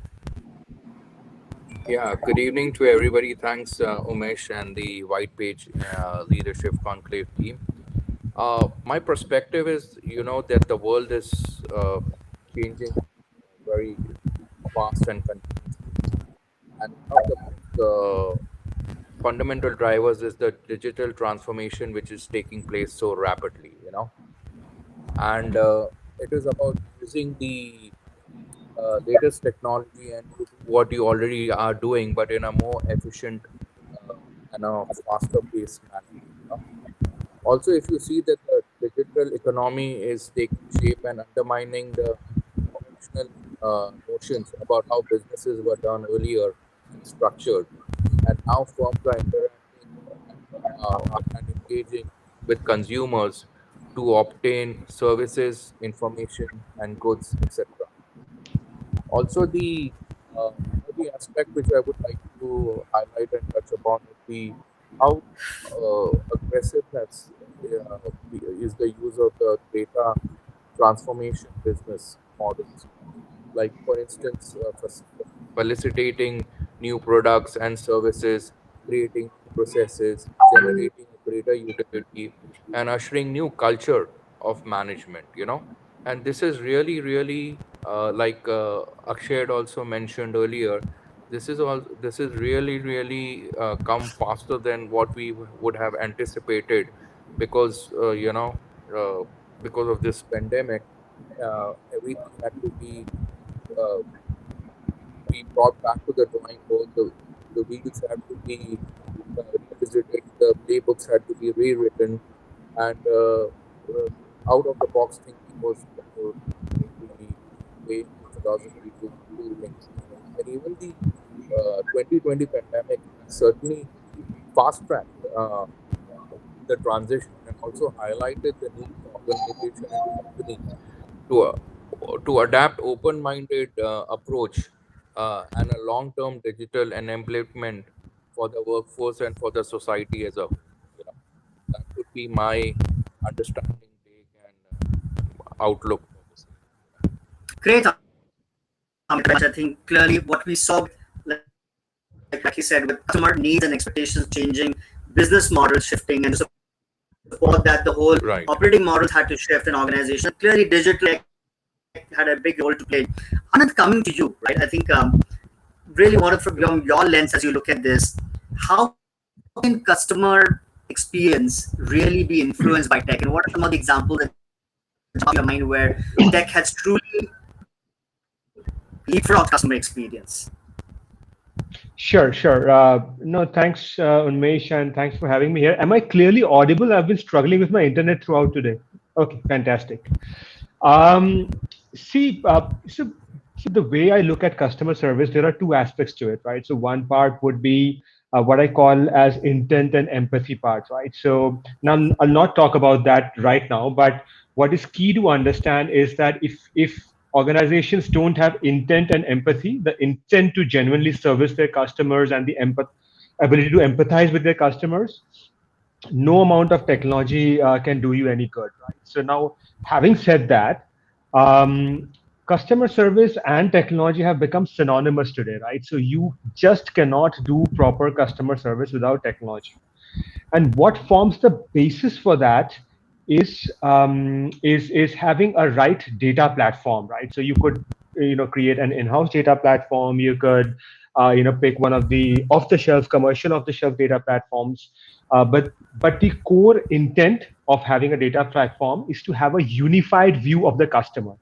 Unless you have a singular view of the customer across all platforms, right? Your CRM, your e-commerce platform, if you have an offline presence, it becomes critical. The second part to this, Unmesh, is to be able to enrich that platform, right? So one is whatever data you are getting about your customers, having that singular view, but then can you enrich that? And that's where using data science or even external data sources to enrich that database is where technology comes in again. The other aspect of customer service that has evolved very rapidly is preemptive customer service, right? So if you look at some of the insurtech companies, I was the other day talking to the founder of a company called Pasar Polis. It's an insurtech company in Indonesia, and you can insure yourself from flight delays, right? So it's like micro insurance, little bits of insurances here and there. Earlier, what used to happen was, if there's a delay in flight, you upload your boarding pass, you prove that it's delayed, and so on and so forth. Now they have their APIs that connect with the airline system, and the moment there's a flight delay, the insurance amount gets credited to you instantly, right? You don't even have to call them. So that is superior customer experience, right? So nothing can beat that. The other thing that we are doing here at housing.com is experimenting with sophisticated voice bots as well, right? So now this might be a little bit of a debatable point. Often people say that voice bots cannot do what humans can do. And this is where that empathy part comes in, right? So anything that requires empathizing with a customer, right, where the customer is irritated or not happy for some reason, I still believe that a human agent is the best person to talk to a customer in that scenario. But there are a bunch of mechanical and situations which does not require that kind of empathies, where voice bots come in, reduce customer wait time, reduce the hold time, and give you instant responses. The final bit that I'll kind of talk about, being a little conscious of time here, is empowering people who are in customer service, right? So traditionally, what has always happened is that the customer service agents are capable of doing certain things, right? So where they can allow maybe a refund where the situation is obvious. But now with the advent of AI, right? So that's where the decision making can be automated, and you don't have to go for approvals, right? So whether it's refund for edge cases, whether it's making a special discount available, and we're doing all of that, and it's turning the business around dramatically. Yeah. So essentially, with the intervention of AI and with the intervention of data engineering that I alluded to earlier on to create a singular view of customer, is I think where dramatic changes and superior experiences are coming in for customer service. Especially so around this whole element of empathy, again, the element is critical. And the one big push that's with bots coming in, I think the one big push that we have to focus on is really humanity and automation, right? How do you ensure that the empathy element of it is not forgotten from a customer standpoint? Because also, and nobody wants to be talking to just a bot on the other end. The expectation is, however small customer you are to the class, that to the company, you do expect that personalized. That's a challenge. Coming to you, right? I think, and I want to just double click on this a little bit. One thing, of course, is examples that you've seen of tech enabling customer service, and just the importance of embracing technology more aggressively around helping customer service agenda, customer experience agenda. Okay. Me? Yes. Oh, sorry. There's a lot of static on my end. Can you hear me fine? Okay, brilliant. Sorry, there's a lot of static on my end. So, the experiences that we've had at Shiprocket over the last, especially 18 months, I'm going to use that as a benchmark today because I think the last 18 months have really accelerated whatever adoption might have taken even a tech startup like ours, because we're a technology startup, we're not a traditional Indian business, would have taken us 4 to 5 years to be able to adopt. We've had to adopt in 18 months. There's been no choice for us. And a clear example of that, if I look at it, the business that we are in is in the fulfillment business, right? We're there to get parcels to people as quickly as possible. And when you spoke about COVID, people were ordering online more than ever before. And at the same time, supply chains across the country were in complete stress because March of 2020, suddenly everything went into lockdown. We probably had millions of parcels in warehouses across the country which just could not move.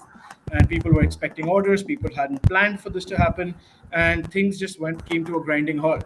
And trust me, I had a call center at that point, I think, of about 45 customer service agents, and even they couldn't come to work. So the call center, I think out of the 45, only 10 or 12 of them had laptops at home where they could log into. And I was doing 6 to 7x the normal volume of daily calls because people just wanted to know where their parcel was, because a lot of times people have paid for it, right? And they're worried what's going to happen to their money. And if they're not going to get what they're going to, if what they were promised. And I think technology in this case, what really helped us is over communicating and having technology and tools to be able to over communicate with customers and being available as much as we could. I think two of the things that we did immediately, we worked with all our logistics partners and we were able to get our APIs updated real time. So even if we were updating our tracking page, for example, on a half an hour basis, we were updating it on a 15-minute basis, and nothing was changing. Stuff was still stuck, but we could at least give people a more accurate estimate of when to Realistic. receive their products. Suddenly, there were a lot of essential items that were stuck in these warehouses, which may have had 5, 10 lakh parcels, and then out of that, 50,000 might have been essential items. We were able to work with our partners using technology because before COVID, we weren't identifying parcels as essential or non-essential. They were just e-commerce parcels, and then we were able to actually look at the product descriptions and be able to use data and AI, like Anand said, to be able to identify what category percentage of those parcels would come under essential services. So on 2nd of May, when essential good movement opened up, and actually in April also some level of essential movement had opened up, we were able to get these parcels out to customers, and it was important because that's what reduced the stress in the supply chain. On the other hand, it was very simple tools, emails, SMSs, yeah, push notifications. We just double, triple the frequency of a lot of our communication with customers. Where customers wanted to cancel their orders, we worked with our suppliers to make sure that they got their refunds on time because a lot of the supply chain wasn't moving. And what we found is that had we not adapted very, very quickly to adopting tools, and I think more than us, it was also the entire ecosystem, the partners that we had as well, to be able to gear up the entire supply chain for essential goods. Uh, People would not have gotten what they needed to at a very, very crucial time when they couldn't step out of their house. And the entire ecosystem of logistics in this country came together. We were enablers. We are very proud that we were one of the few platforms that came live with essential goods. Probably even before some of the large marketplaces, we were getting e-commerce sellers on large marketplaces coming back to us saying, "Oh, can you just ship our Amazon or Flipkart orders for us because you're live?" And that's where being a tech-first company really helped us. And Anand has already spoken about empathy, so I was going to dwell a little bit upon that. But there is no substitute today. You can have technology, you can have whatever tools you want, but if you do not have empathy built into each and every process or person in your company, you're not going to be a brand that a customer trusts long term. So tools are just technology is just a tool, right? The process and the spirit behind a customer experience has to very much still be putting yourself in the customer's shoes and having that empathy for them. No, I think very rightly put. Just a couple of days ago, I was on LinkedIn, and one of the research company leaders ranted about an aggregator and the inability of his inability to be able to get to somebody to resolve his concern, right? And I think the empathy element really comes in, and just the amount of social traction it had, that rant had, was surprising because just everybody climbed onto it. It was the US who ranted, but the India gang that leaped onto that was crazy. So I completely get it. Now coming to you, and especially so in the area that you are in ed tech and other spaces, how difficult has it been to switch from traditional methods of tech to new tech, right? I think we've seen tech waves happening and new tech coming in aggressively. So what's been your experience and what are you seeing with other startups and others about really embracing new tech to enable customer experience? Yeah, no, that's an interesting question, and I know that digital transformations can be hard. We're a product and technology company, so I can share what's worked for us. Right, We right. What's worked for us very well is putting the right leadership in place, and so people who are themselves not just digitally savvy but also tech savants. And I'm going to break it up into three key aspects. Firstly, I think you need a product team in place, a team whose sole job is to understand workflows, prioritize ruthlessly, and productize the workflows that will create the biggest impact for the lowest cost. And that's an everyday exercise for us.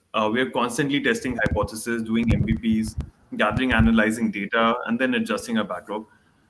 This is not easy and requires a full time team of very capable people who have a holistic understanding of the business, user behavior, and the technical aspects as well as the business potential of new technologies, especially say advanced technologies like machine learning. Number two, you then need to bring in the rest of your team into this process as well. So the product team can't work alone. They need to collaborate with other leaders who are equally committed to this transformation. And of course, that means that you need to invest in coaching your team members, helping them build new skills, and workshops, trainings, on new behaviors, and this new mindset you're trying to inculcate, right? And so for us at least, this has impacted everything from our hiring practices to internal capacity building endeavors, establishing feedback loops, and everybody's OKRs. Everyone's talked about empathy, so I won't go in there, but yeah, I think it's equally applicable to your own teams. And last but not the least, I think you need to invest in your technology talent. You need the right people who demonstrate high integrity ownership of their work and are truly inspired to solve the problem that you're looking to solve. Because no matter how much you plan, research, or test, when you go live, something or the other may break. But a team committed to its users and to solving the problems of the users ensures that they're the first ones to notice and resolve them before anyone else does. So, to sum it up, I think it essentially comes down to people, and only one job left for technology leaders like us. Make sure that your team knows that it's okay to fail, because I think until they know that it's okay for them to fail, they will never be bold. So, I think we have to keep on communicating the same things over and over again until they become the company's culture and anthem. That's essentially what's worked for us in this process. Great, Nalin. Before we close, I think one quick rapid fire question to everybody. The same question. Just try and respond in 1 second. What's the next big hype cycle in tech for customer experience, according to you? Or what's the next evolution, I will say, or that you see for customer experience that's going on? Next big around customer experience from a tech standpoint. What is that possibly that you guys are reading up, researching, thinking about?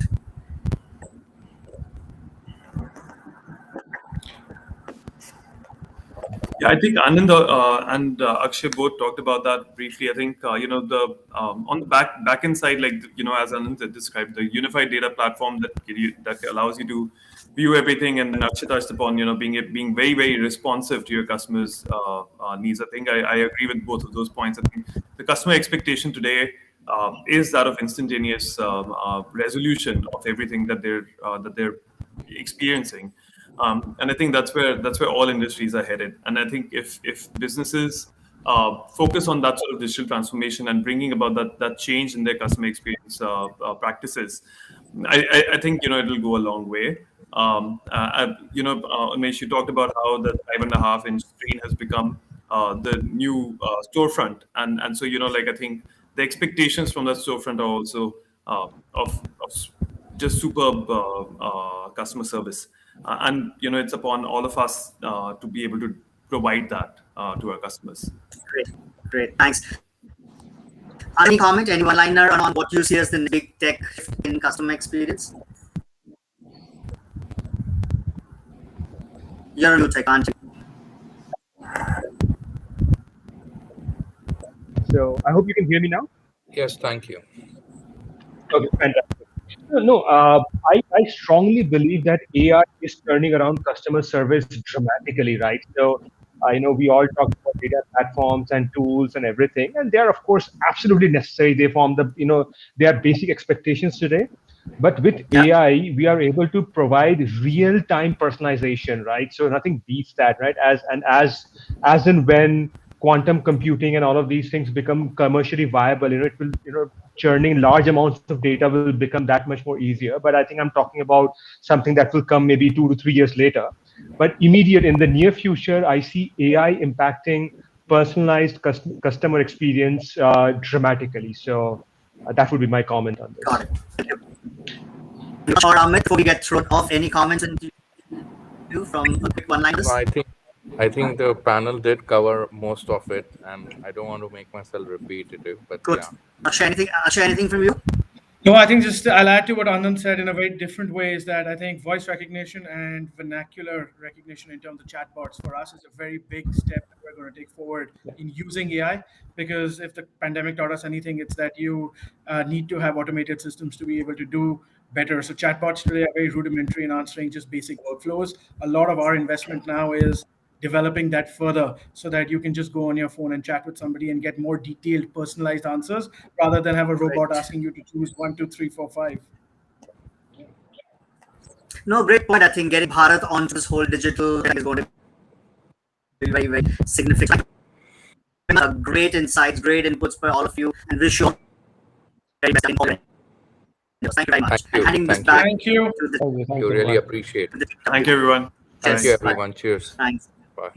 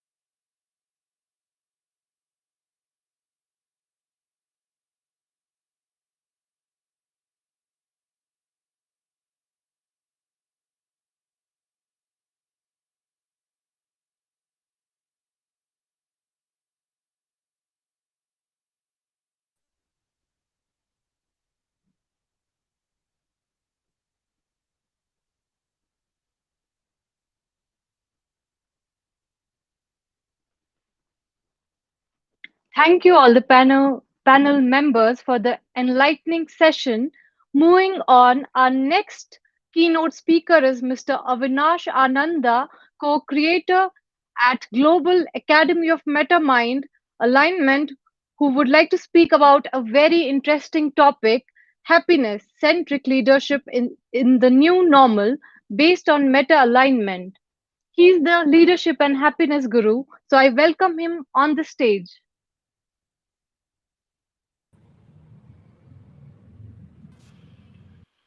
Thank you, Avinash Sadaf. Ananda speaks on the mindsets and skill sets of next level leadership through a robust and practical MetaMind alignment framework, which elaborates the first, best, and next practices of the most highly impactful leaders in the new normal. So I would leave the stage to Avinash now. Sadaf, thank you so much. Thank you. Sadaf has introduced me. most people switch off when somebody introduces somebody else because they're going to say something nice about them anyway. So I'm sure she said something nice about me. I couldn't hear much of what she said, but happiness I heard. Happiness is one of my favorite subjects, and the topic is happiness-centric leadership. Now, how does happiness and leadership come together? They seem to be like two words that belong to different realms. What I'm going to do is to share with you 6 points, one central message, four key messages, and one summary. If that's okay with you, I'll move really, really fast. And if I'm too fast, please forgive me. Watch the video again. The central message. The central message is this: happiness is essential to leadership.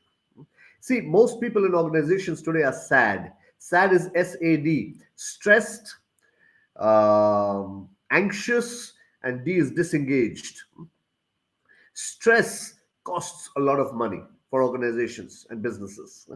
Anxiousness has increased even more in the new so-called new normal. With the pandemic, anxiousness, not knowing what's going to happen in the future, that's reached the highest level ever. So mental wellness and all of these things are being brought about in organizations even more than before. Disengagement. Disengagement costs organizations trillions and trillions of dollars every year, and even more so now.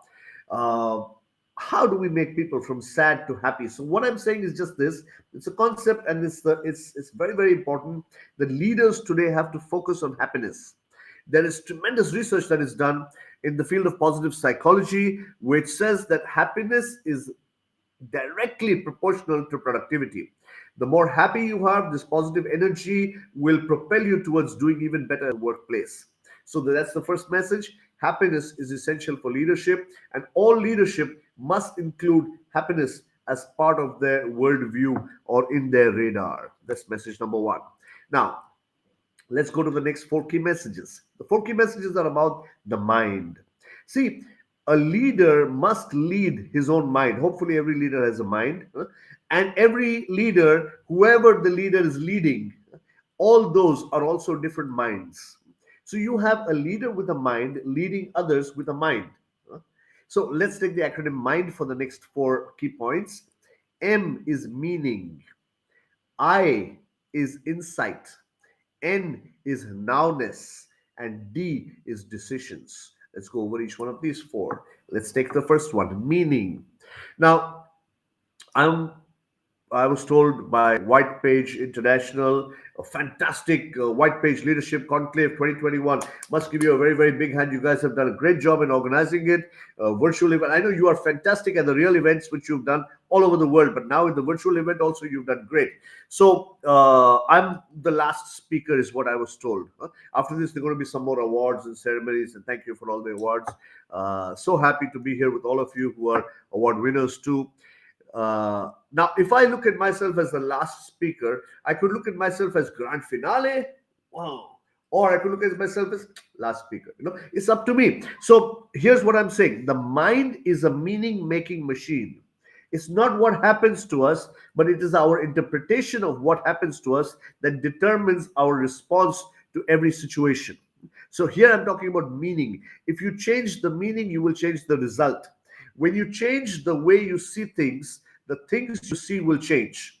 So why don't we take that as an action point? And why don't we actually change the meaning to something positive? See, in this pandemic, positive has become a bad word.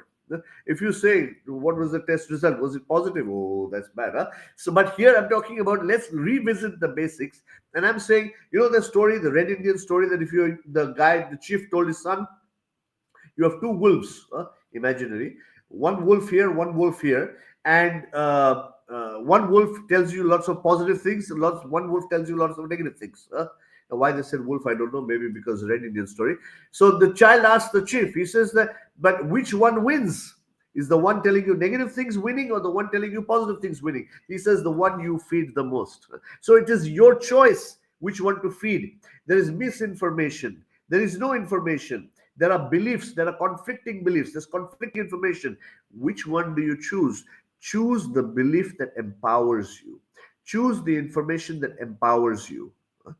And if you do that, all I'm recommending is that see the positives in situation, the mind automatically goes towards the negative, and that's the way the mind has been programmed over the years. Evolutionary training has done this to us, that we look for danger first, we magnify that danger. So the mind is like velcro, velcro, it sticks. It's like velcro for negativity, it's like satin, slips away for positivity. So anyone does something positive, it slips away, doesn't remain in the memory. Anyone does one thing negative and it sticks to the memory. Can we train our brain to reverse this trend and become positive, become velcro for positive, and become like satin for negativity? That would be the first thing I'm saying. When you don't know what the future will be, and we don't know this reality, when we don't know, then please expect the best. At least that positive expectancy will give you the energy to KO, keep on keeping on. And that's what's needed. Sometimes just staying in the game is what's needed. Don't start a project with negativity. Start a project saying, yes, there's possibility that this will be great. Let's give it our best. This is a time to revisit this. So meaning, that is M. I is about insight. Meaning is good, but we must have an insight into our own psychology and other people's psychology, and we must have an insight into reality. And the best way to have an insight into others is to have an insight into yourself. But remember that other people may be operating from a different belief system than your own. Just because you like talking a lot to people, it doesn't mean that they like listening to you. Okay, just because you like keeping quiet all the time doesn't mean that they don't want you to talk. All I'm saying is this, that find out what motivates people and use that to motivate them. So the message here is, align your understanding with reality. If you continue to do what you've always done, you'll continue to get what you've always got. What kind of leader are you? Are you a situational leader? Are you a charismatic leader? Are you a quiet leader? Come on, it doesn't matter. What matters is that you are a leader who does what is required with that particular person, with that particular goal, to get the job done. Don't label yourself like an introvert, because sometimes you will have to be an extrovert. Don't label yourself like an extrovert, because sometimes you will have to be an introvert. You have to stretch and do what is required to do. Keyword is adapt. Okay. There was, and don't operate with just a paradigm which is in your mind, that this is the way the world should work, so it should work that way. There were these Boy Scouts, they came back and the chief asked them, what was the good deed you did? So one guy said, I helped an old man cross the road.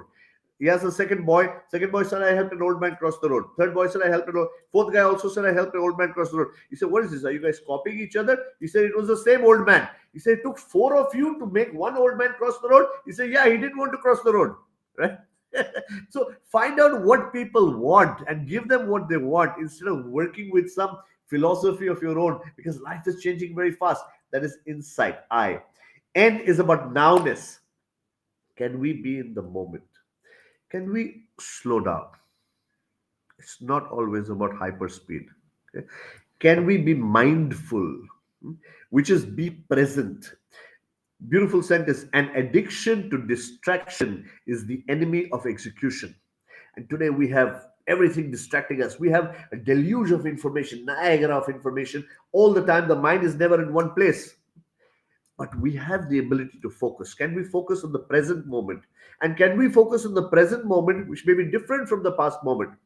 There were these two handsome young Zen monks who were walking across on the way to the monastery. They were going to pass a stream, and there was this beautiful girl who wanted to cross the stream. One of the Zen monks helped her across the stream. She said, thank you very much.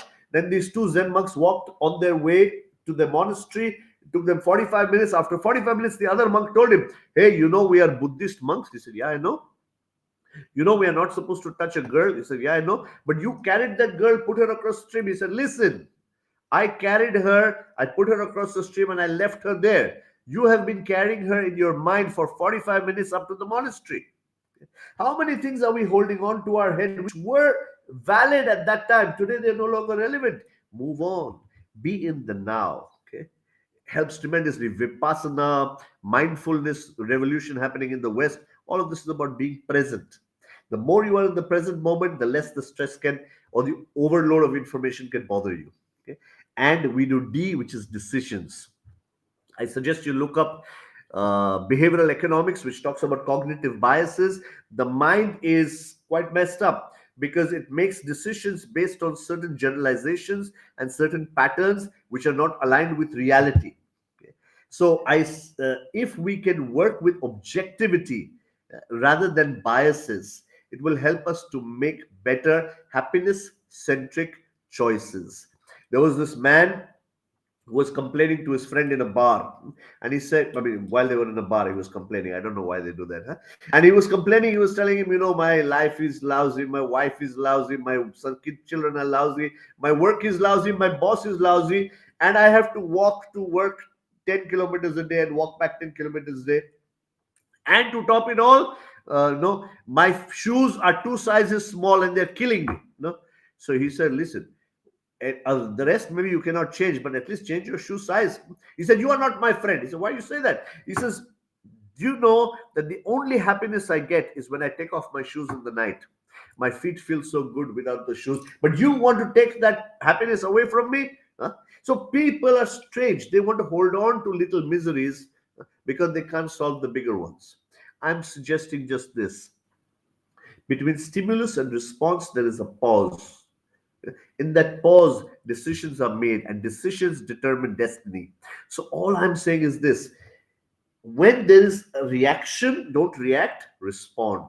How do you respond? Pause, consider the options, and make as objective and logical a decision as possible. Just to end right now, the last point that I want to share with you, if you remember, the first point was happiness is connected with leadership. Leaders have to include happiness. Become happiness-centric leader. The next 4 points were: M is meaning, where I told you that you need to make the meaning positive. If you don't know what's going to happen, expect the best. I is insight, where I say, please align your understanding with reality. Test it a little bit. Okay. N is nowness. Be in the now, be present, slow down sometimes.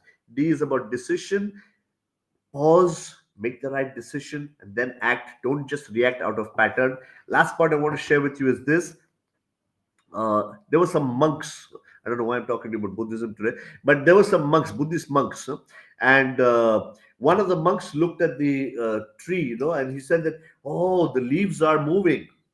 The other monk, who was a little higher monk, senior monk, he said, no, the wind is moving. He's going deeper. The other monk, who was a little more senior monk, he said, your mind is moving. He's going right to the cause. Okay. And the monk who had just woken up, he was sitting on the top floor. He said, hey, you guys, your tongues are moving, because we do in conferences a lot of talking. Where's the action? Today, leadership requires action. It requires execution, because that's how real credibility is built. So these are the 6 points I'd like to share with you on happiness-centric leadership in the new normal. Thank you very, very much. Thanks a lot. White Page International, congratulations on a fantastic conclave. I'm done. Sarwaz, I cannot hear you, but you must be saying something nice. Nanda, we couldn't help but take some notes for our own happiness. Yeah, I was fantastic. noting down. Very good. Act on it also. Thank you. Thank you. Thank you. Thank you so much. Bye bye. So let's move on. Our next set of awards is for India's best marketing and corporate communications leaders who have redefined the marketing and communication strategies in their respective organizations in line with long-term goals of their respective organizations.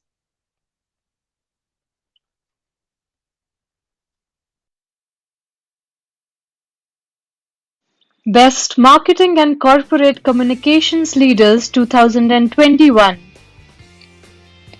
The first award goes to Ruchika Malhan Verma, Chief Marketing Officer at Future Generali India Insurance Company.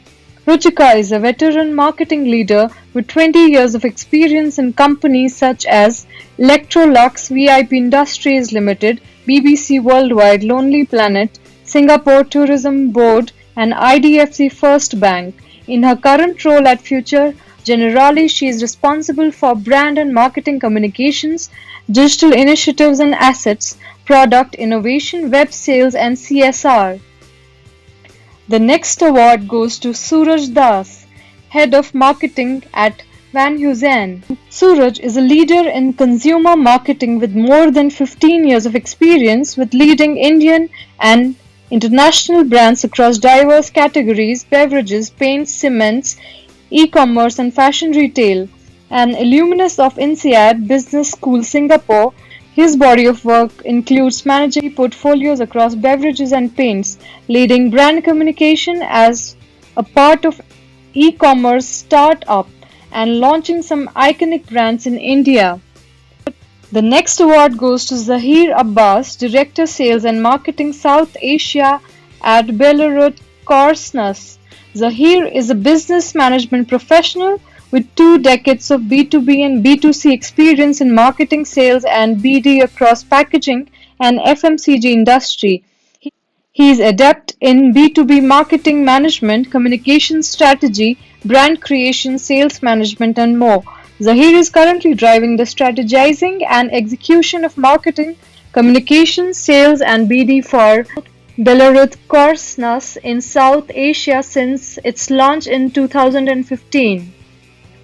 The next award goes to Karan Shroff, Chief Marketing Officer at Unacademy. Democratize education and make Unacademy a household name, Curn drives the company's marketing initiatives to build recognition for the brand that makes quality education accessible and affordable in even the remotest parts of the country. Karan Shroff drives all marketing efforts at Unacademy. The next award goes to Ashama Kakkar Chandra, Head of Marketing Global Communications at Tech Mahindra.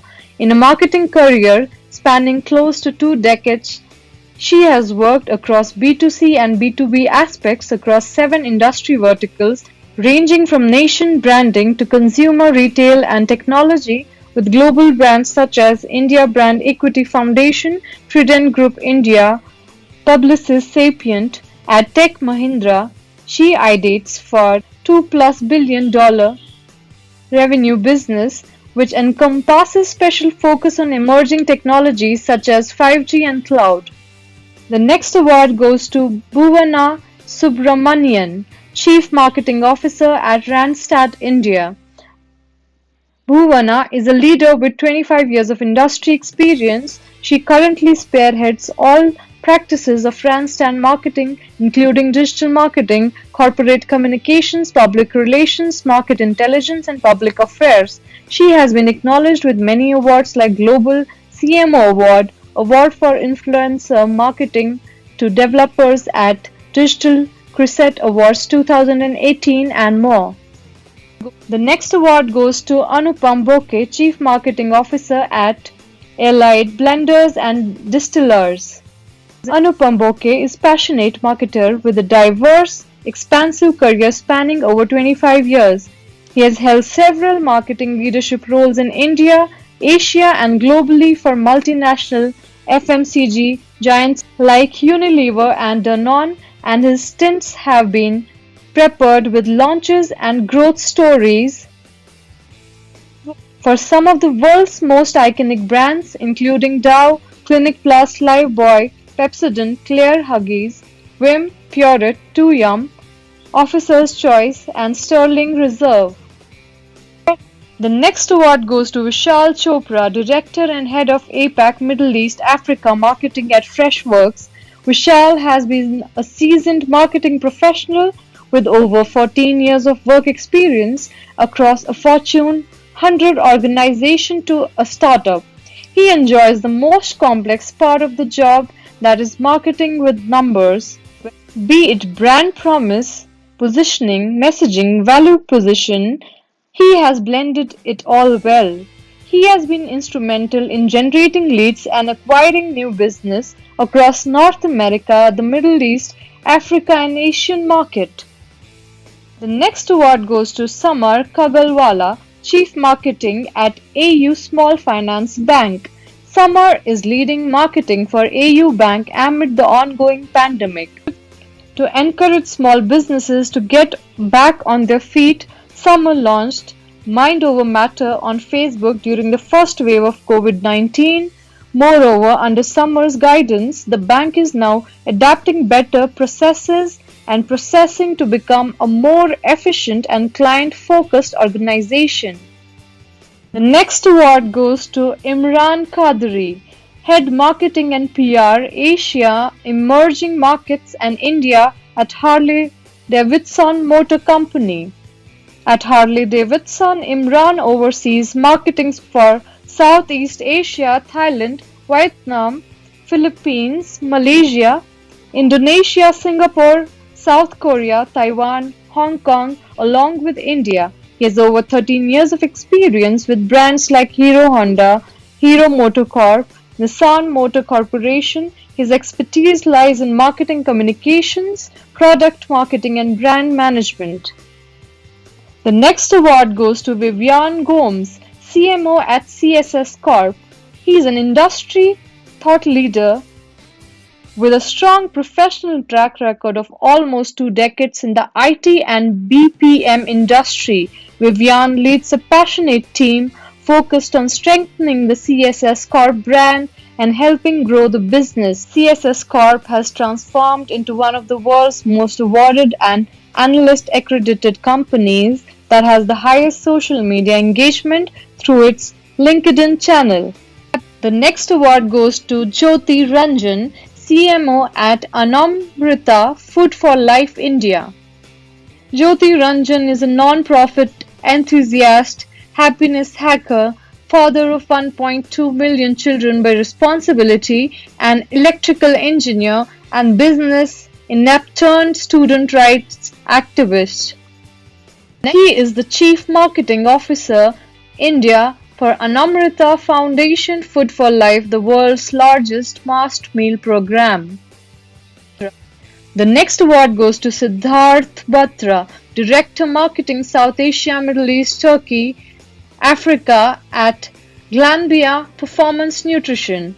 As CMO of Glanbia Performance Nutrition, he has built the organization's sports nutrition and lifestyle fitness portfolio across India, Middle East, Turkey, and Africa. During the COVID-19 crisis, Siddharth pivoted the organization's offline gym sampling and tasting strategy to a predominantly digital marketing strategy conceived around helping fitness enthusiasts to follow their workout regime from the comfort of their homes but supervised by India's best personal trainers. The next award goes to Vijesh Vijayan, Head Brand Marketing at MK Agrotech Sun Pure product line. Vijesh Vijayan is a profound brand marketing professional with over 12 years of experience in the field of brand marketing and communications. His core competency lies in ideating, conceptualizing, and developing brand plans. His diversified market expertise makes him a consumer's man.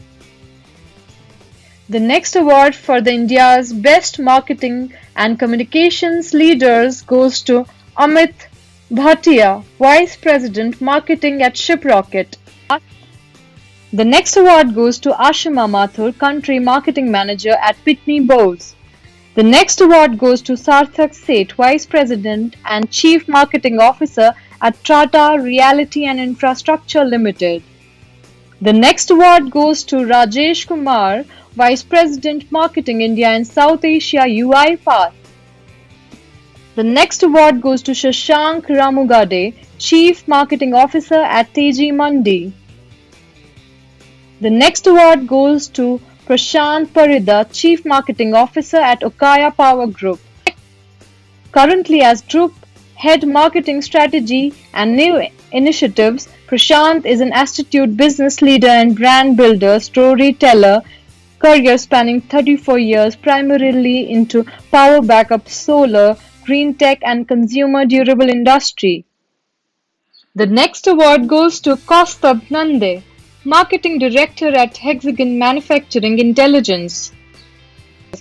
The next award goes to Rohit Ohri, Chairman and CEO, FCB India. Under Rohit's leadership, the FCB has consistently been winning top honors at all the prestigious global creativity festivals for its stellar work. The agency was most recently named the #1 creative agency at Cannes Lions 2021. Rohit is recognized as one of the top 10 influential in Indian advertising industry. The next award goes to Aditi Singh, Head Investor Relations and Corporate Communication at Saturn Credit Care Network Limited. Aditi holds a 360-degree understanding of the vertical and with her quality insights in finance and business, bringing together multiple parties who have different expectations and business interests like investors, analysts, journalists, she has led Saturn Credit Care adopting integrated reporting to provide the best possible streamlined communication to all those invested in the company. The next award goes to Pallavi Deshmukh, Head Marketing at Biofuel Circle.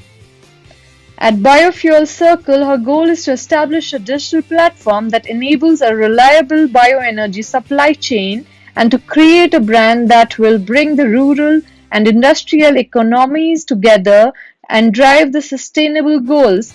Pallavi has over 17 years of multi-industry experience in the areas of communications and marketing. The next award goes to Dina Jacob, Head of Corporate Communications at Renault Nissan Technology and Business Centre, India. Dina is an engineering graduate with a master's in business management with 20 years of experience in various fields like BPO, software and manufacturing sectors. She has created, implemented and overseen communications programs for internal and external audiences that effectively describe and promote the organization, brand and its products. She has been instrumental in the launch of Nissan Magnite. The next award goes to Madhu Karuthedat, Director, Employer Branding, Talent Branding, Internal Communications, Communities and Wellness at Swiggy. At Swiggy, he works towards developing skill and interest-based forums amongst employees, developing employee stories and brand narratives. He led the Talent Branding Communications Charter at Flipkart, helping position the brand as a top-of-mind tech employer in the e-commerce space, ranking Flipkart among LinkedIn top companies to work for in 2019. The next award goes to Anurupa Pereira, Head of Corporate Communications at Applied Materials India.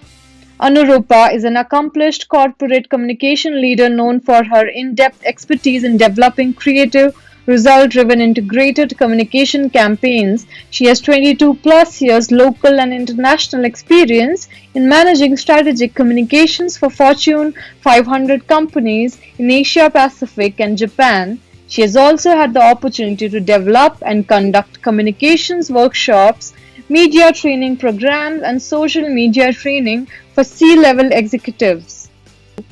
The next award goes to Novina Bothaju, Director Corporate Communications at Sadhguru Medical and Research Center. She is a marketing communications professional with nearly 12 years of experience across luxury, lifestyle, hospitality, consumer retail, corporate, healthcare, and financial verticals. Skilled in strategic planning, business development, branding and marketing, public relations, corporate communications, business strategy, and team management. The next award goes to Prakash Kataria, Head of Corporate Communications at Allstate India. Prakash, an experienced professional, has been an integral part of Allstate India since 2017, where he engages his responsibilities in brand building, employee engagement, social media, and stakeholder communications. Prakash completed his education from Oxford University with a major in risk, reputation, and strategy in 2015.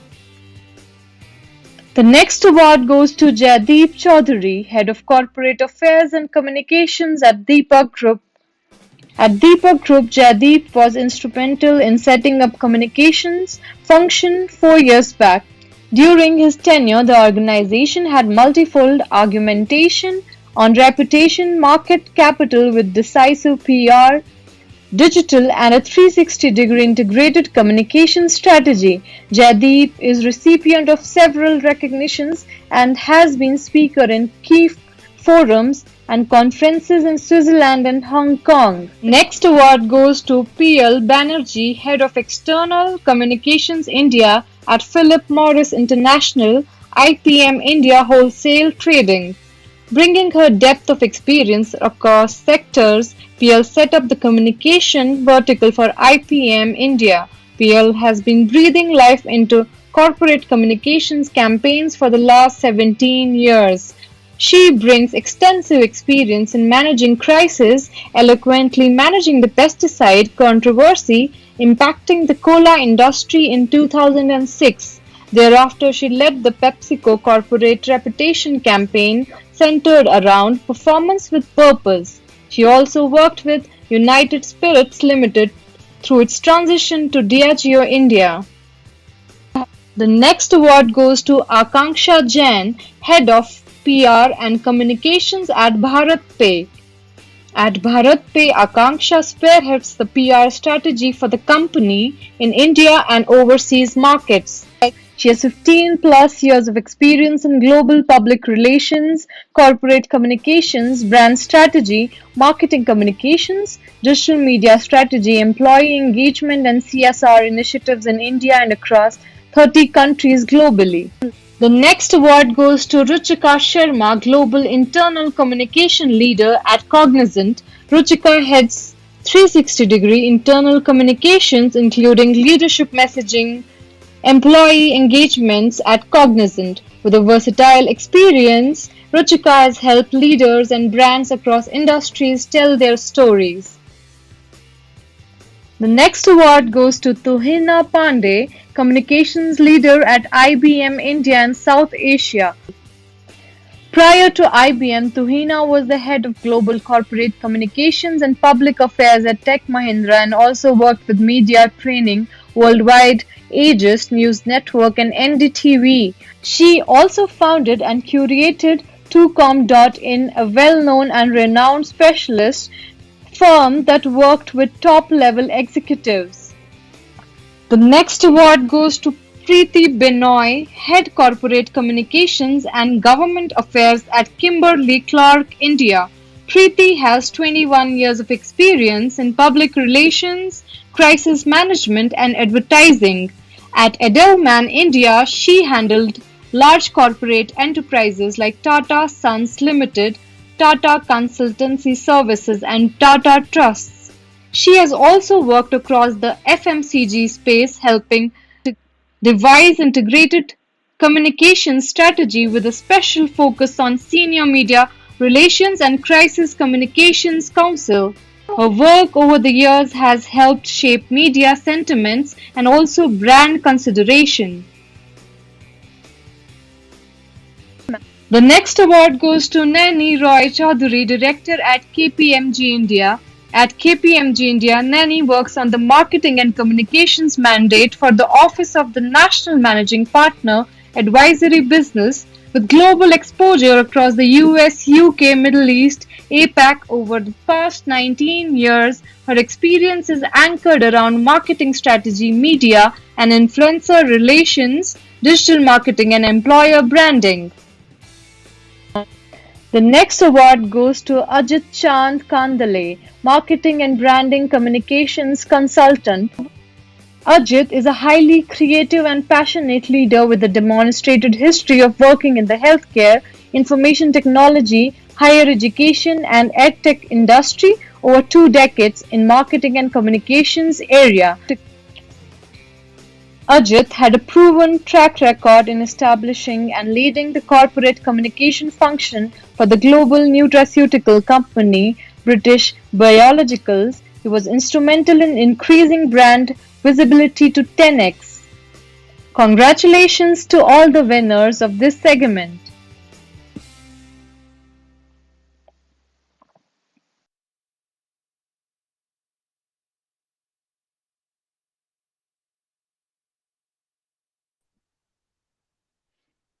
Our next set of awards is for India's Best Technology Leaders 2021.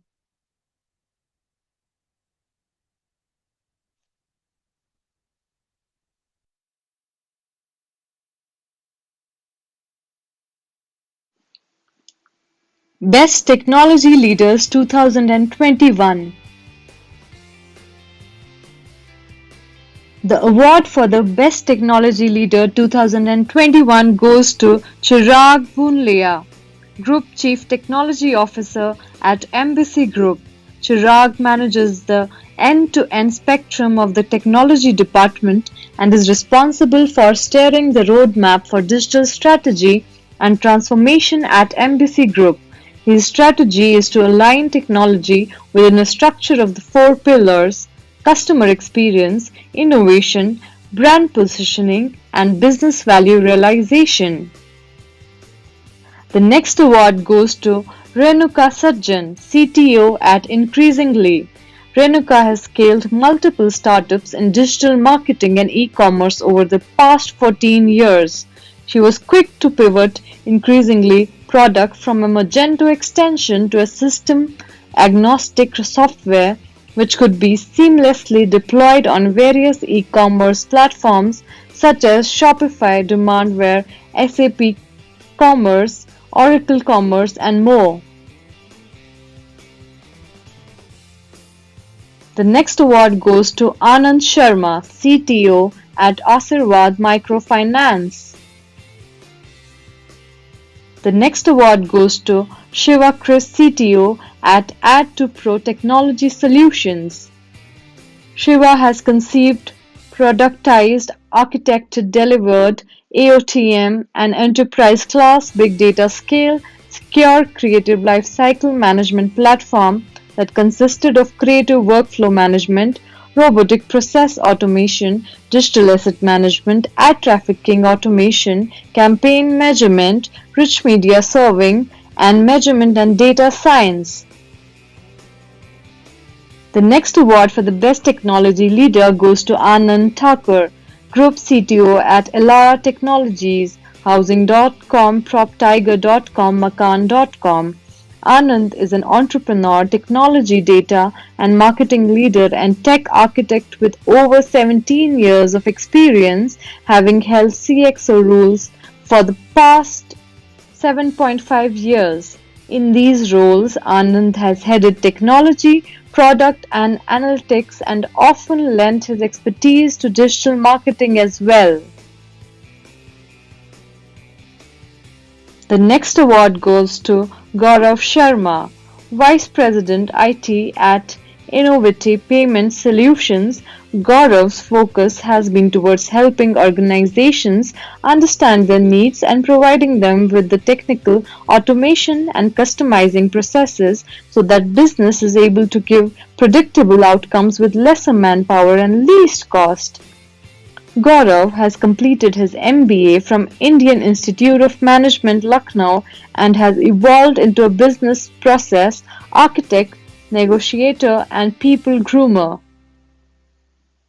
The next award goes to Nalin Saluja, co-founder and chief technology officer at Virohan. Nalin has technology experience from his work at Goldman Sachs, where he used to work in derivative trading technology and e-commerce company he co-founded for construction materials.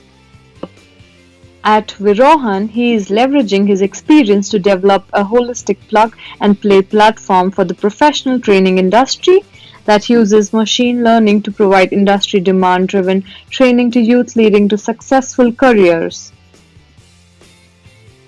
The next award goes to Dr. Syed Pirzadeh, Executive VP and Chief Cloud Officer at Yota Infrastructure Solutions. Dr. Syed is an IT veteran with over 20 years of successful experience in national and global level technology operations, product development, and digital transformations.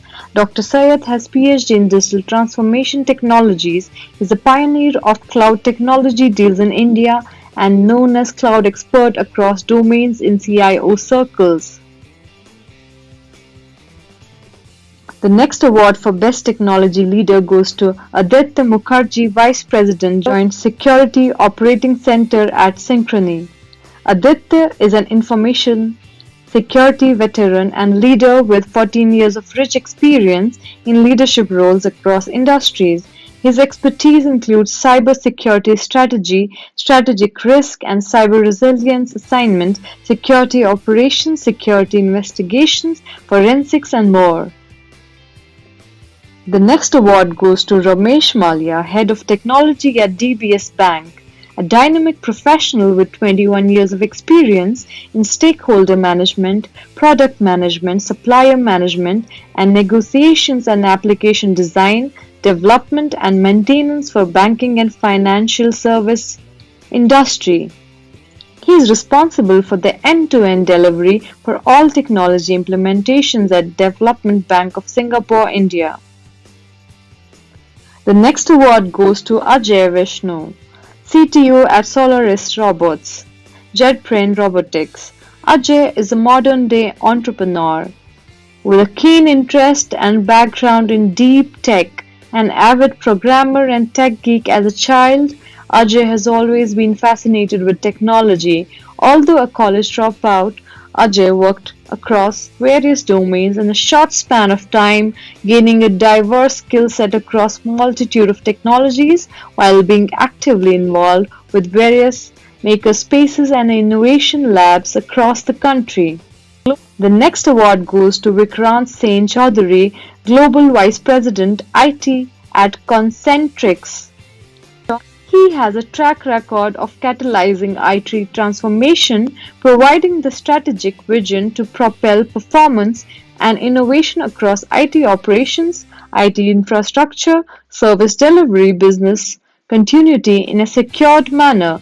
A well-respected leader of geographically distributed team members across 6 continents and seasoned in designing, planning, and implementation of complex projects to improve end-user experience.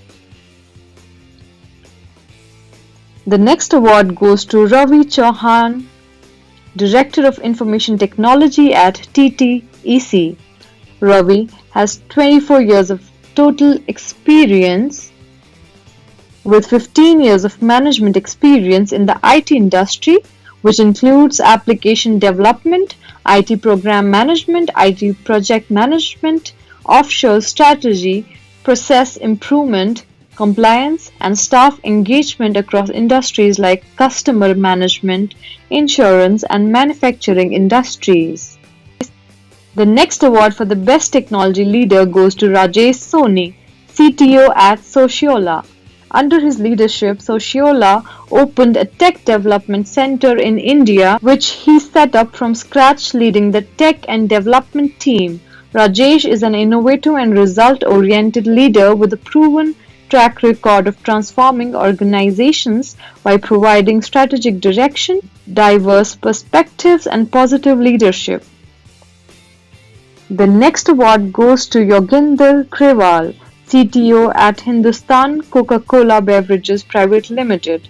Yoginder is a global digital business and information technology leader with over 27 years experience.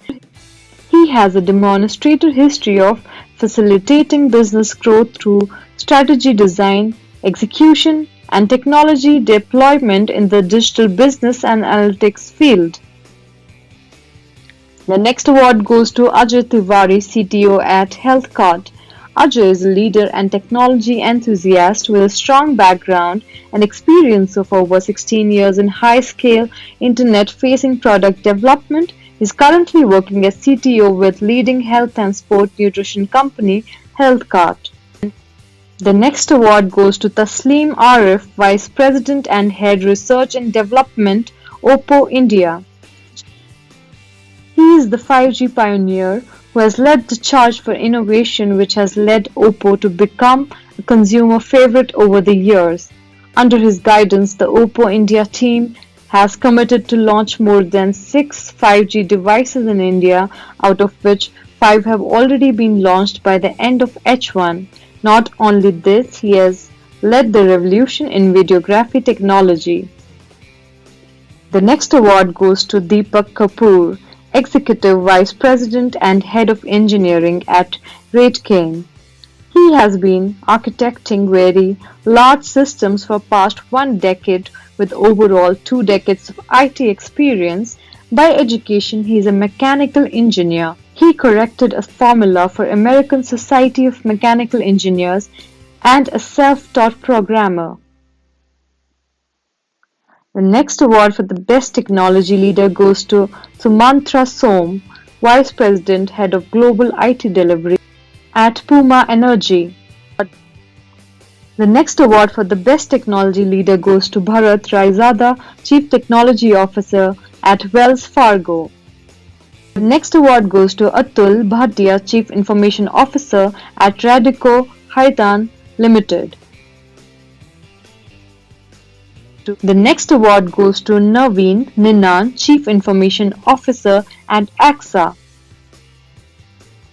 The next award for the Best Technology Leader goes to Jyotir Latha B, CTO, Godrej Housing Finance.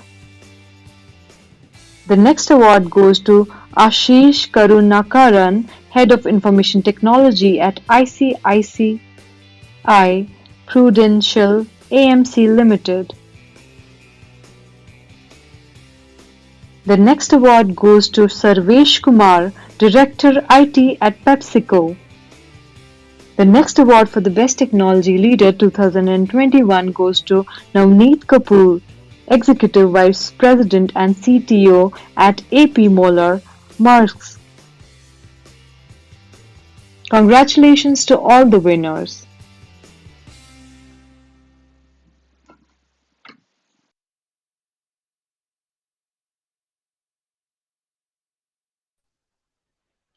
Many congratulations to everyone. Now let's hear from some of the winners.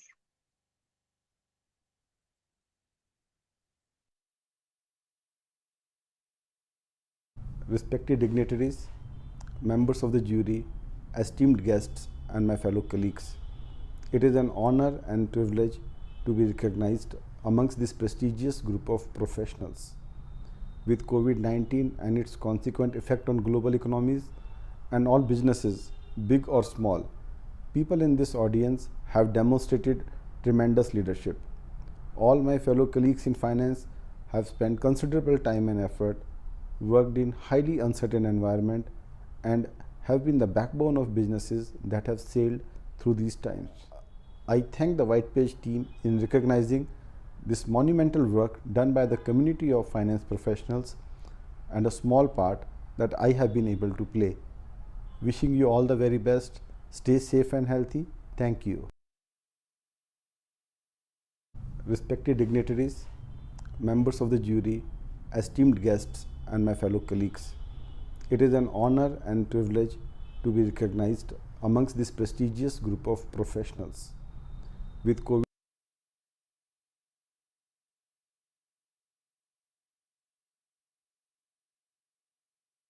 Hello everyone. I'm Shashwati Sinha and I head the HR department for Chain India, which is a Samsung Group company. It's a great honor and a privilege to receive this award of Top 50 Best HR Leaders in India 2021 from White Page International. Things have been absolutely hectic and topsy-turvy given the pandemic, and HR has come to the forefront as warriors. So during this time, when our work gets acknowledged and we get honored, it is an absolute booster. It's a motivation for professionals like us to do more and come to the forefront and fight this war which is still going on. Thank you again, White Page International, for the honor that has been bestowed on me. Stay safe, everyone, and keep doing well. Thank you.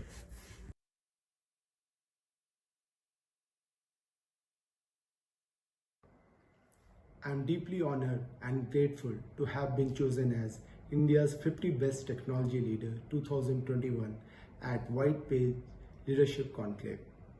I would like to thank organizer for this recognition. Thank you very much. respected dignitaries, members of the jury,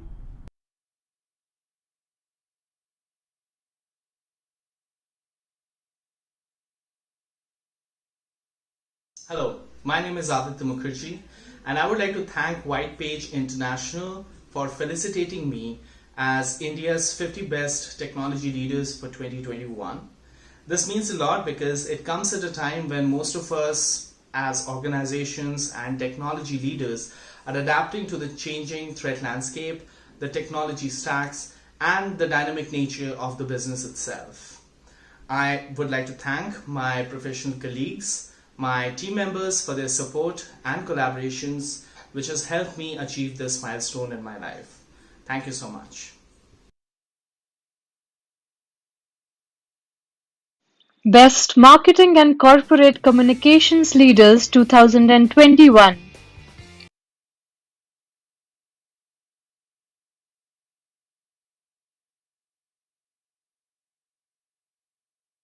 Hi everyone, this is Karan Shroff. I am the CMO at Unacademy. I'm honored to be named among India's best marketing leaders by Whitepage International.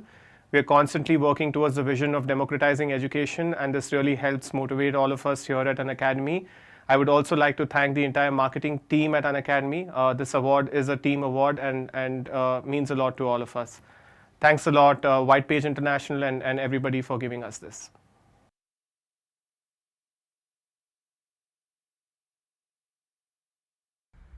Thank you, White Page International. It's an honor and privilege to be recognized amongst the top corporate communication leaders for 2021.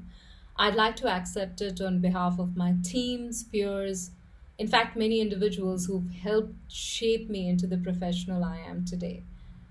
This also is an encouragement which encourages me to set new benchmarks, to do better work, and contribute to the corporate communication practice and industry at large. So, once again, a very big thank you from the bottom of my heart, and I'm all geared up for 2022.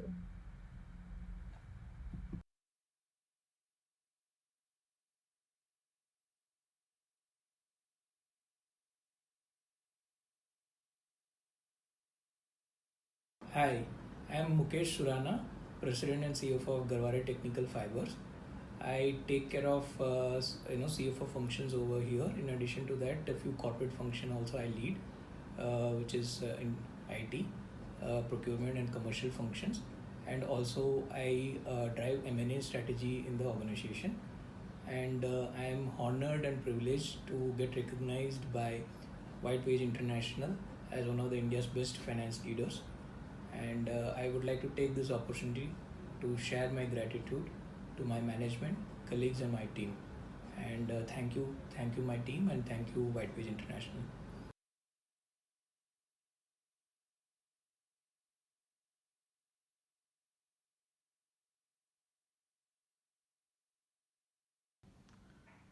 Hi, I'm Amit Sharma, Head of HR for Volvo Group in India. I am honored to be recognized by Whitepage International among India's 50 best HR professionals 2021. To me, HR is a passion and not just a profession. It's about managing the balance between employee growth as well as the organizational growth. And HR is one of the key functions which ensures that the employees which we have in the organization stay truly connected, lead the way in organizational priorities, are in constant motion in terms of managing the change and doing things which are sustainable for real things. I once again thank Whitepage International for this honor and wish them all the very best in future. Thank you so much.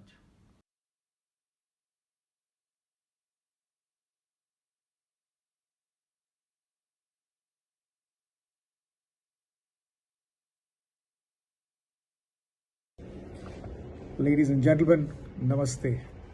I am Dr. Sriharsha Achar, CHRO and Joint Executive Director of Star Health Insurance based out of Chennai.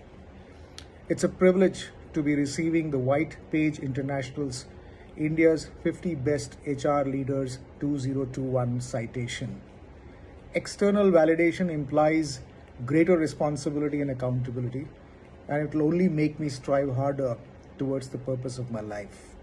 Happy to receive this citation on behalf of all those employees across organizations I've been associated with over the years and hopefully have made a difference to their lives. Thank you very much. Honored indeed.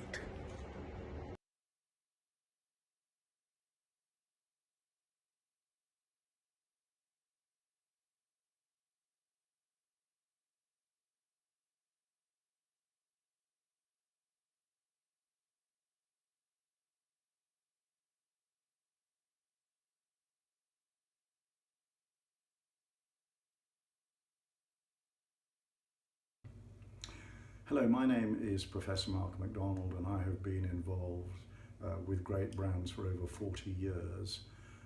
The top 100 brands in the world are worth $3 trillion. Great brands are like stars. They shine brightest in austere times and bestow pleasure on us. But they're more than this. They also create sustainable shareholder value added. And this is why I'm so committed to this initiative for the most admired brands in Asia.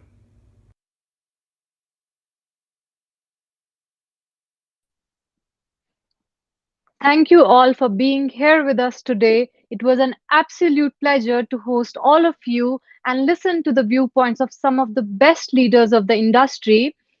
We look forward to seeing you again at our Asian Summit soon. Thank you all.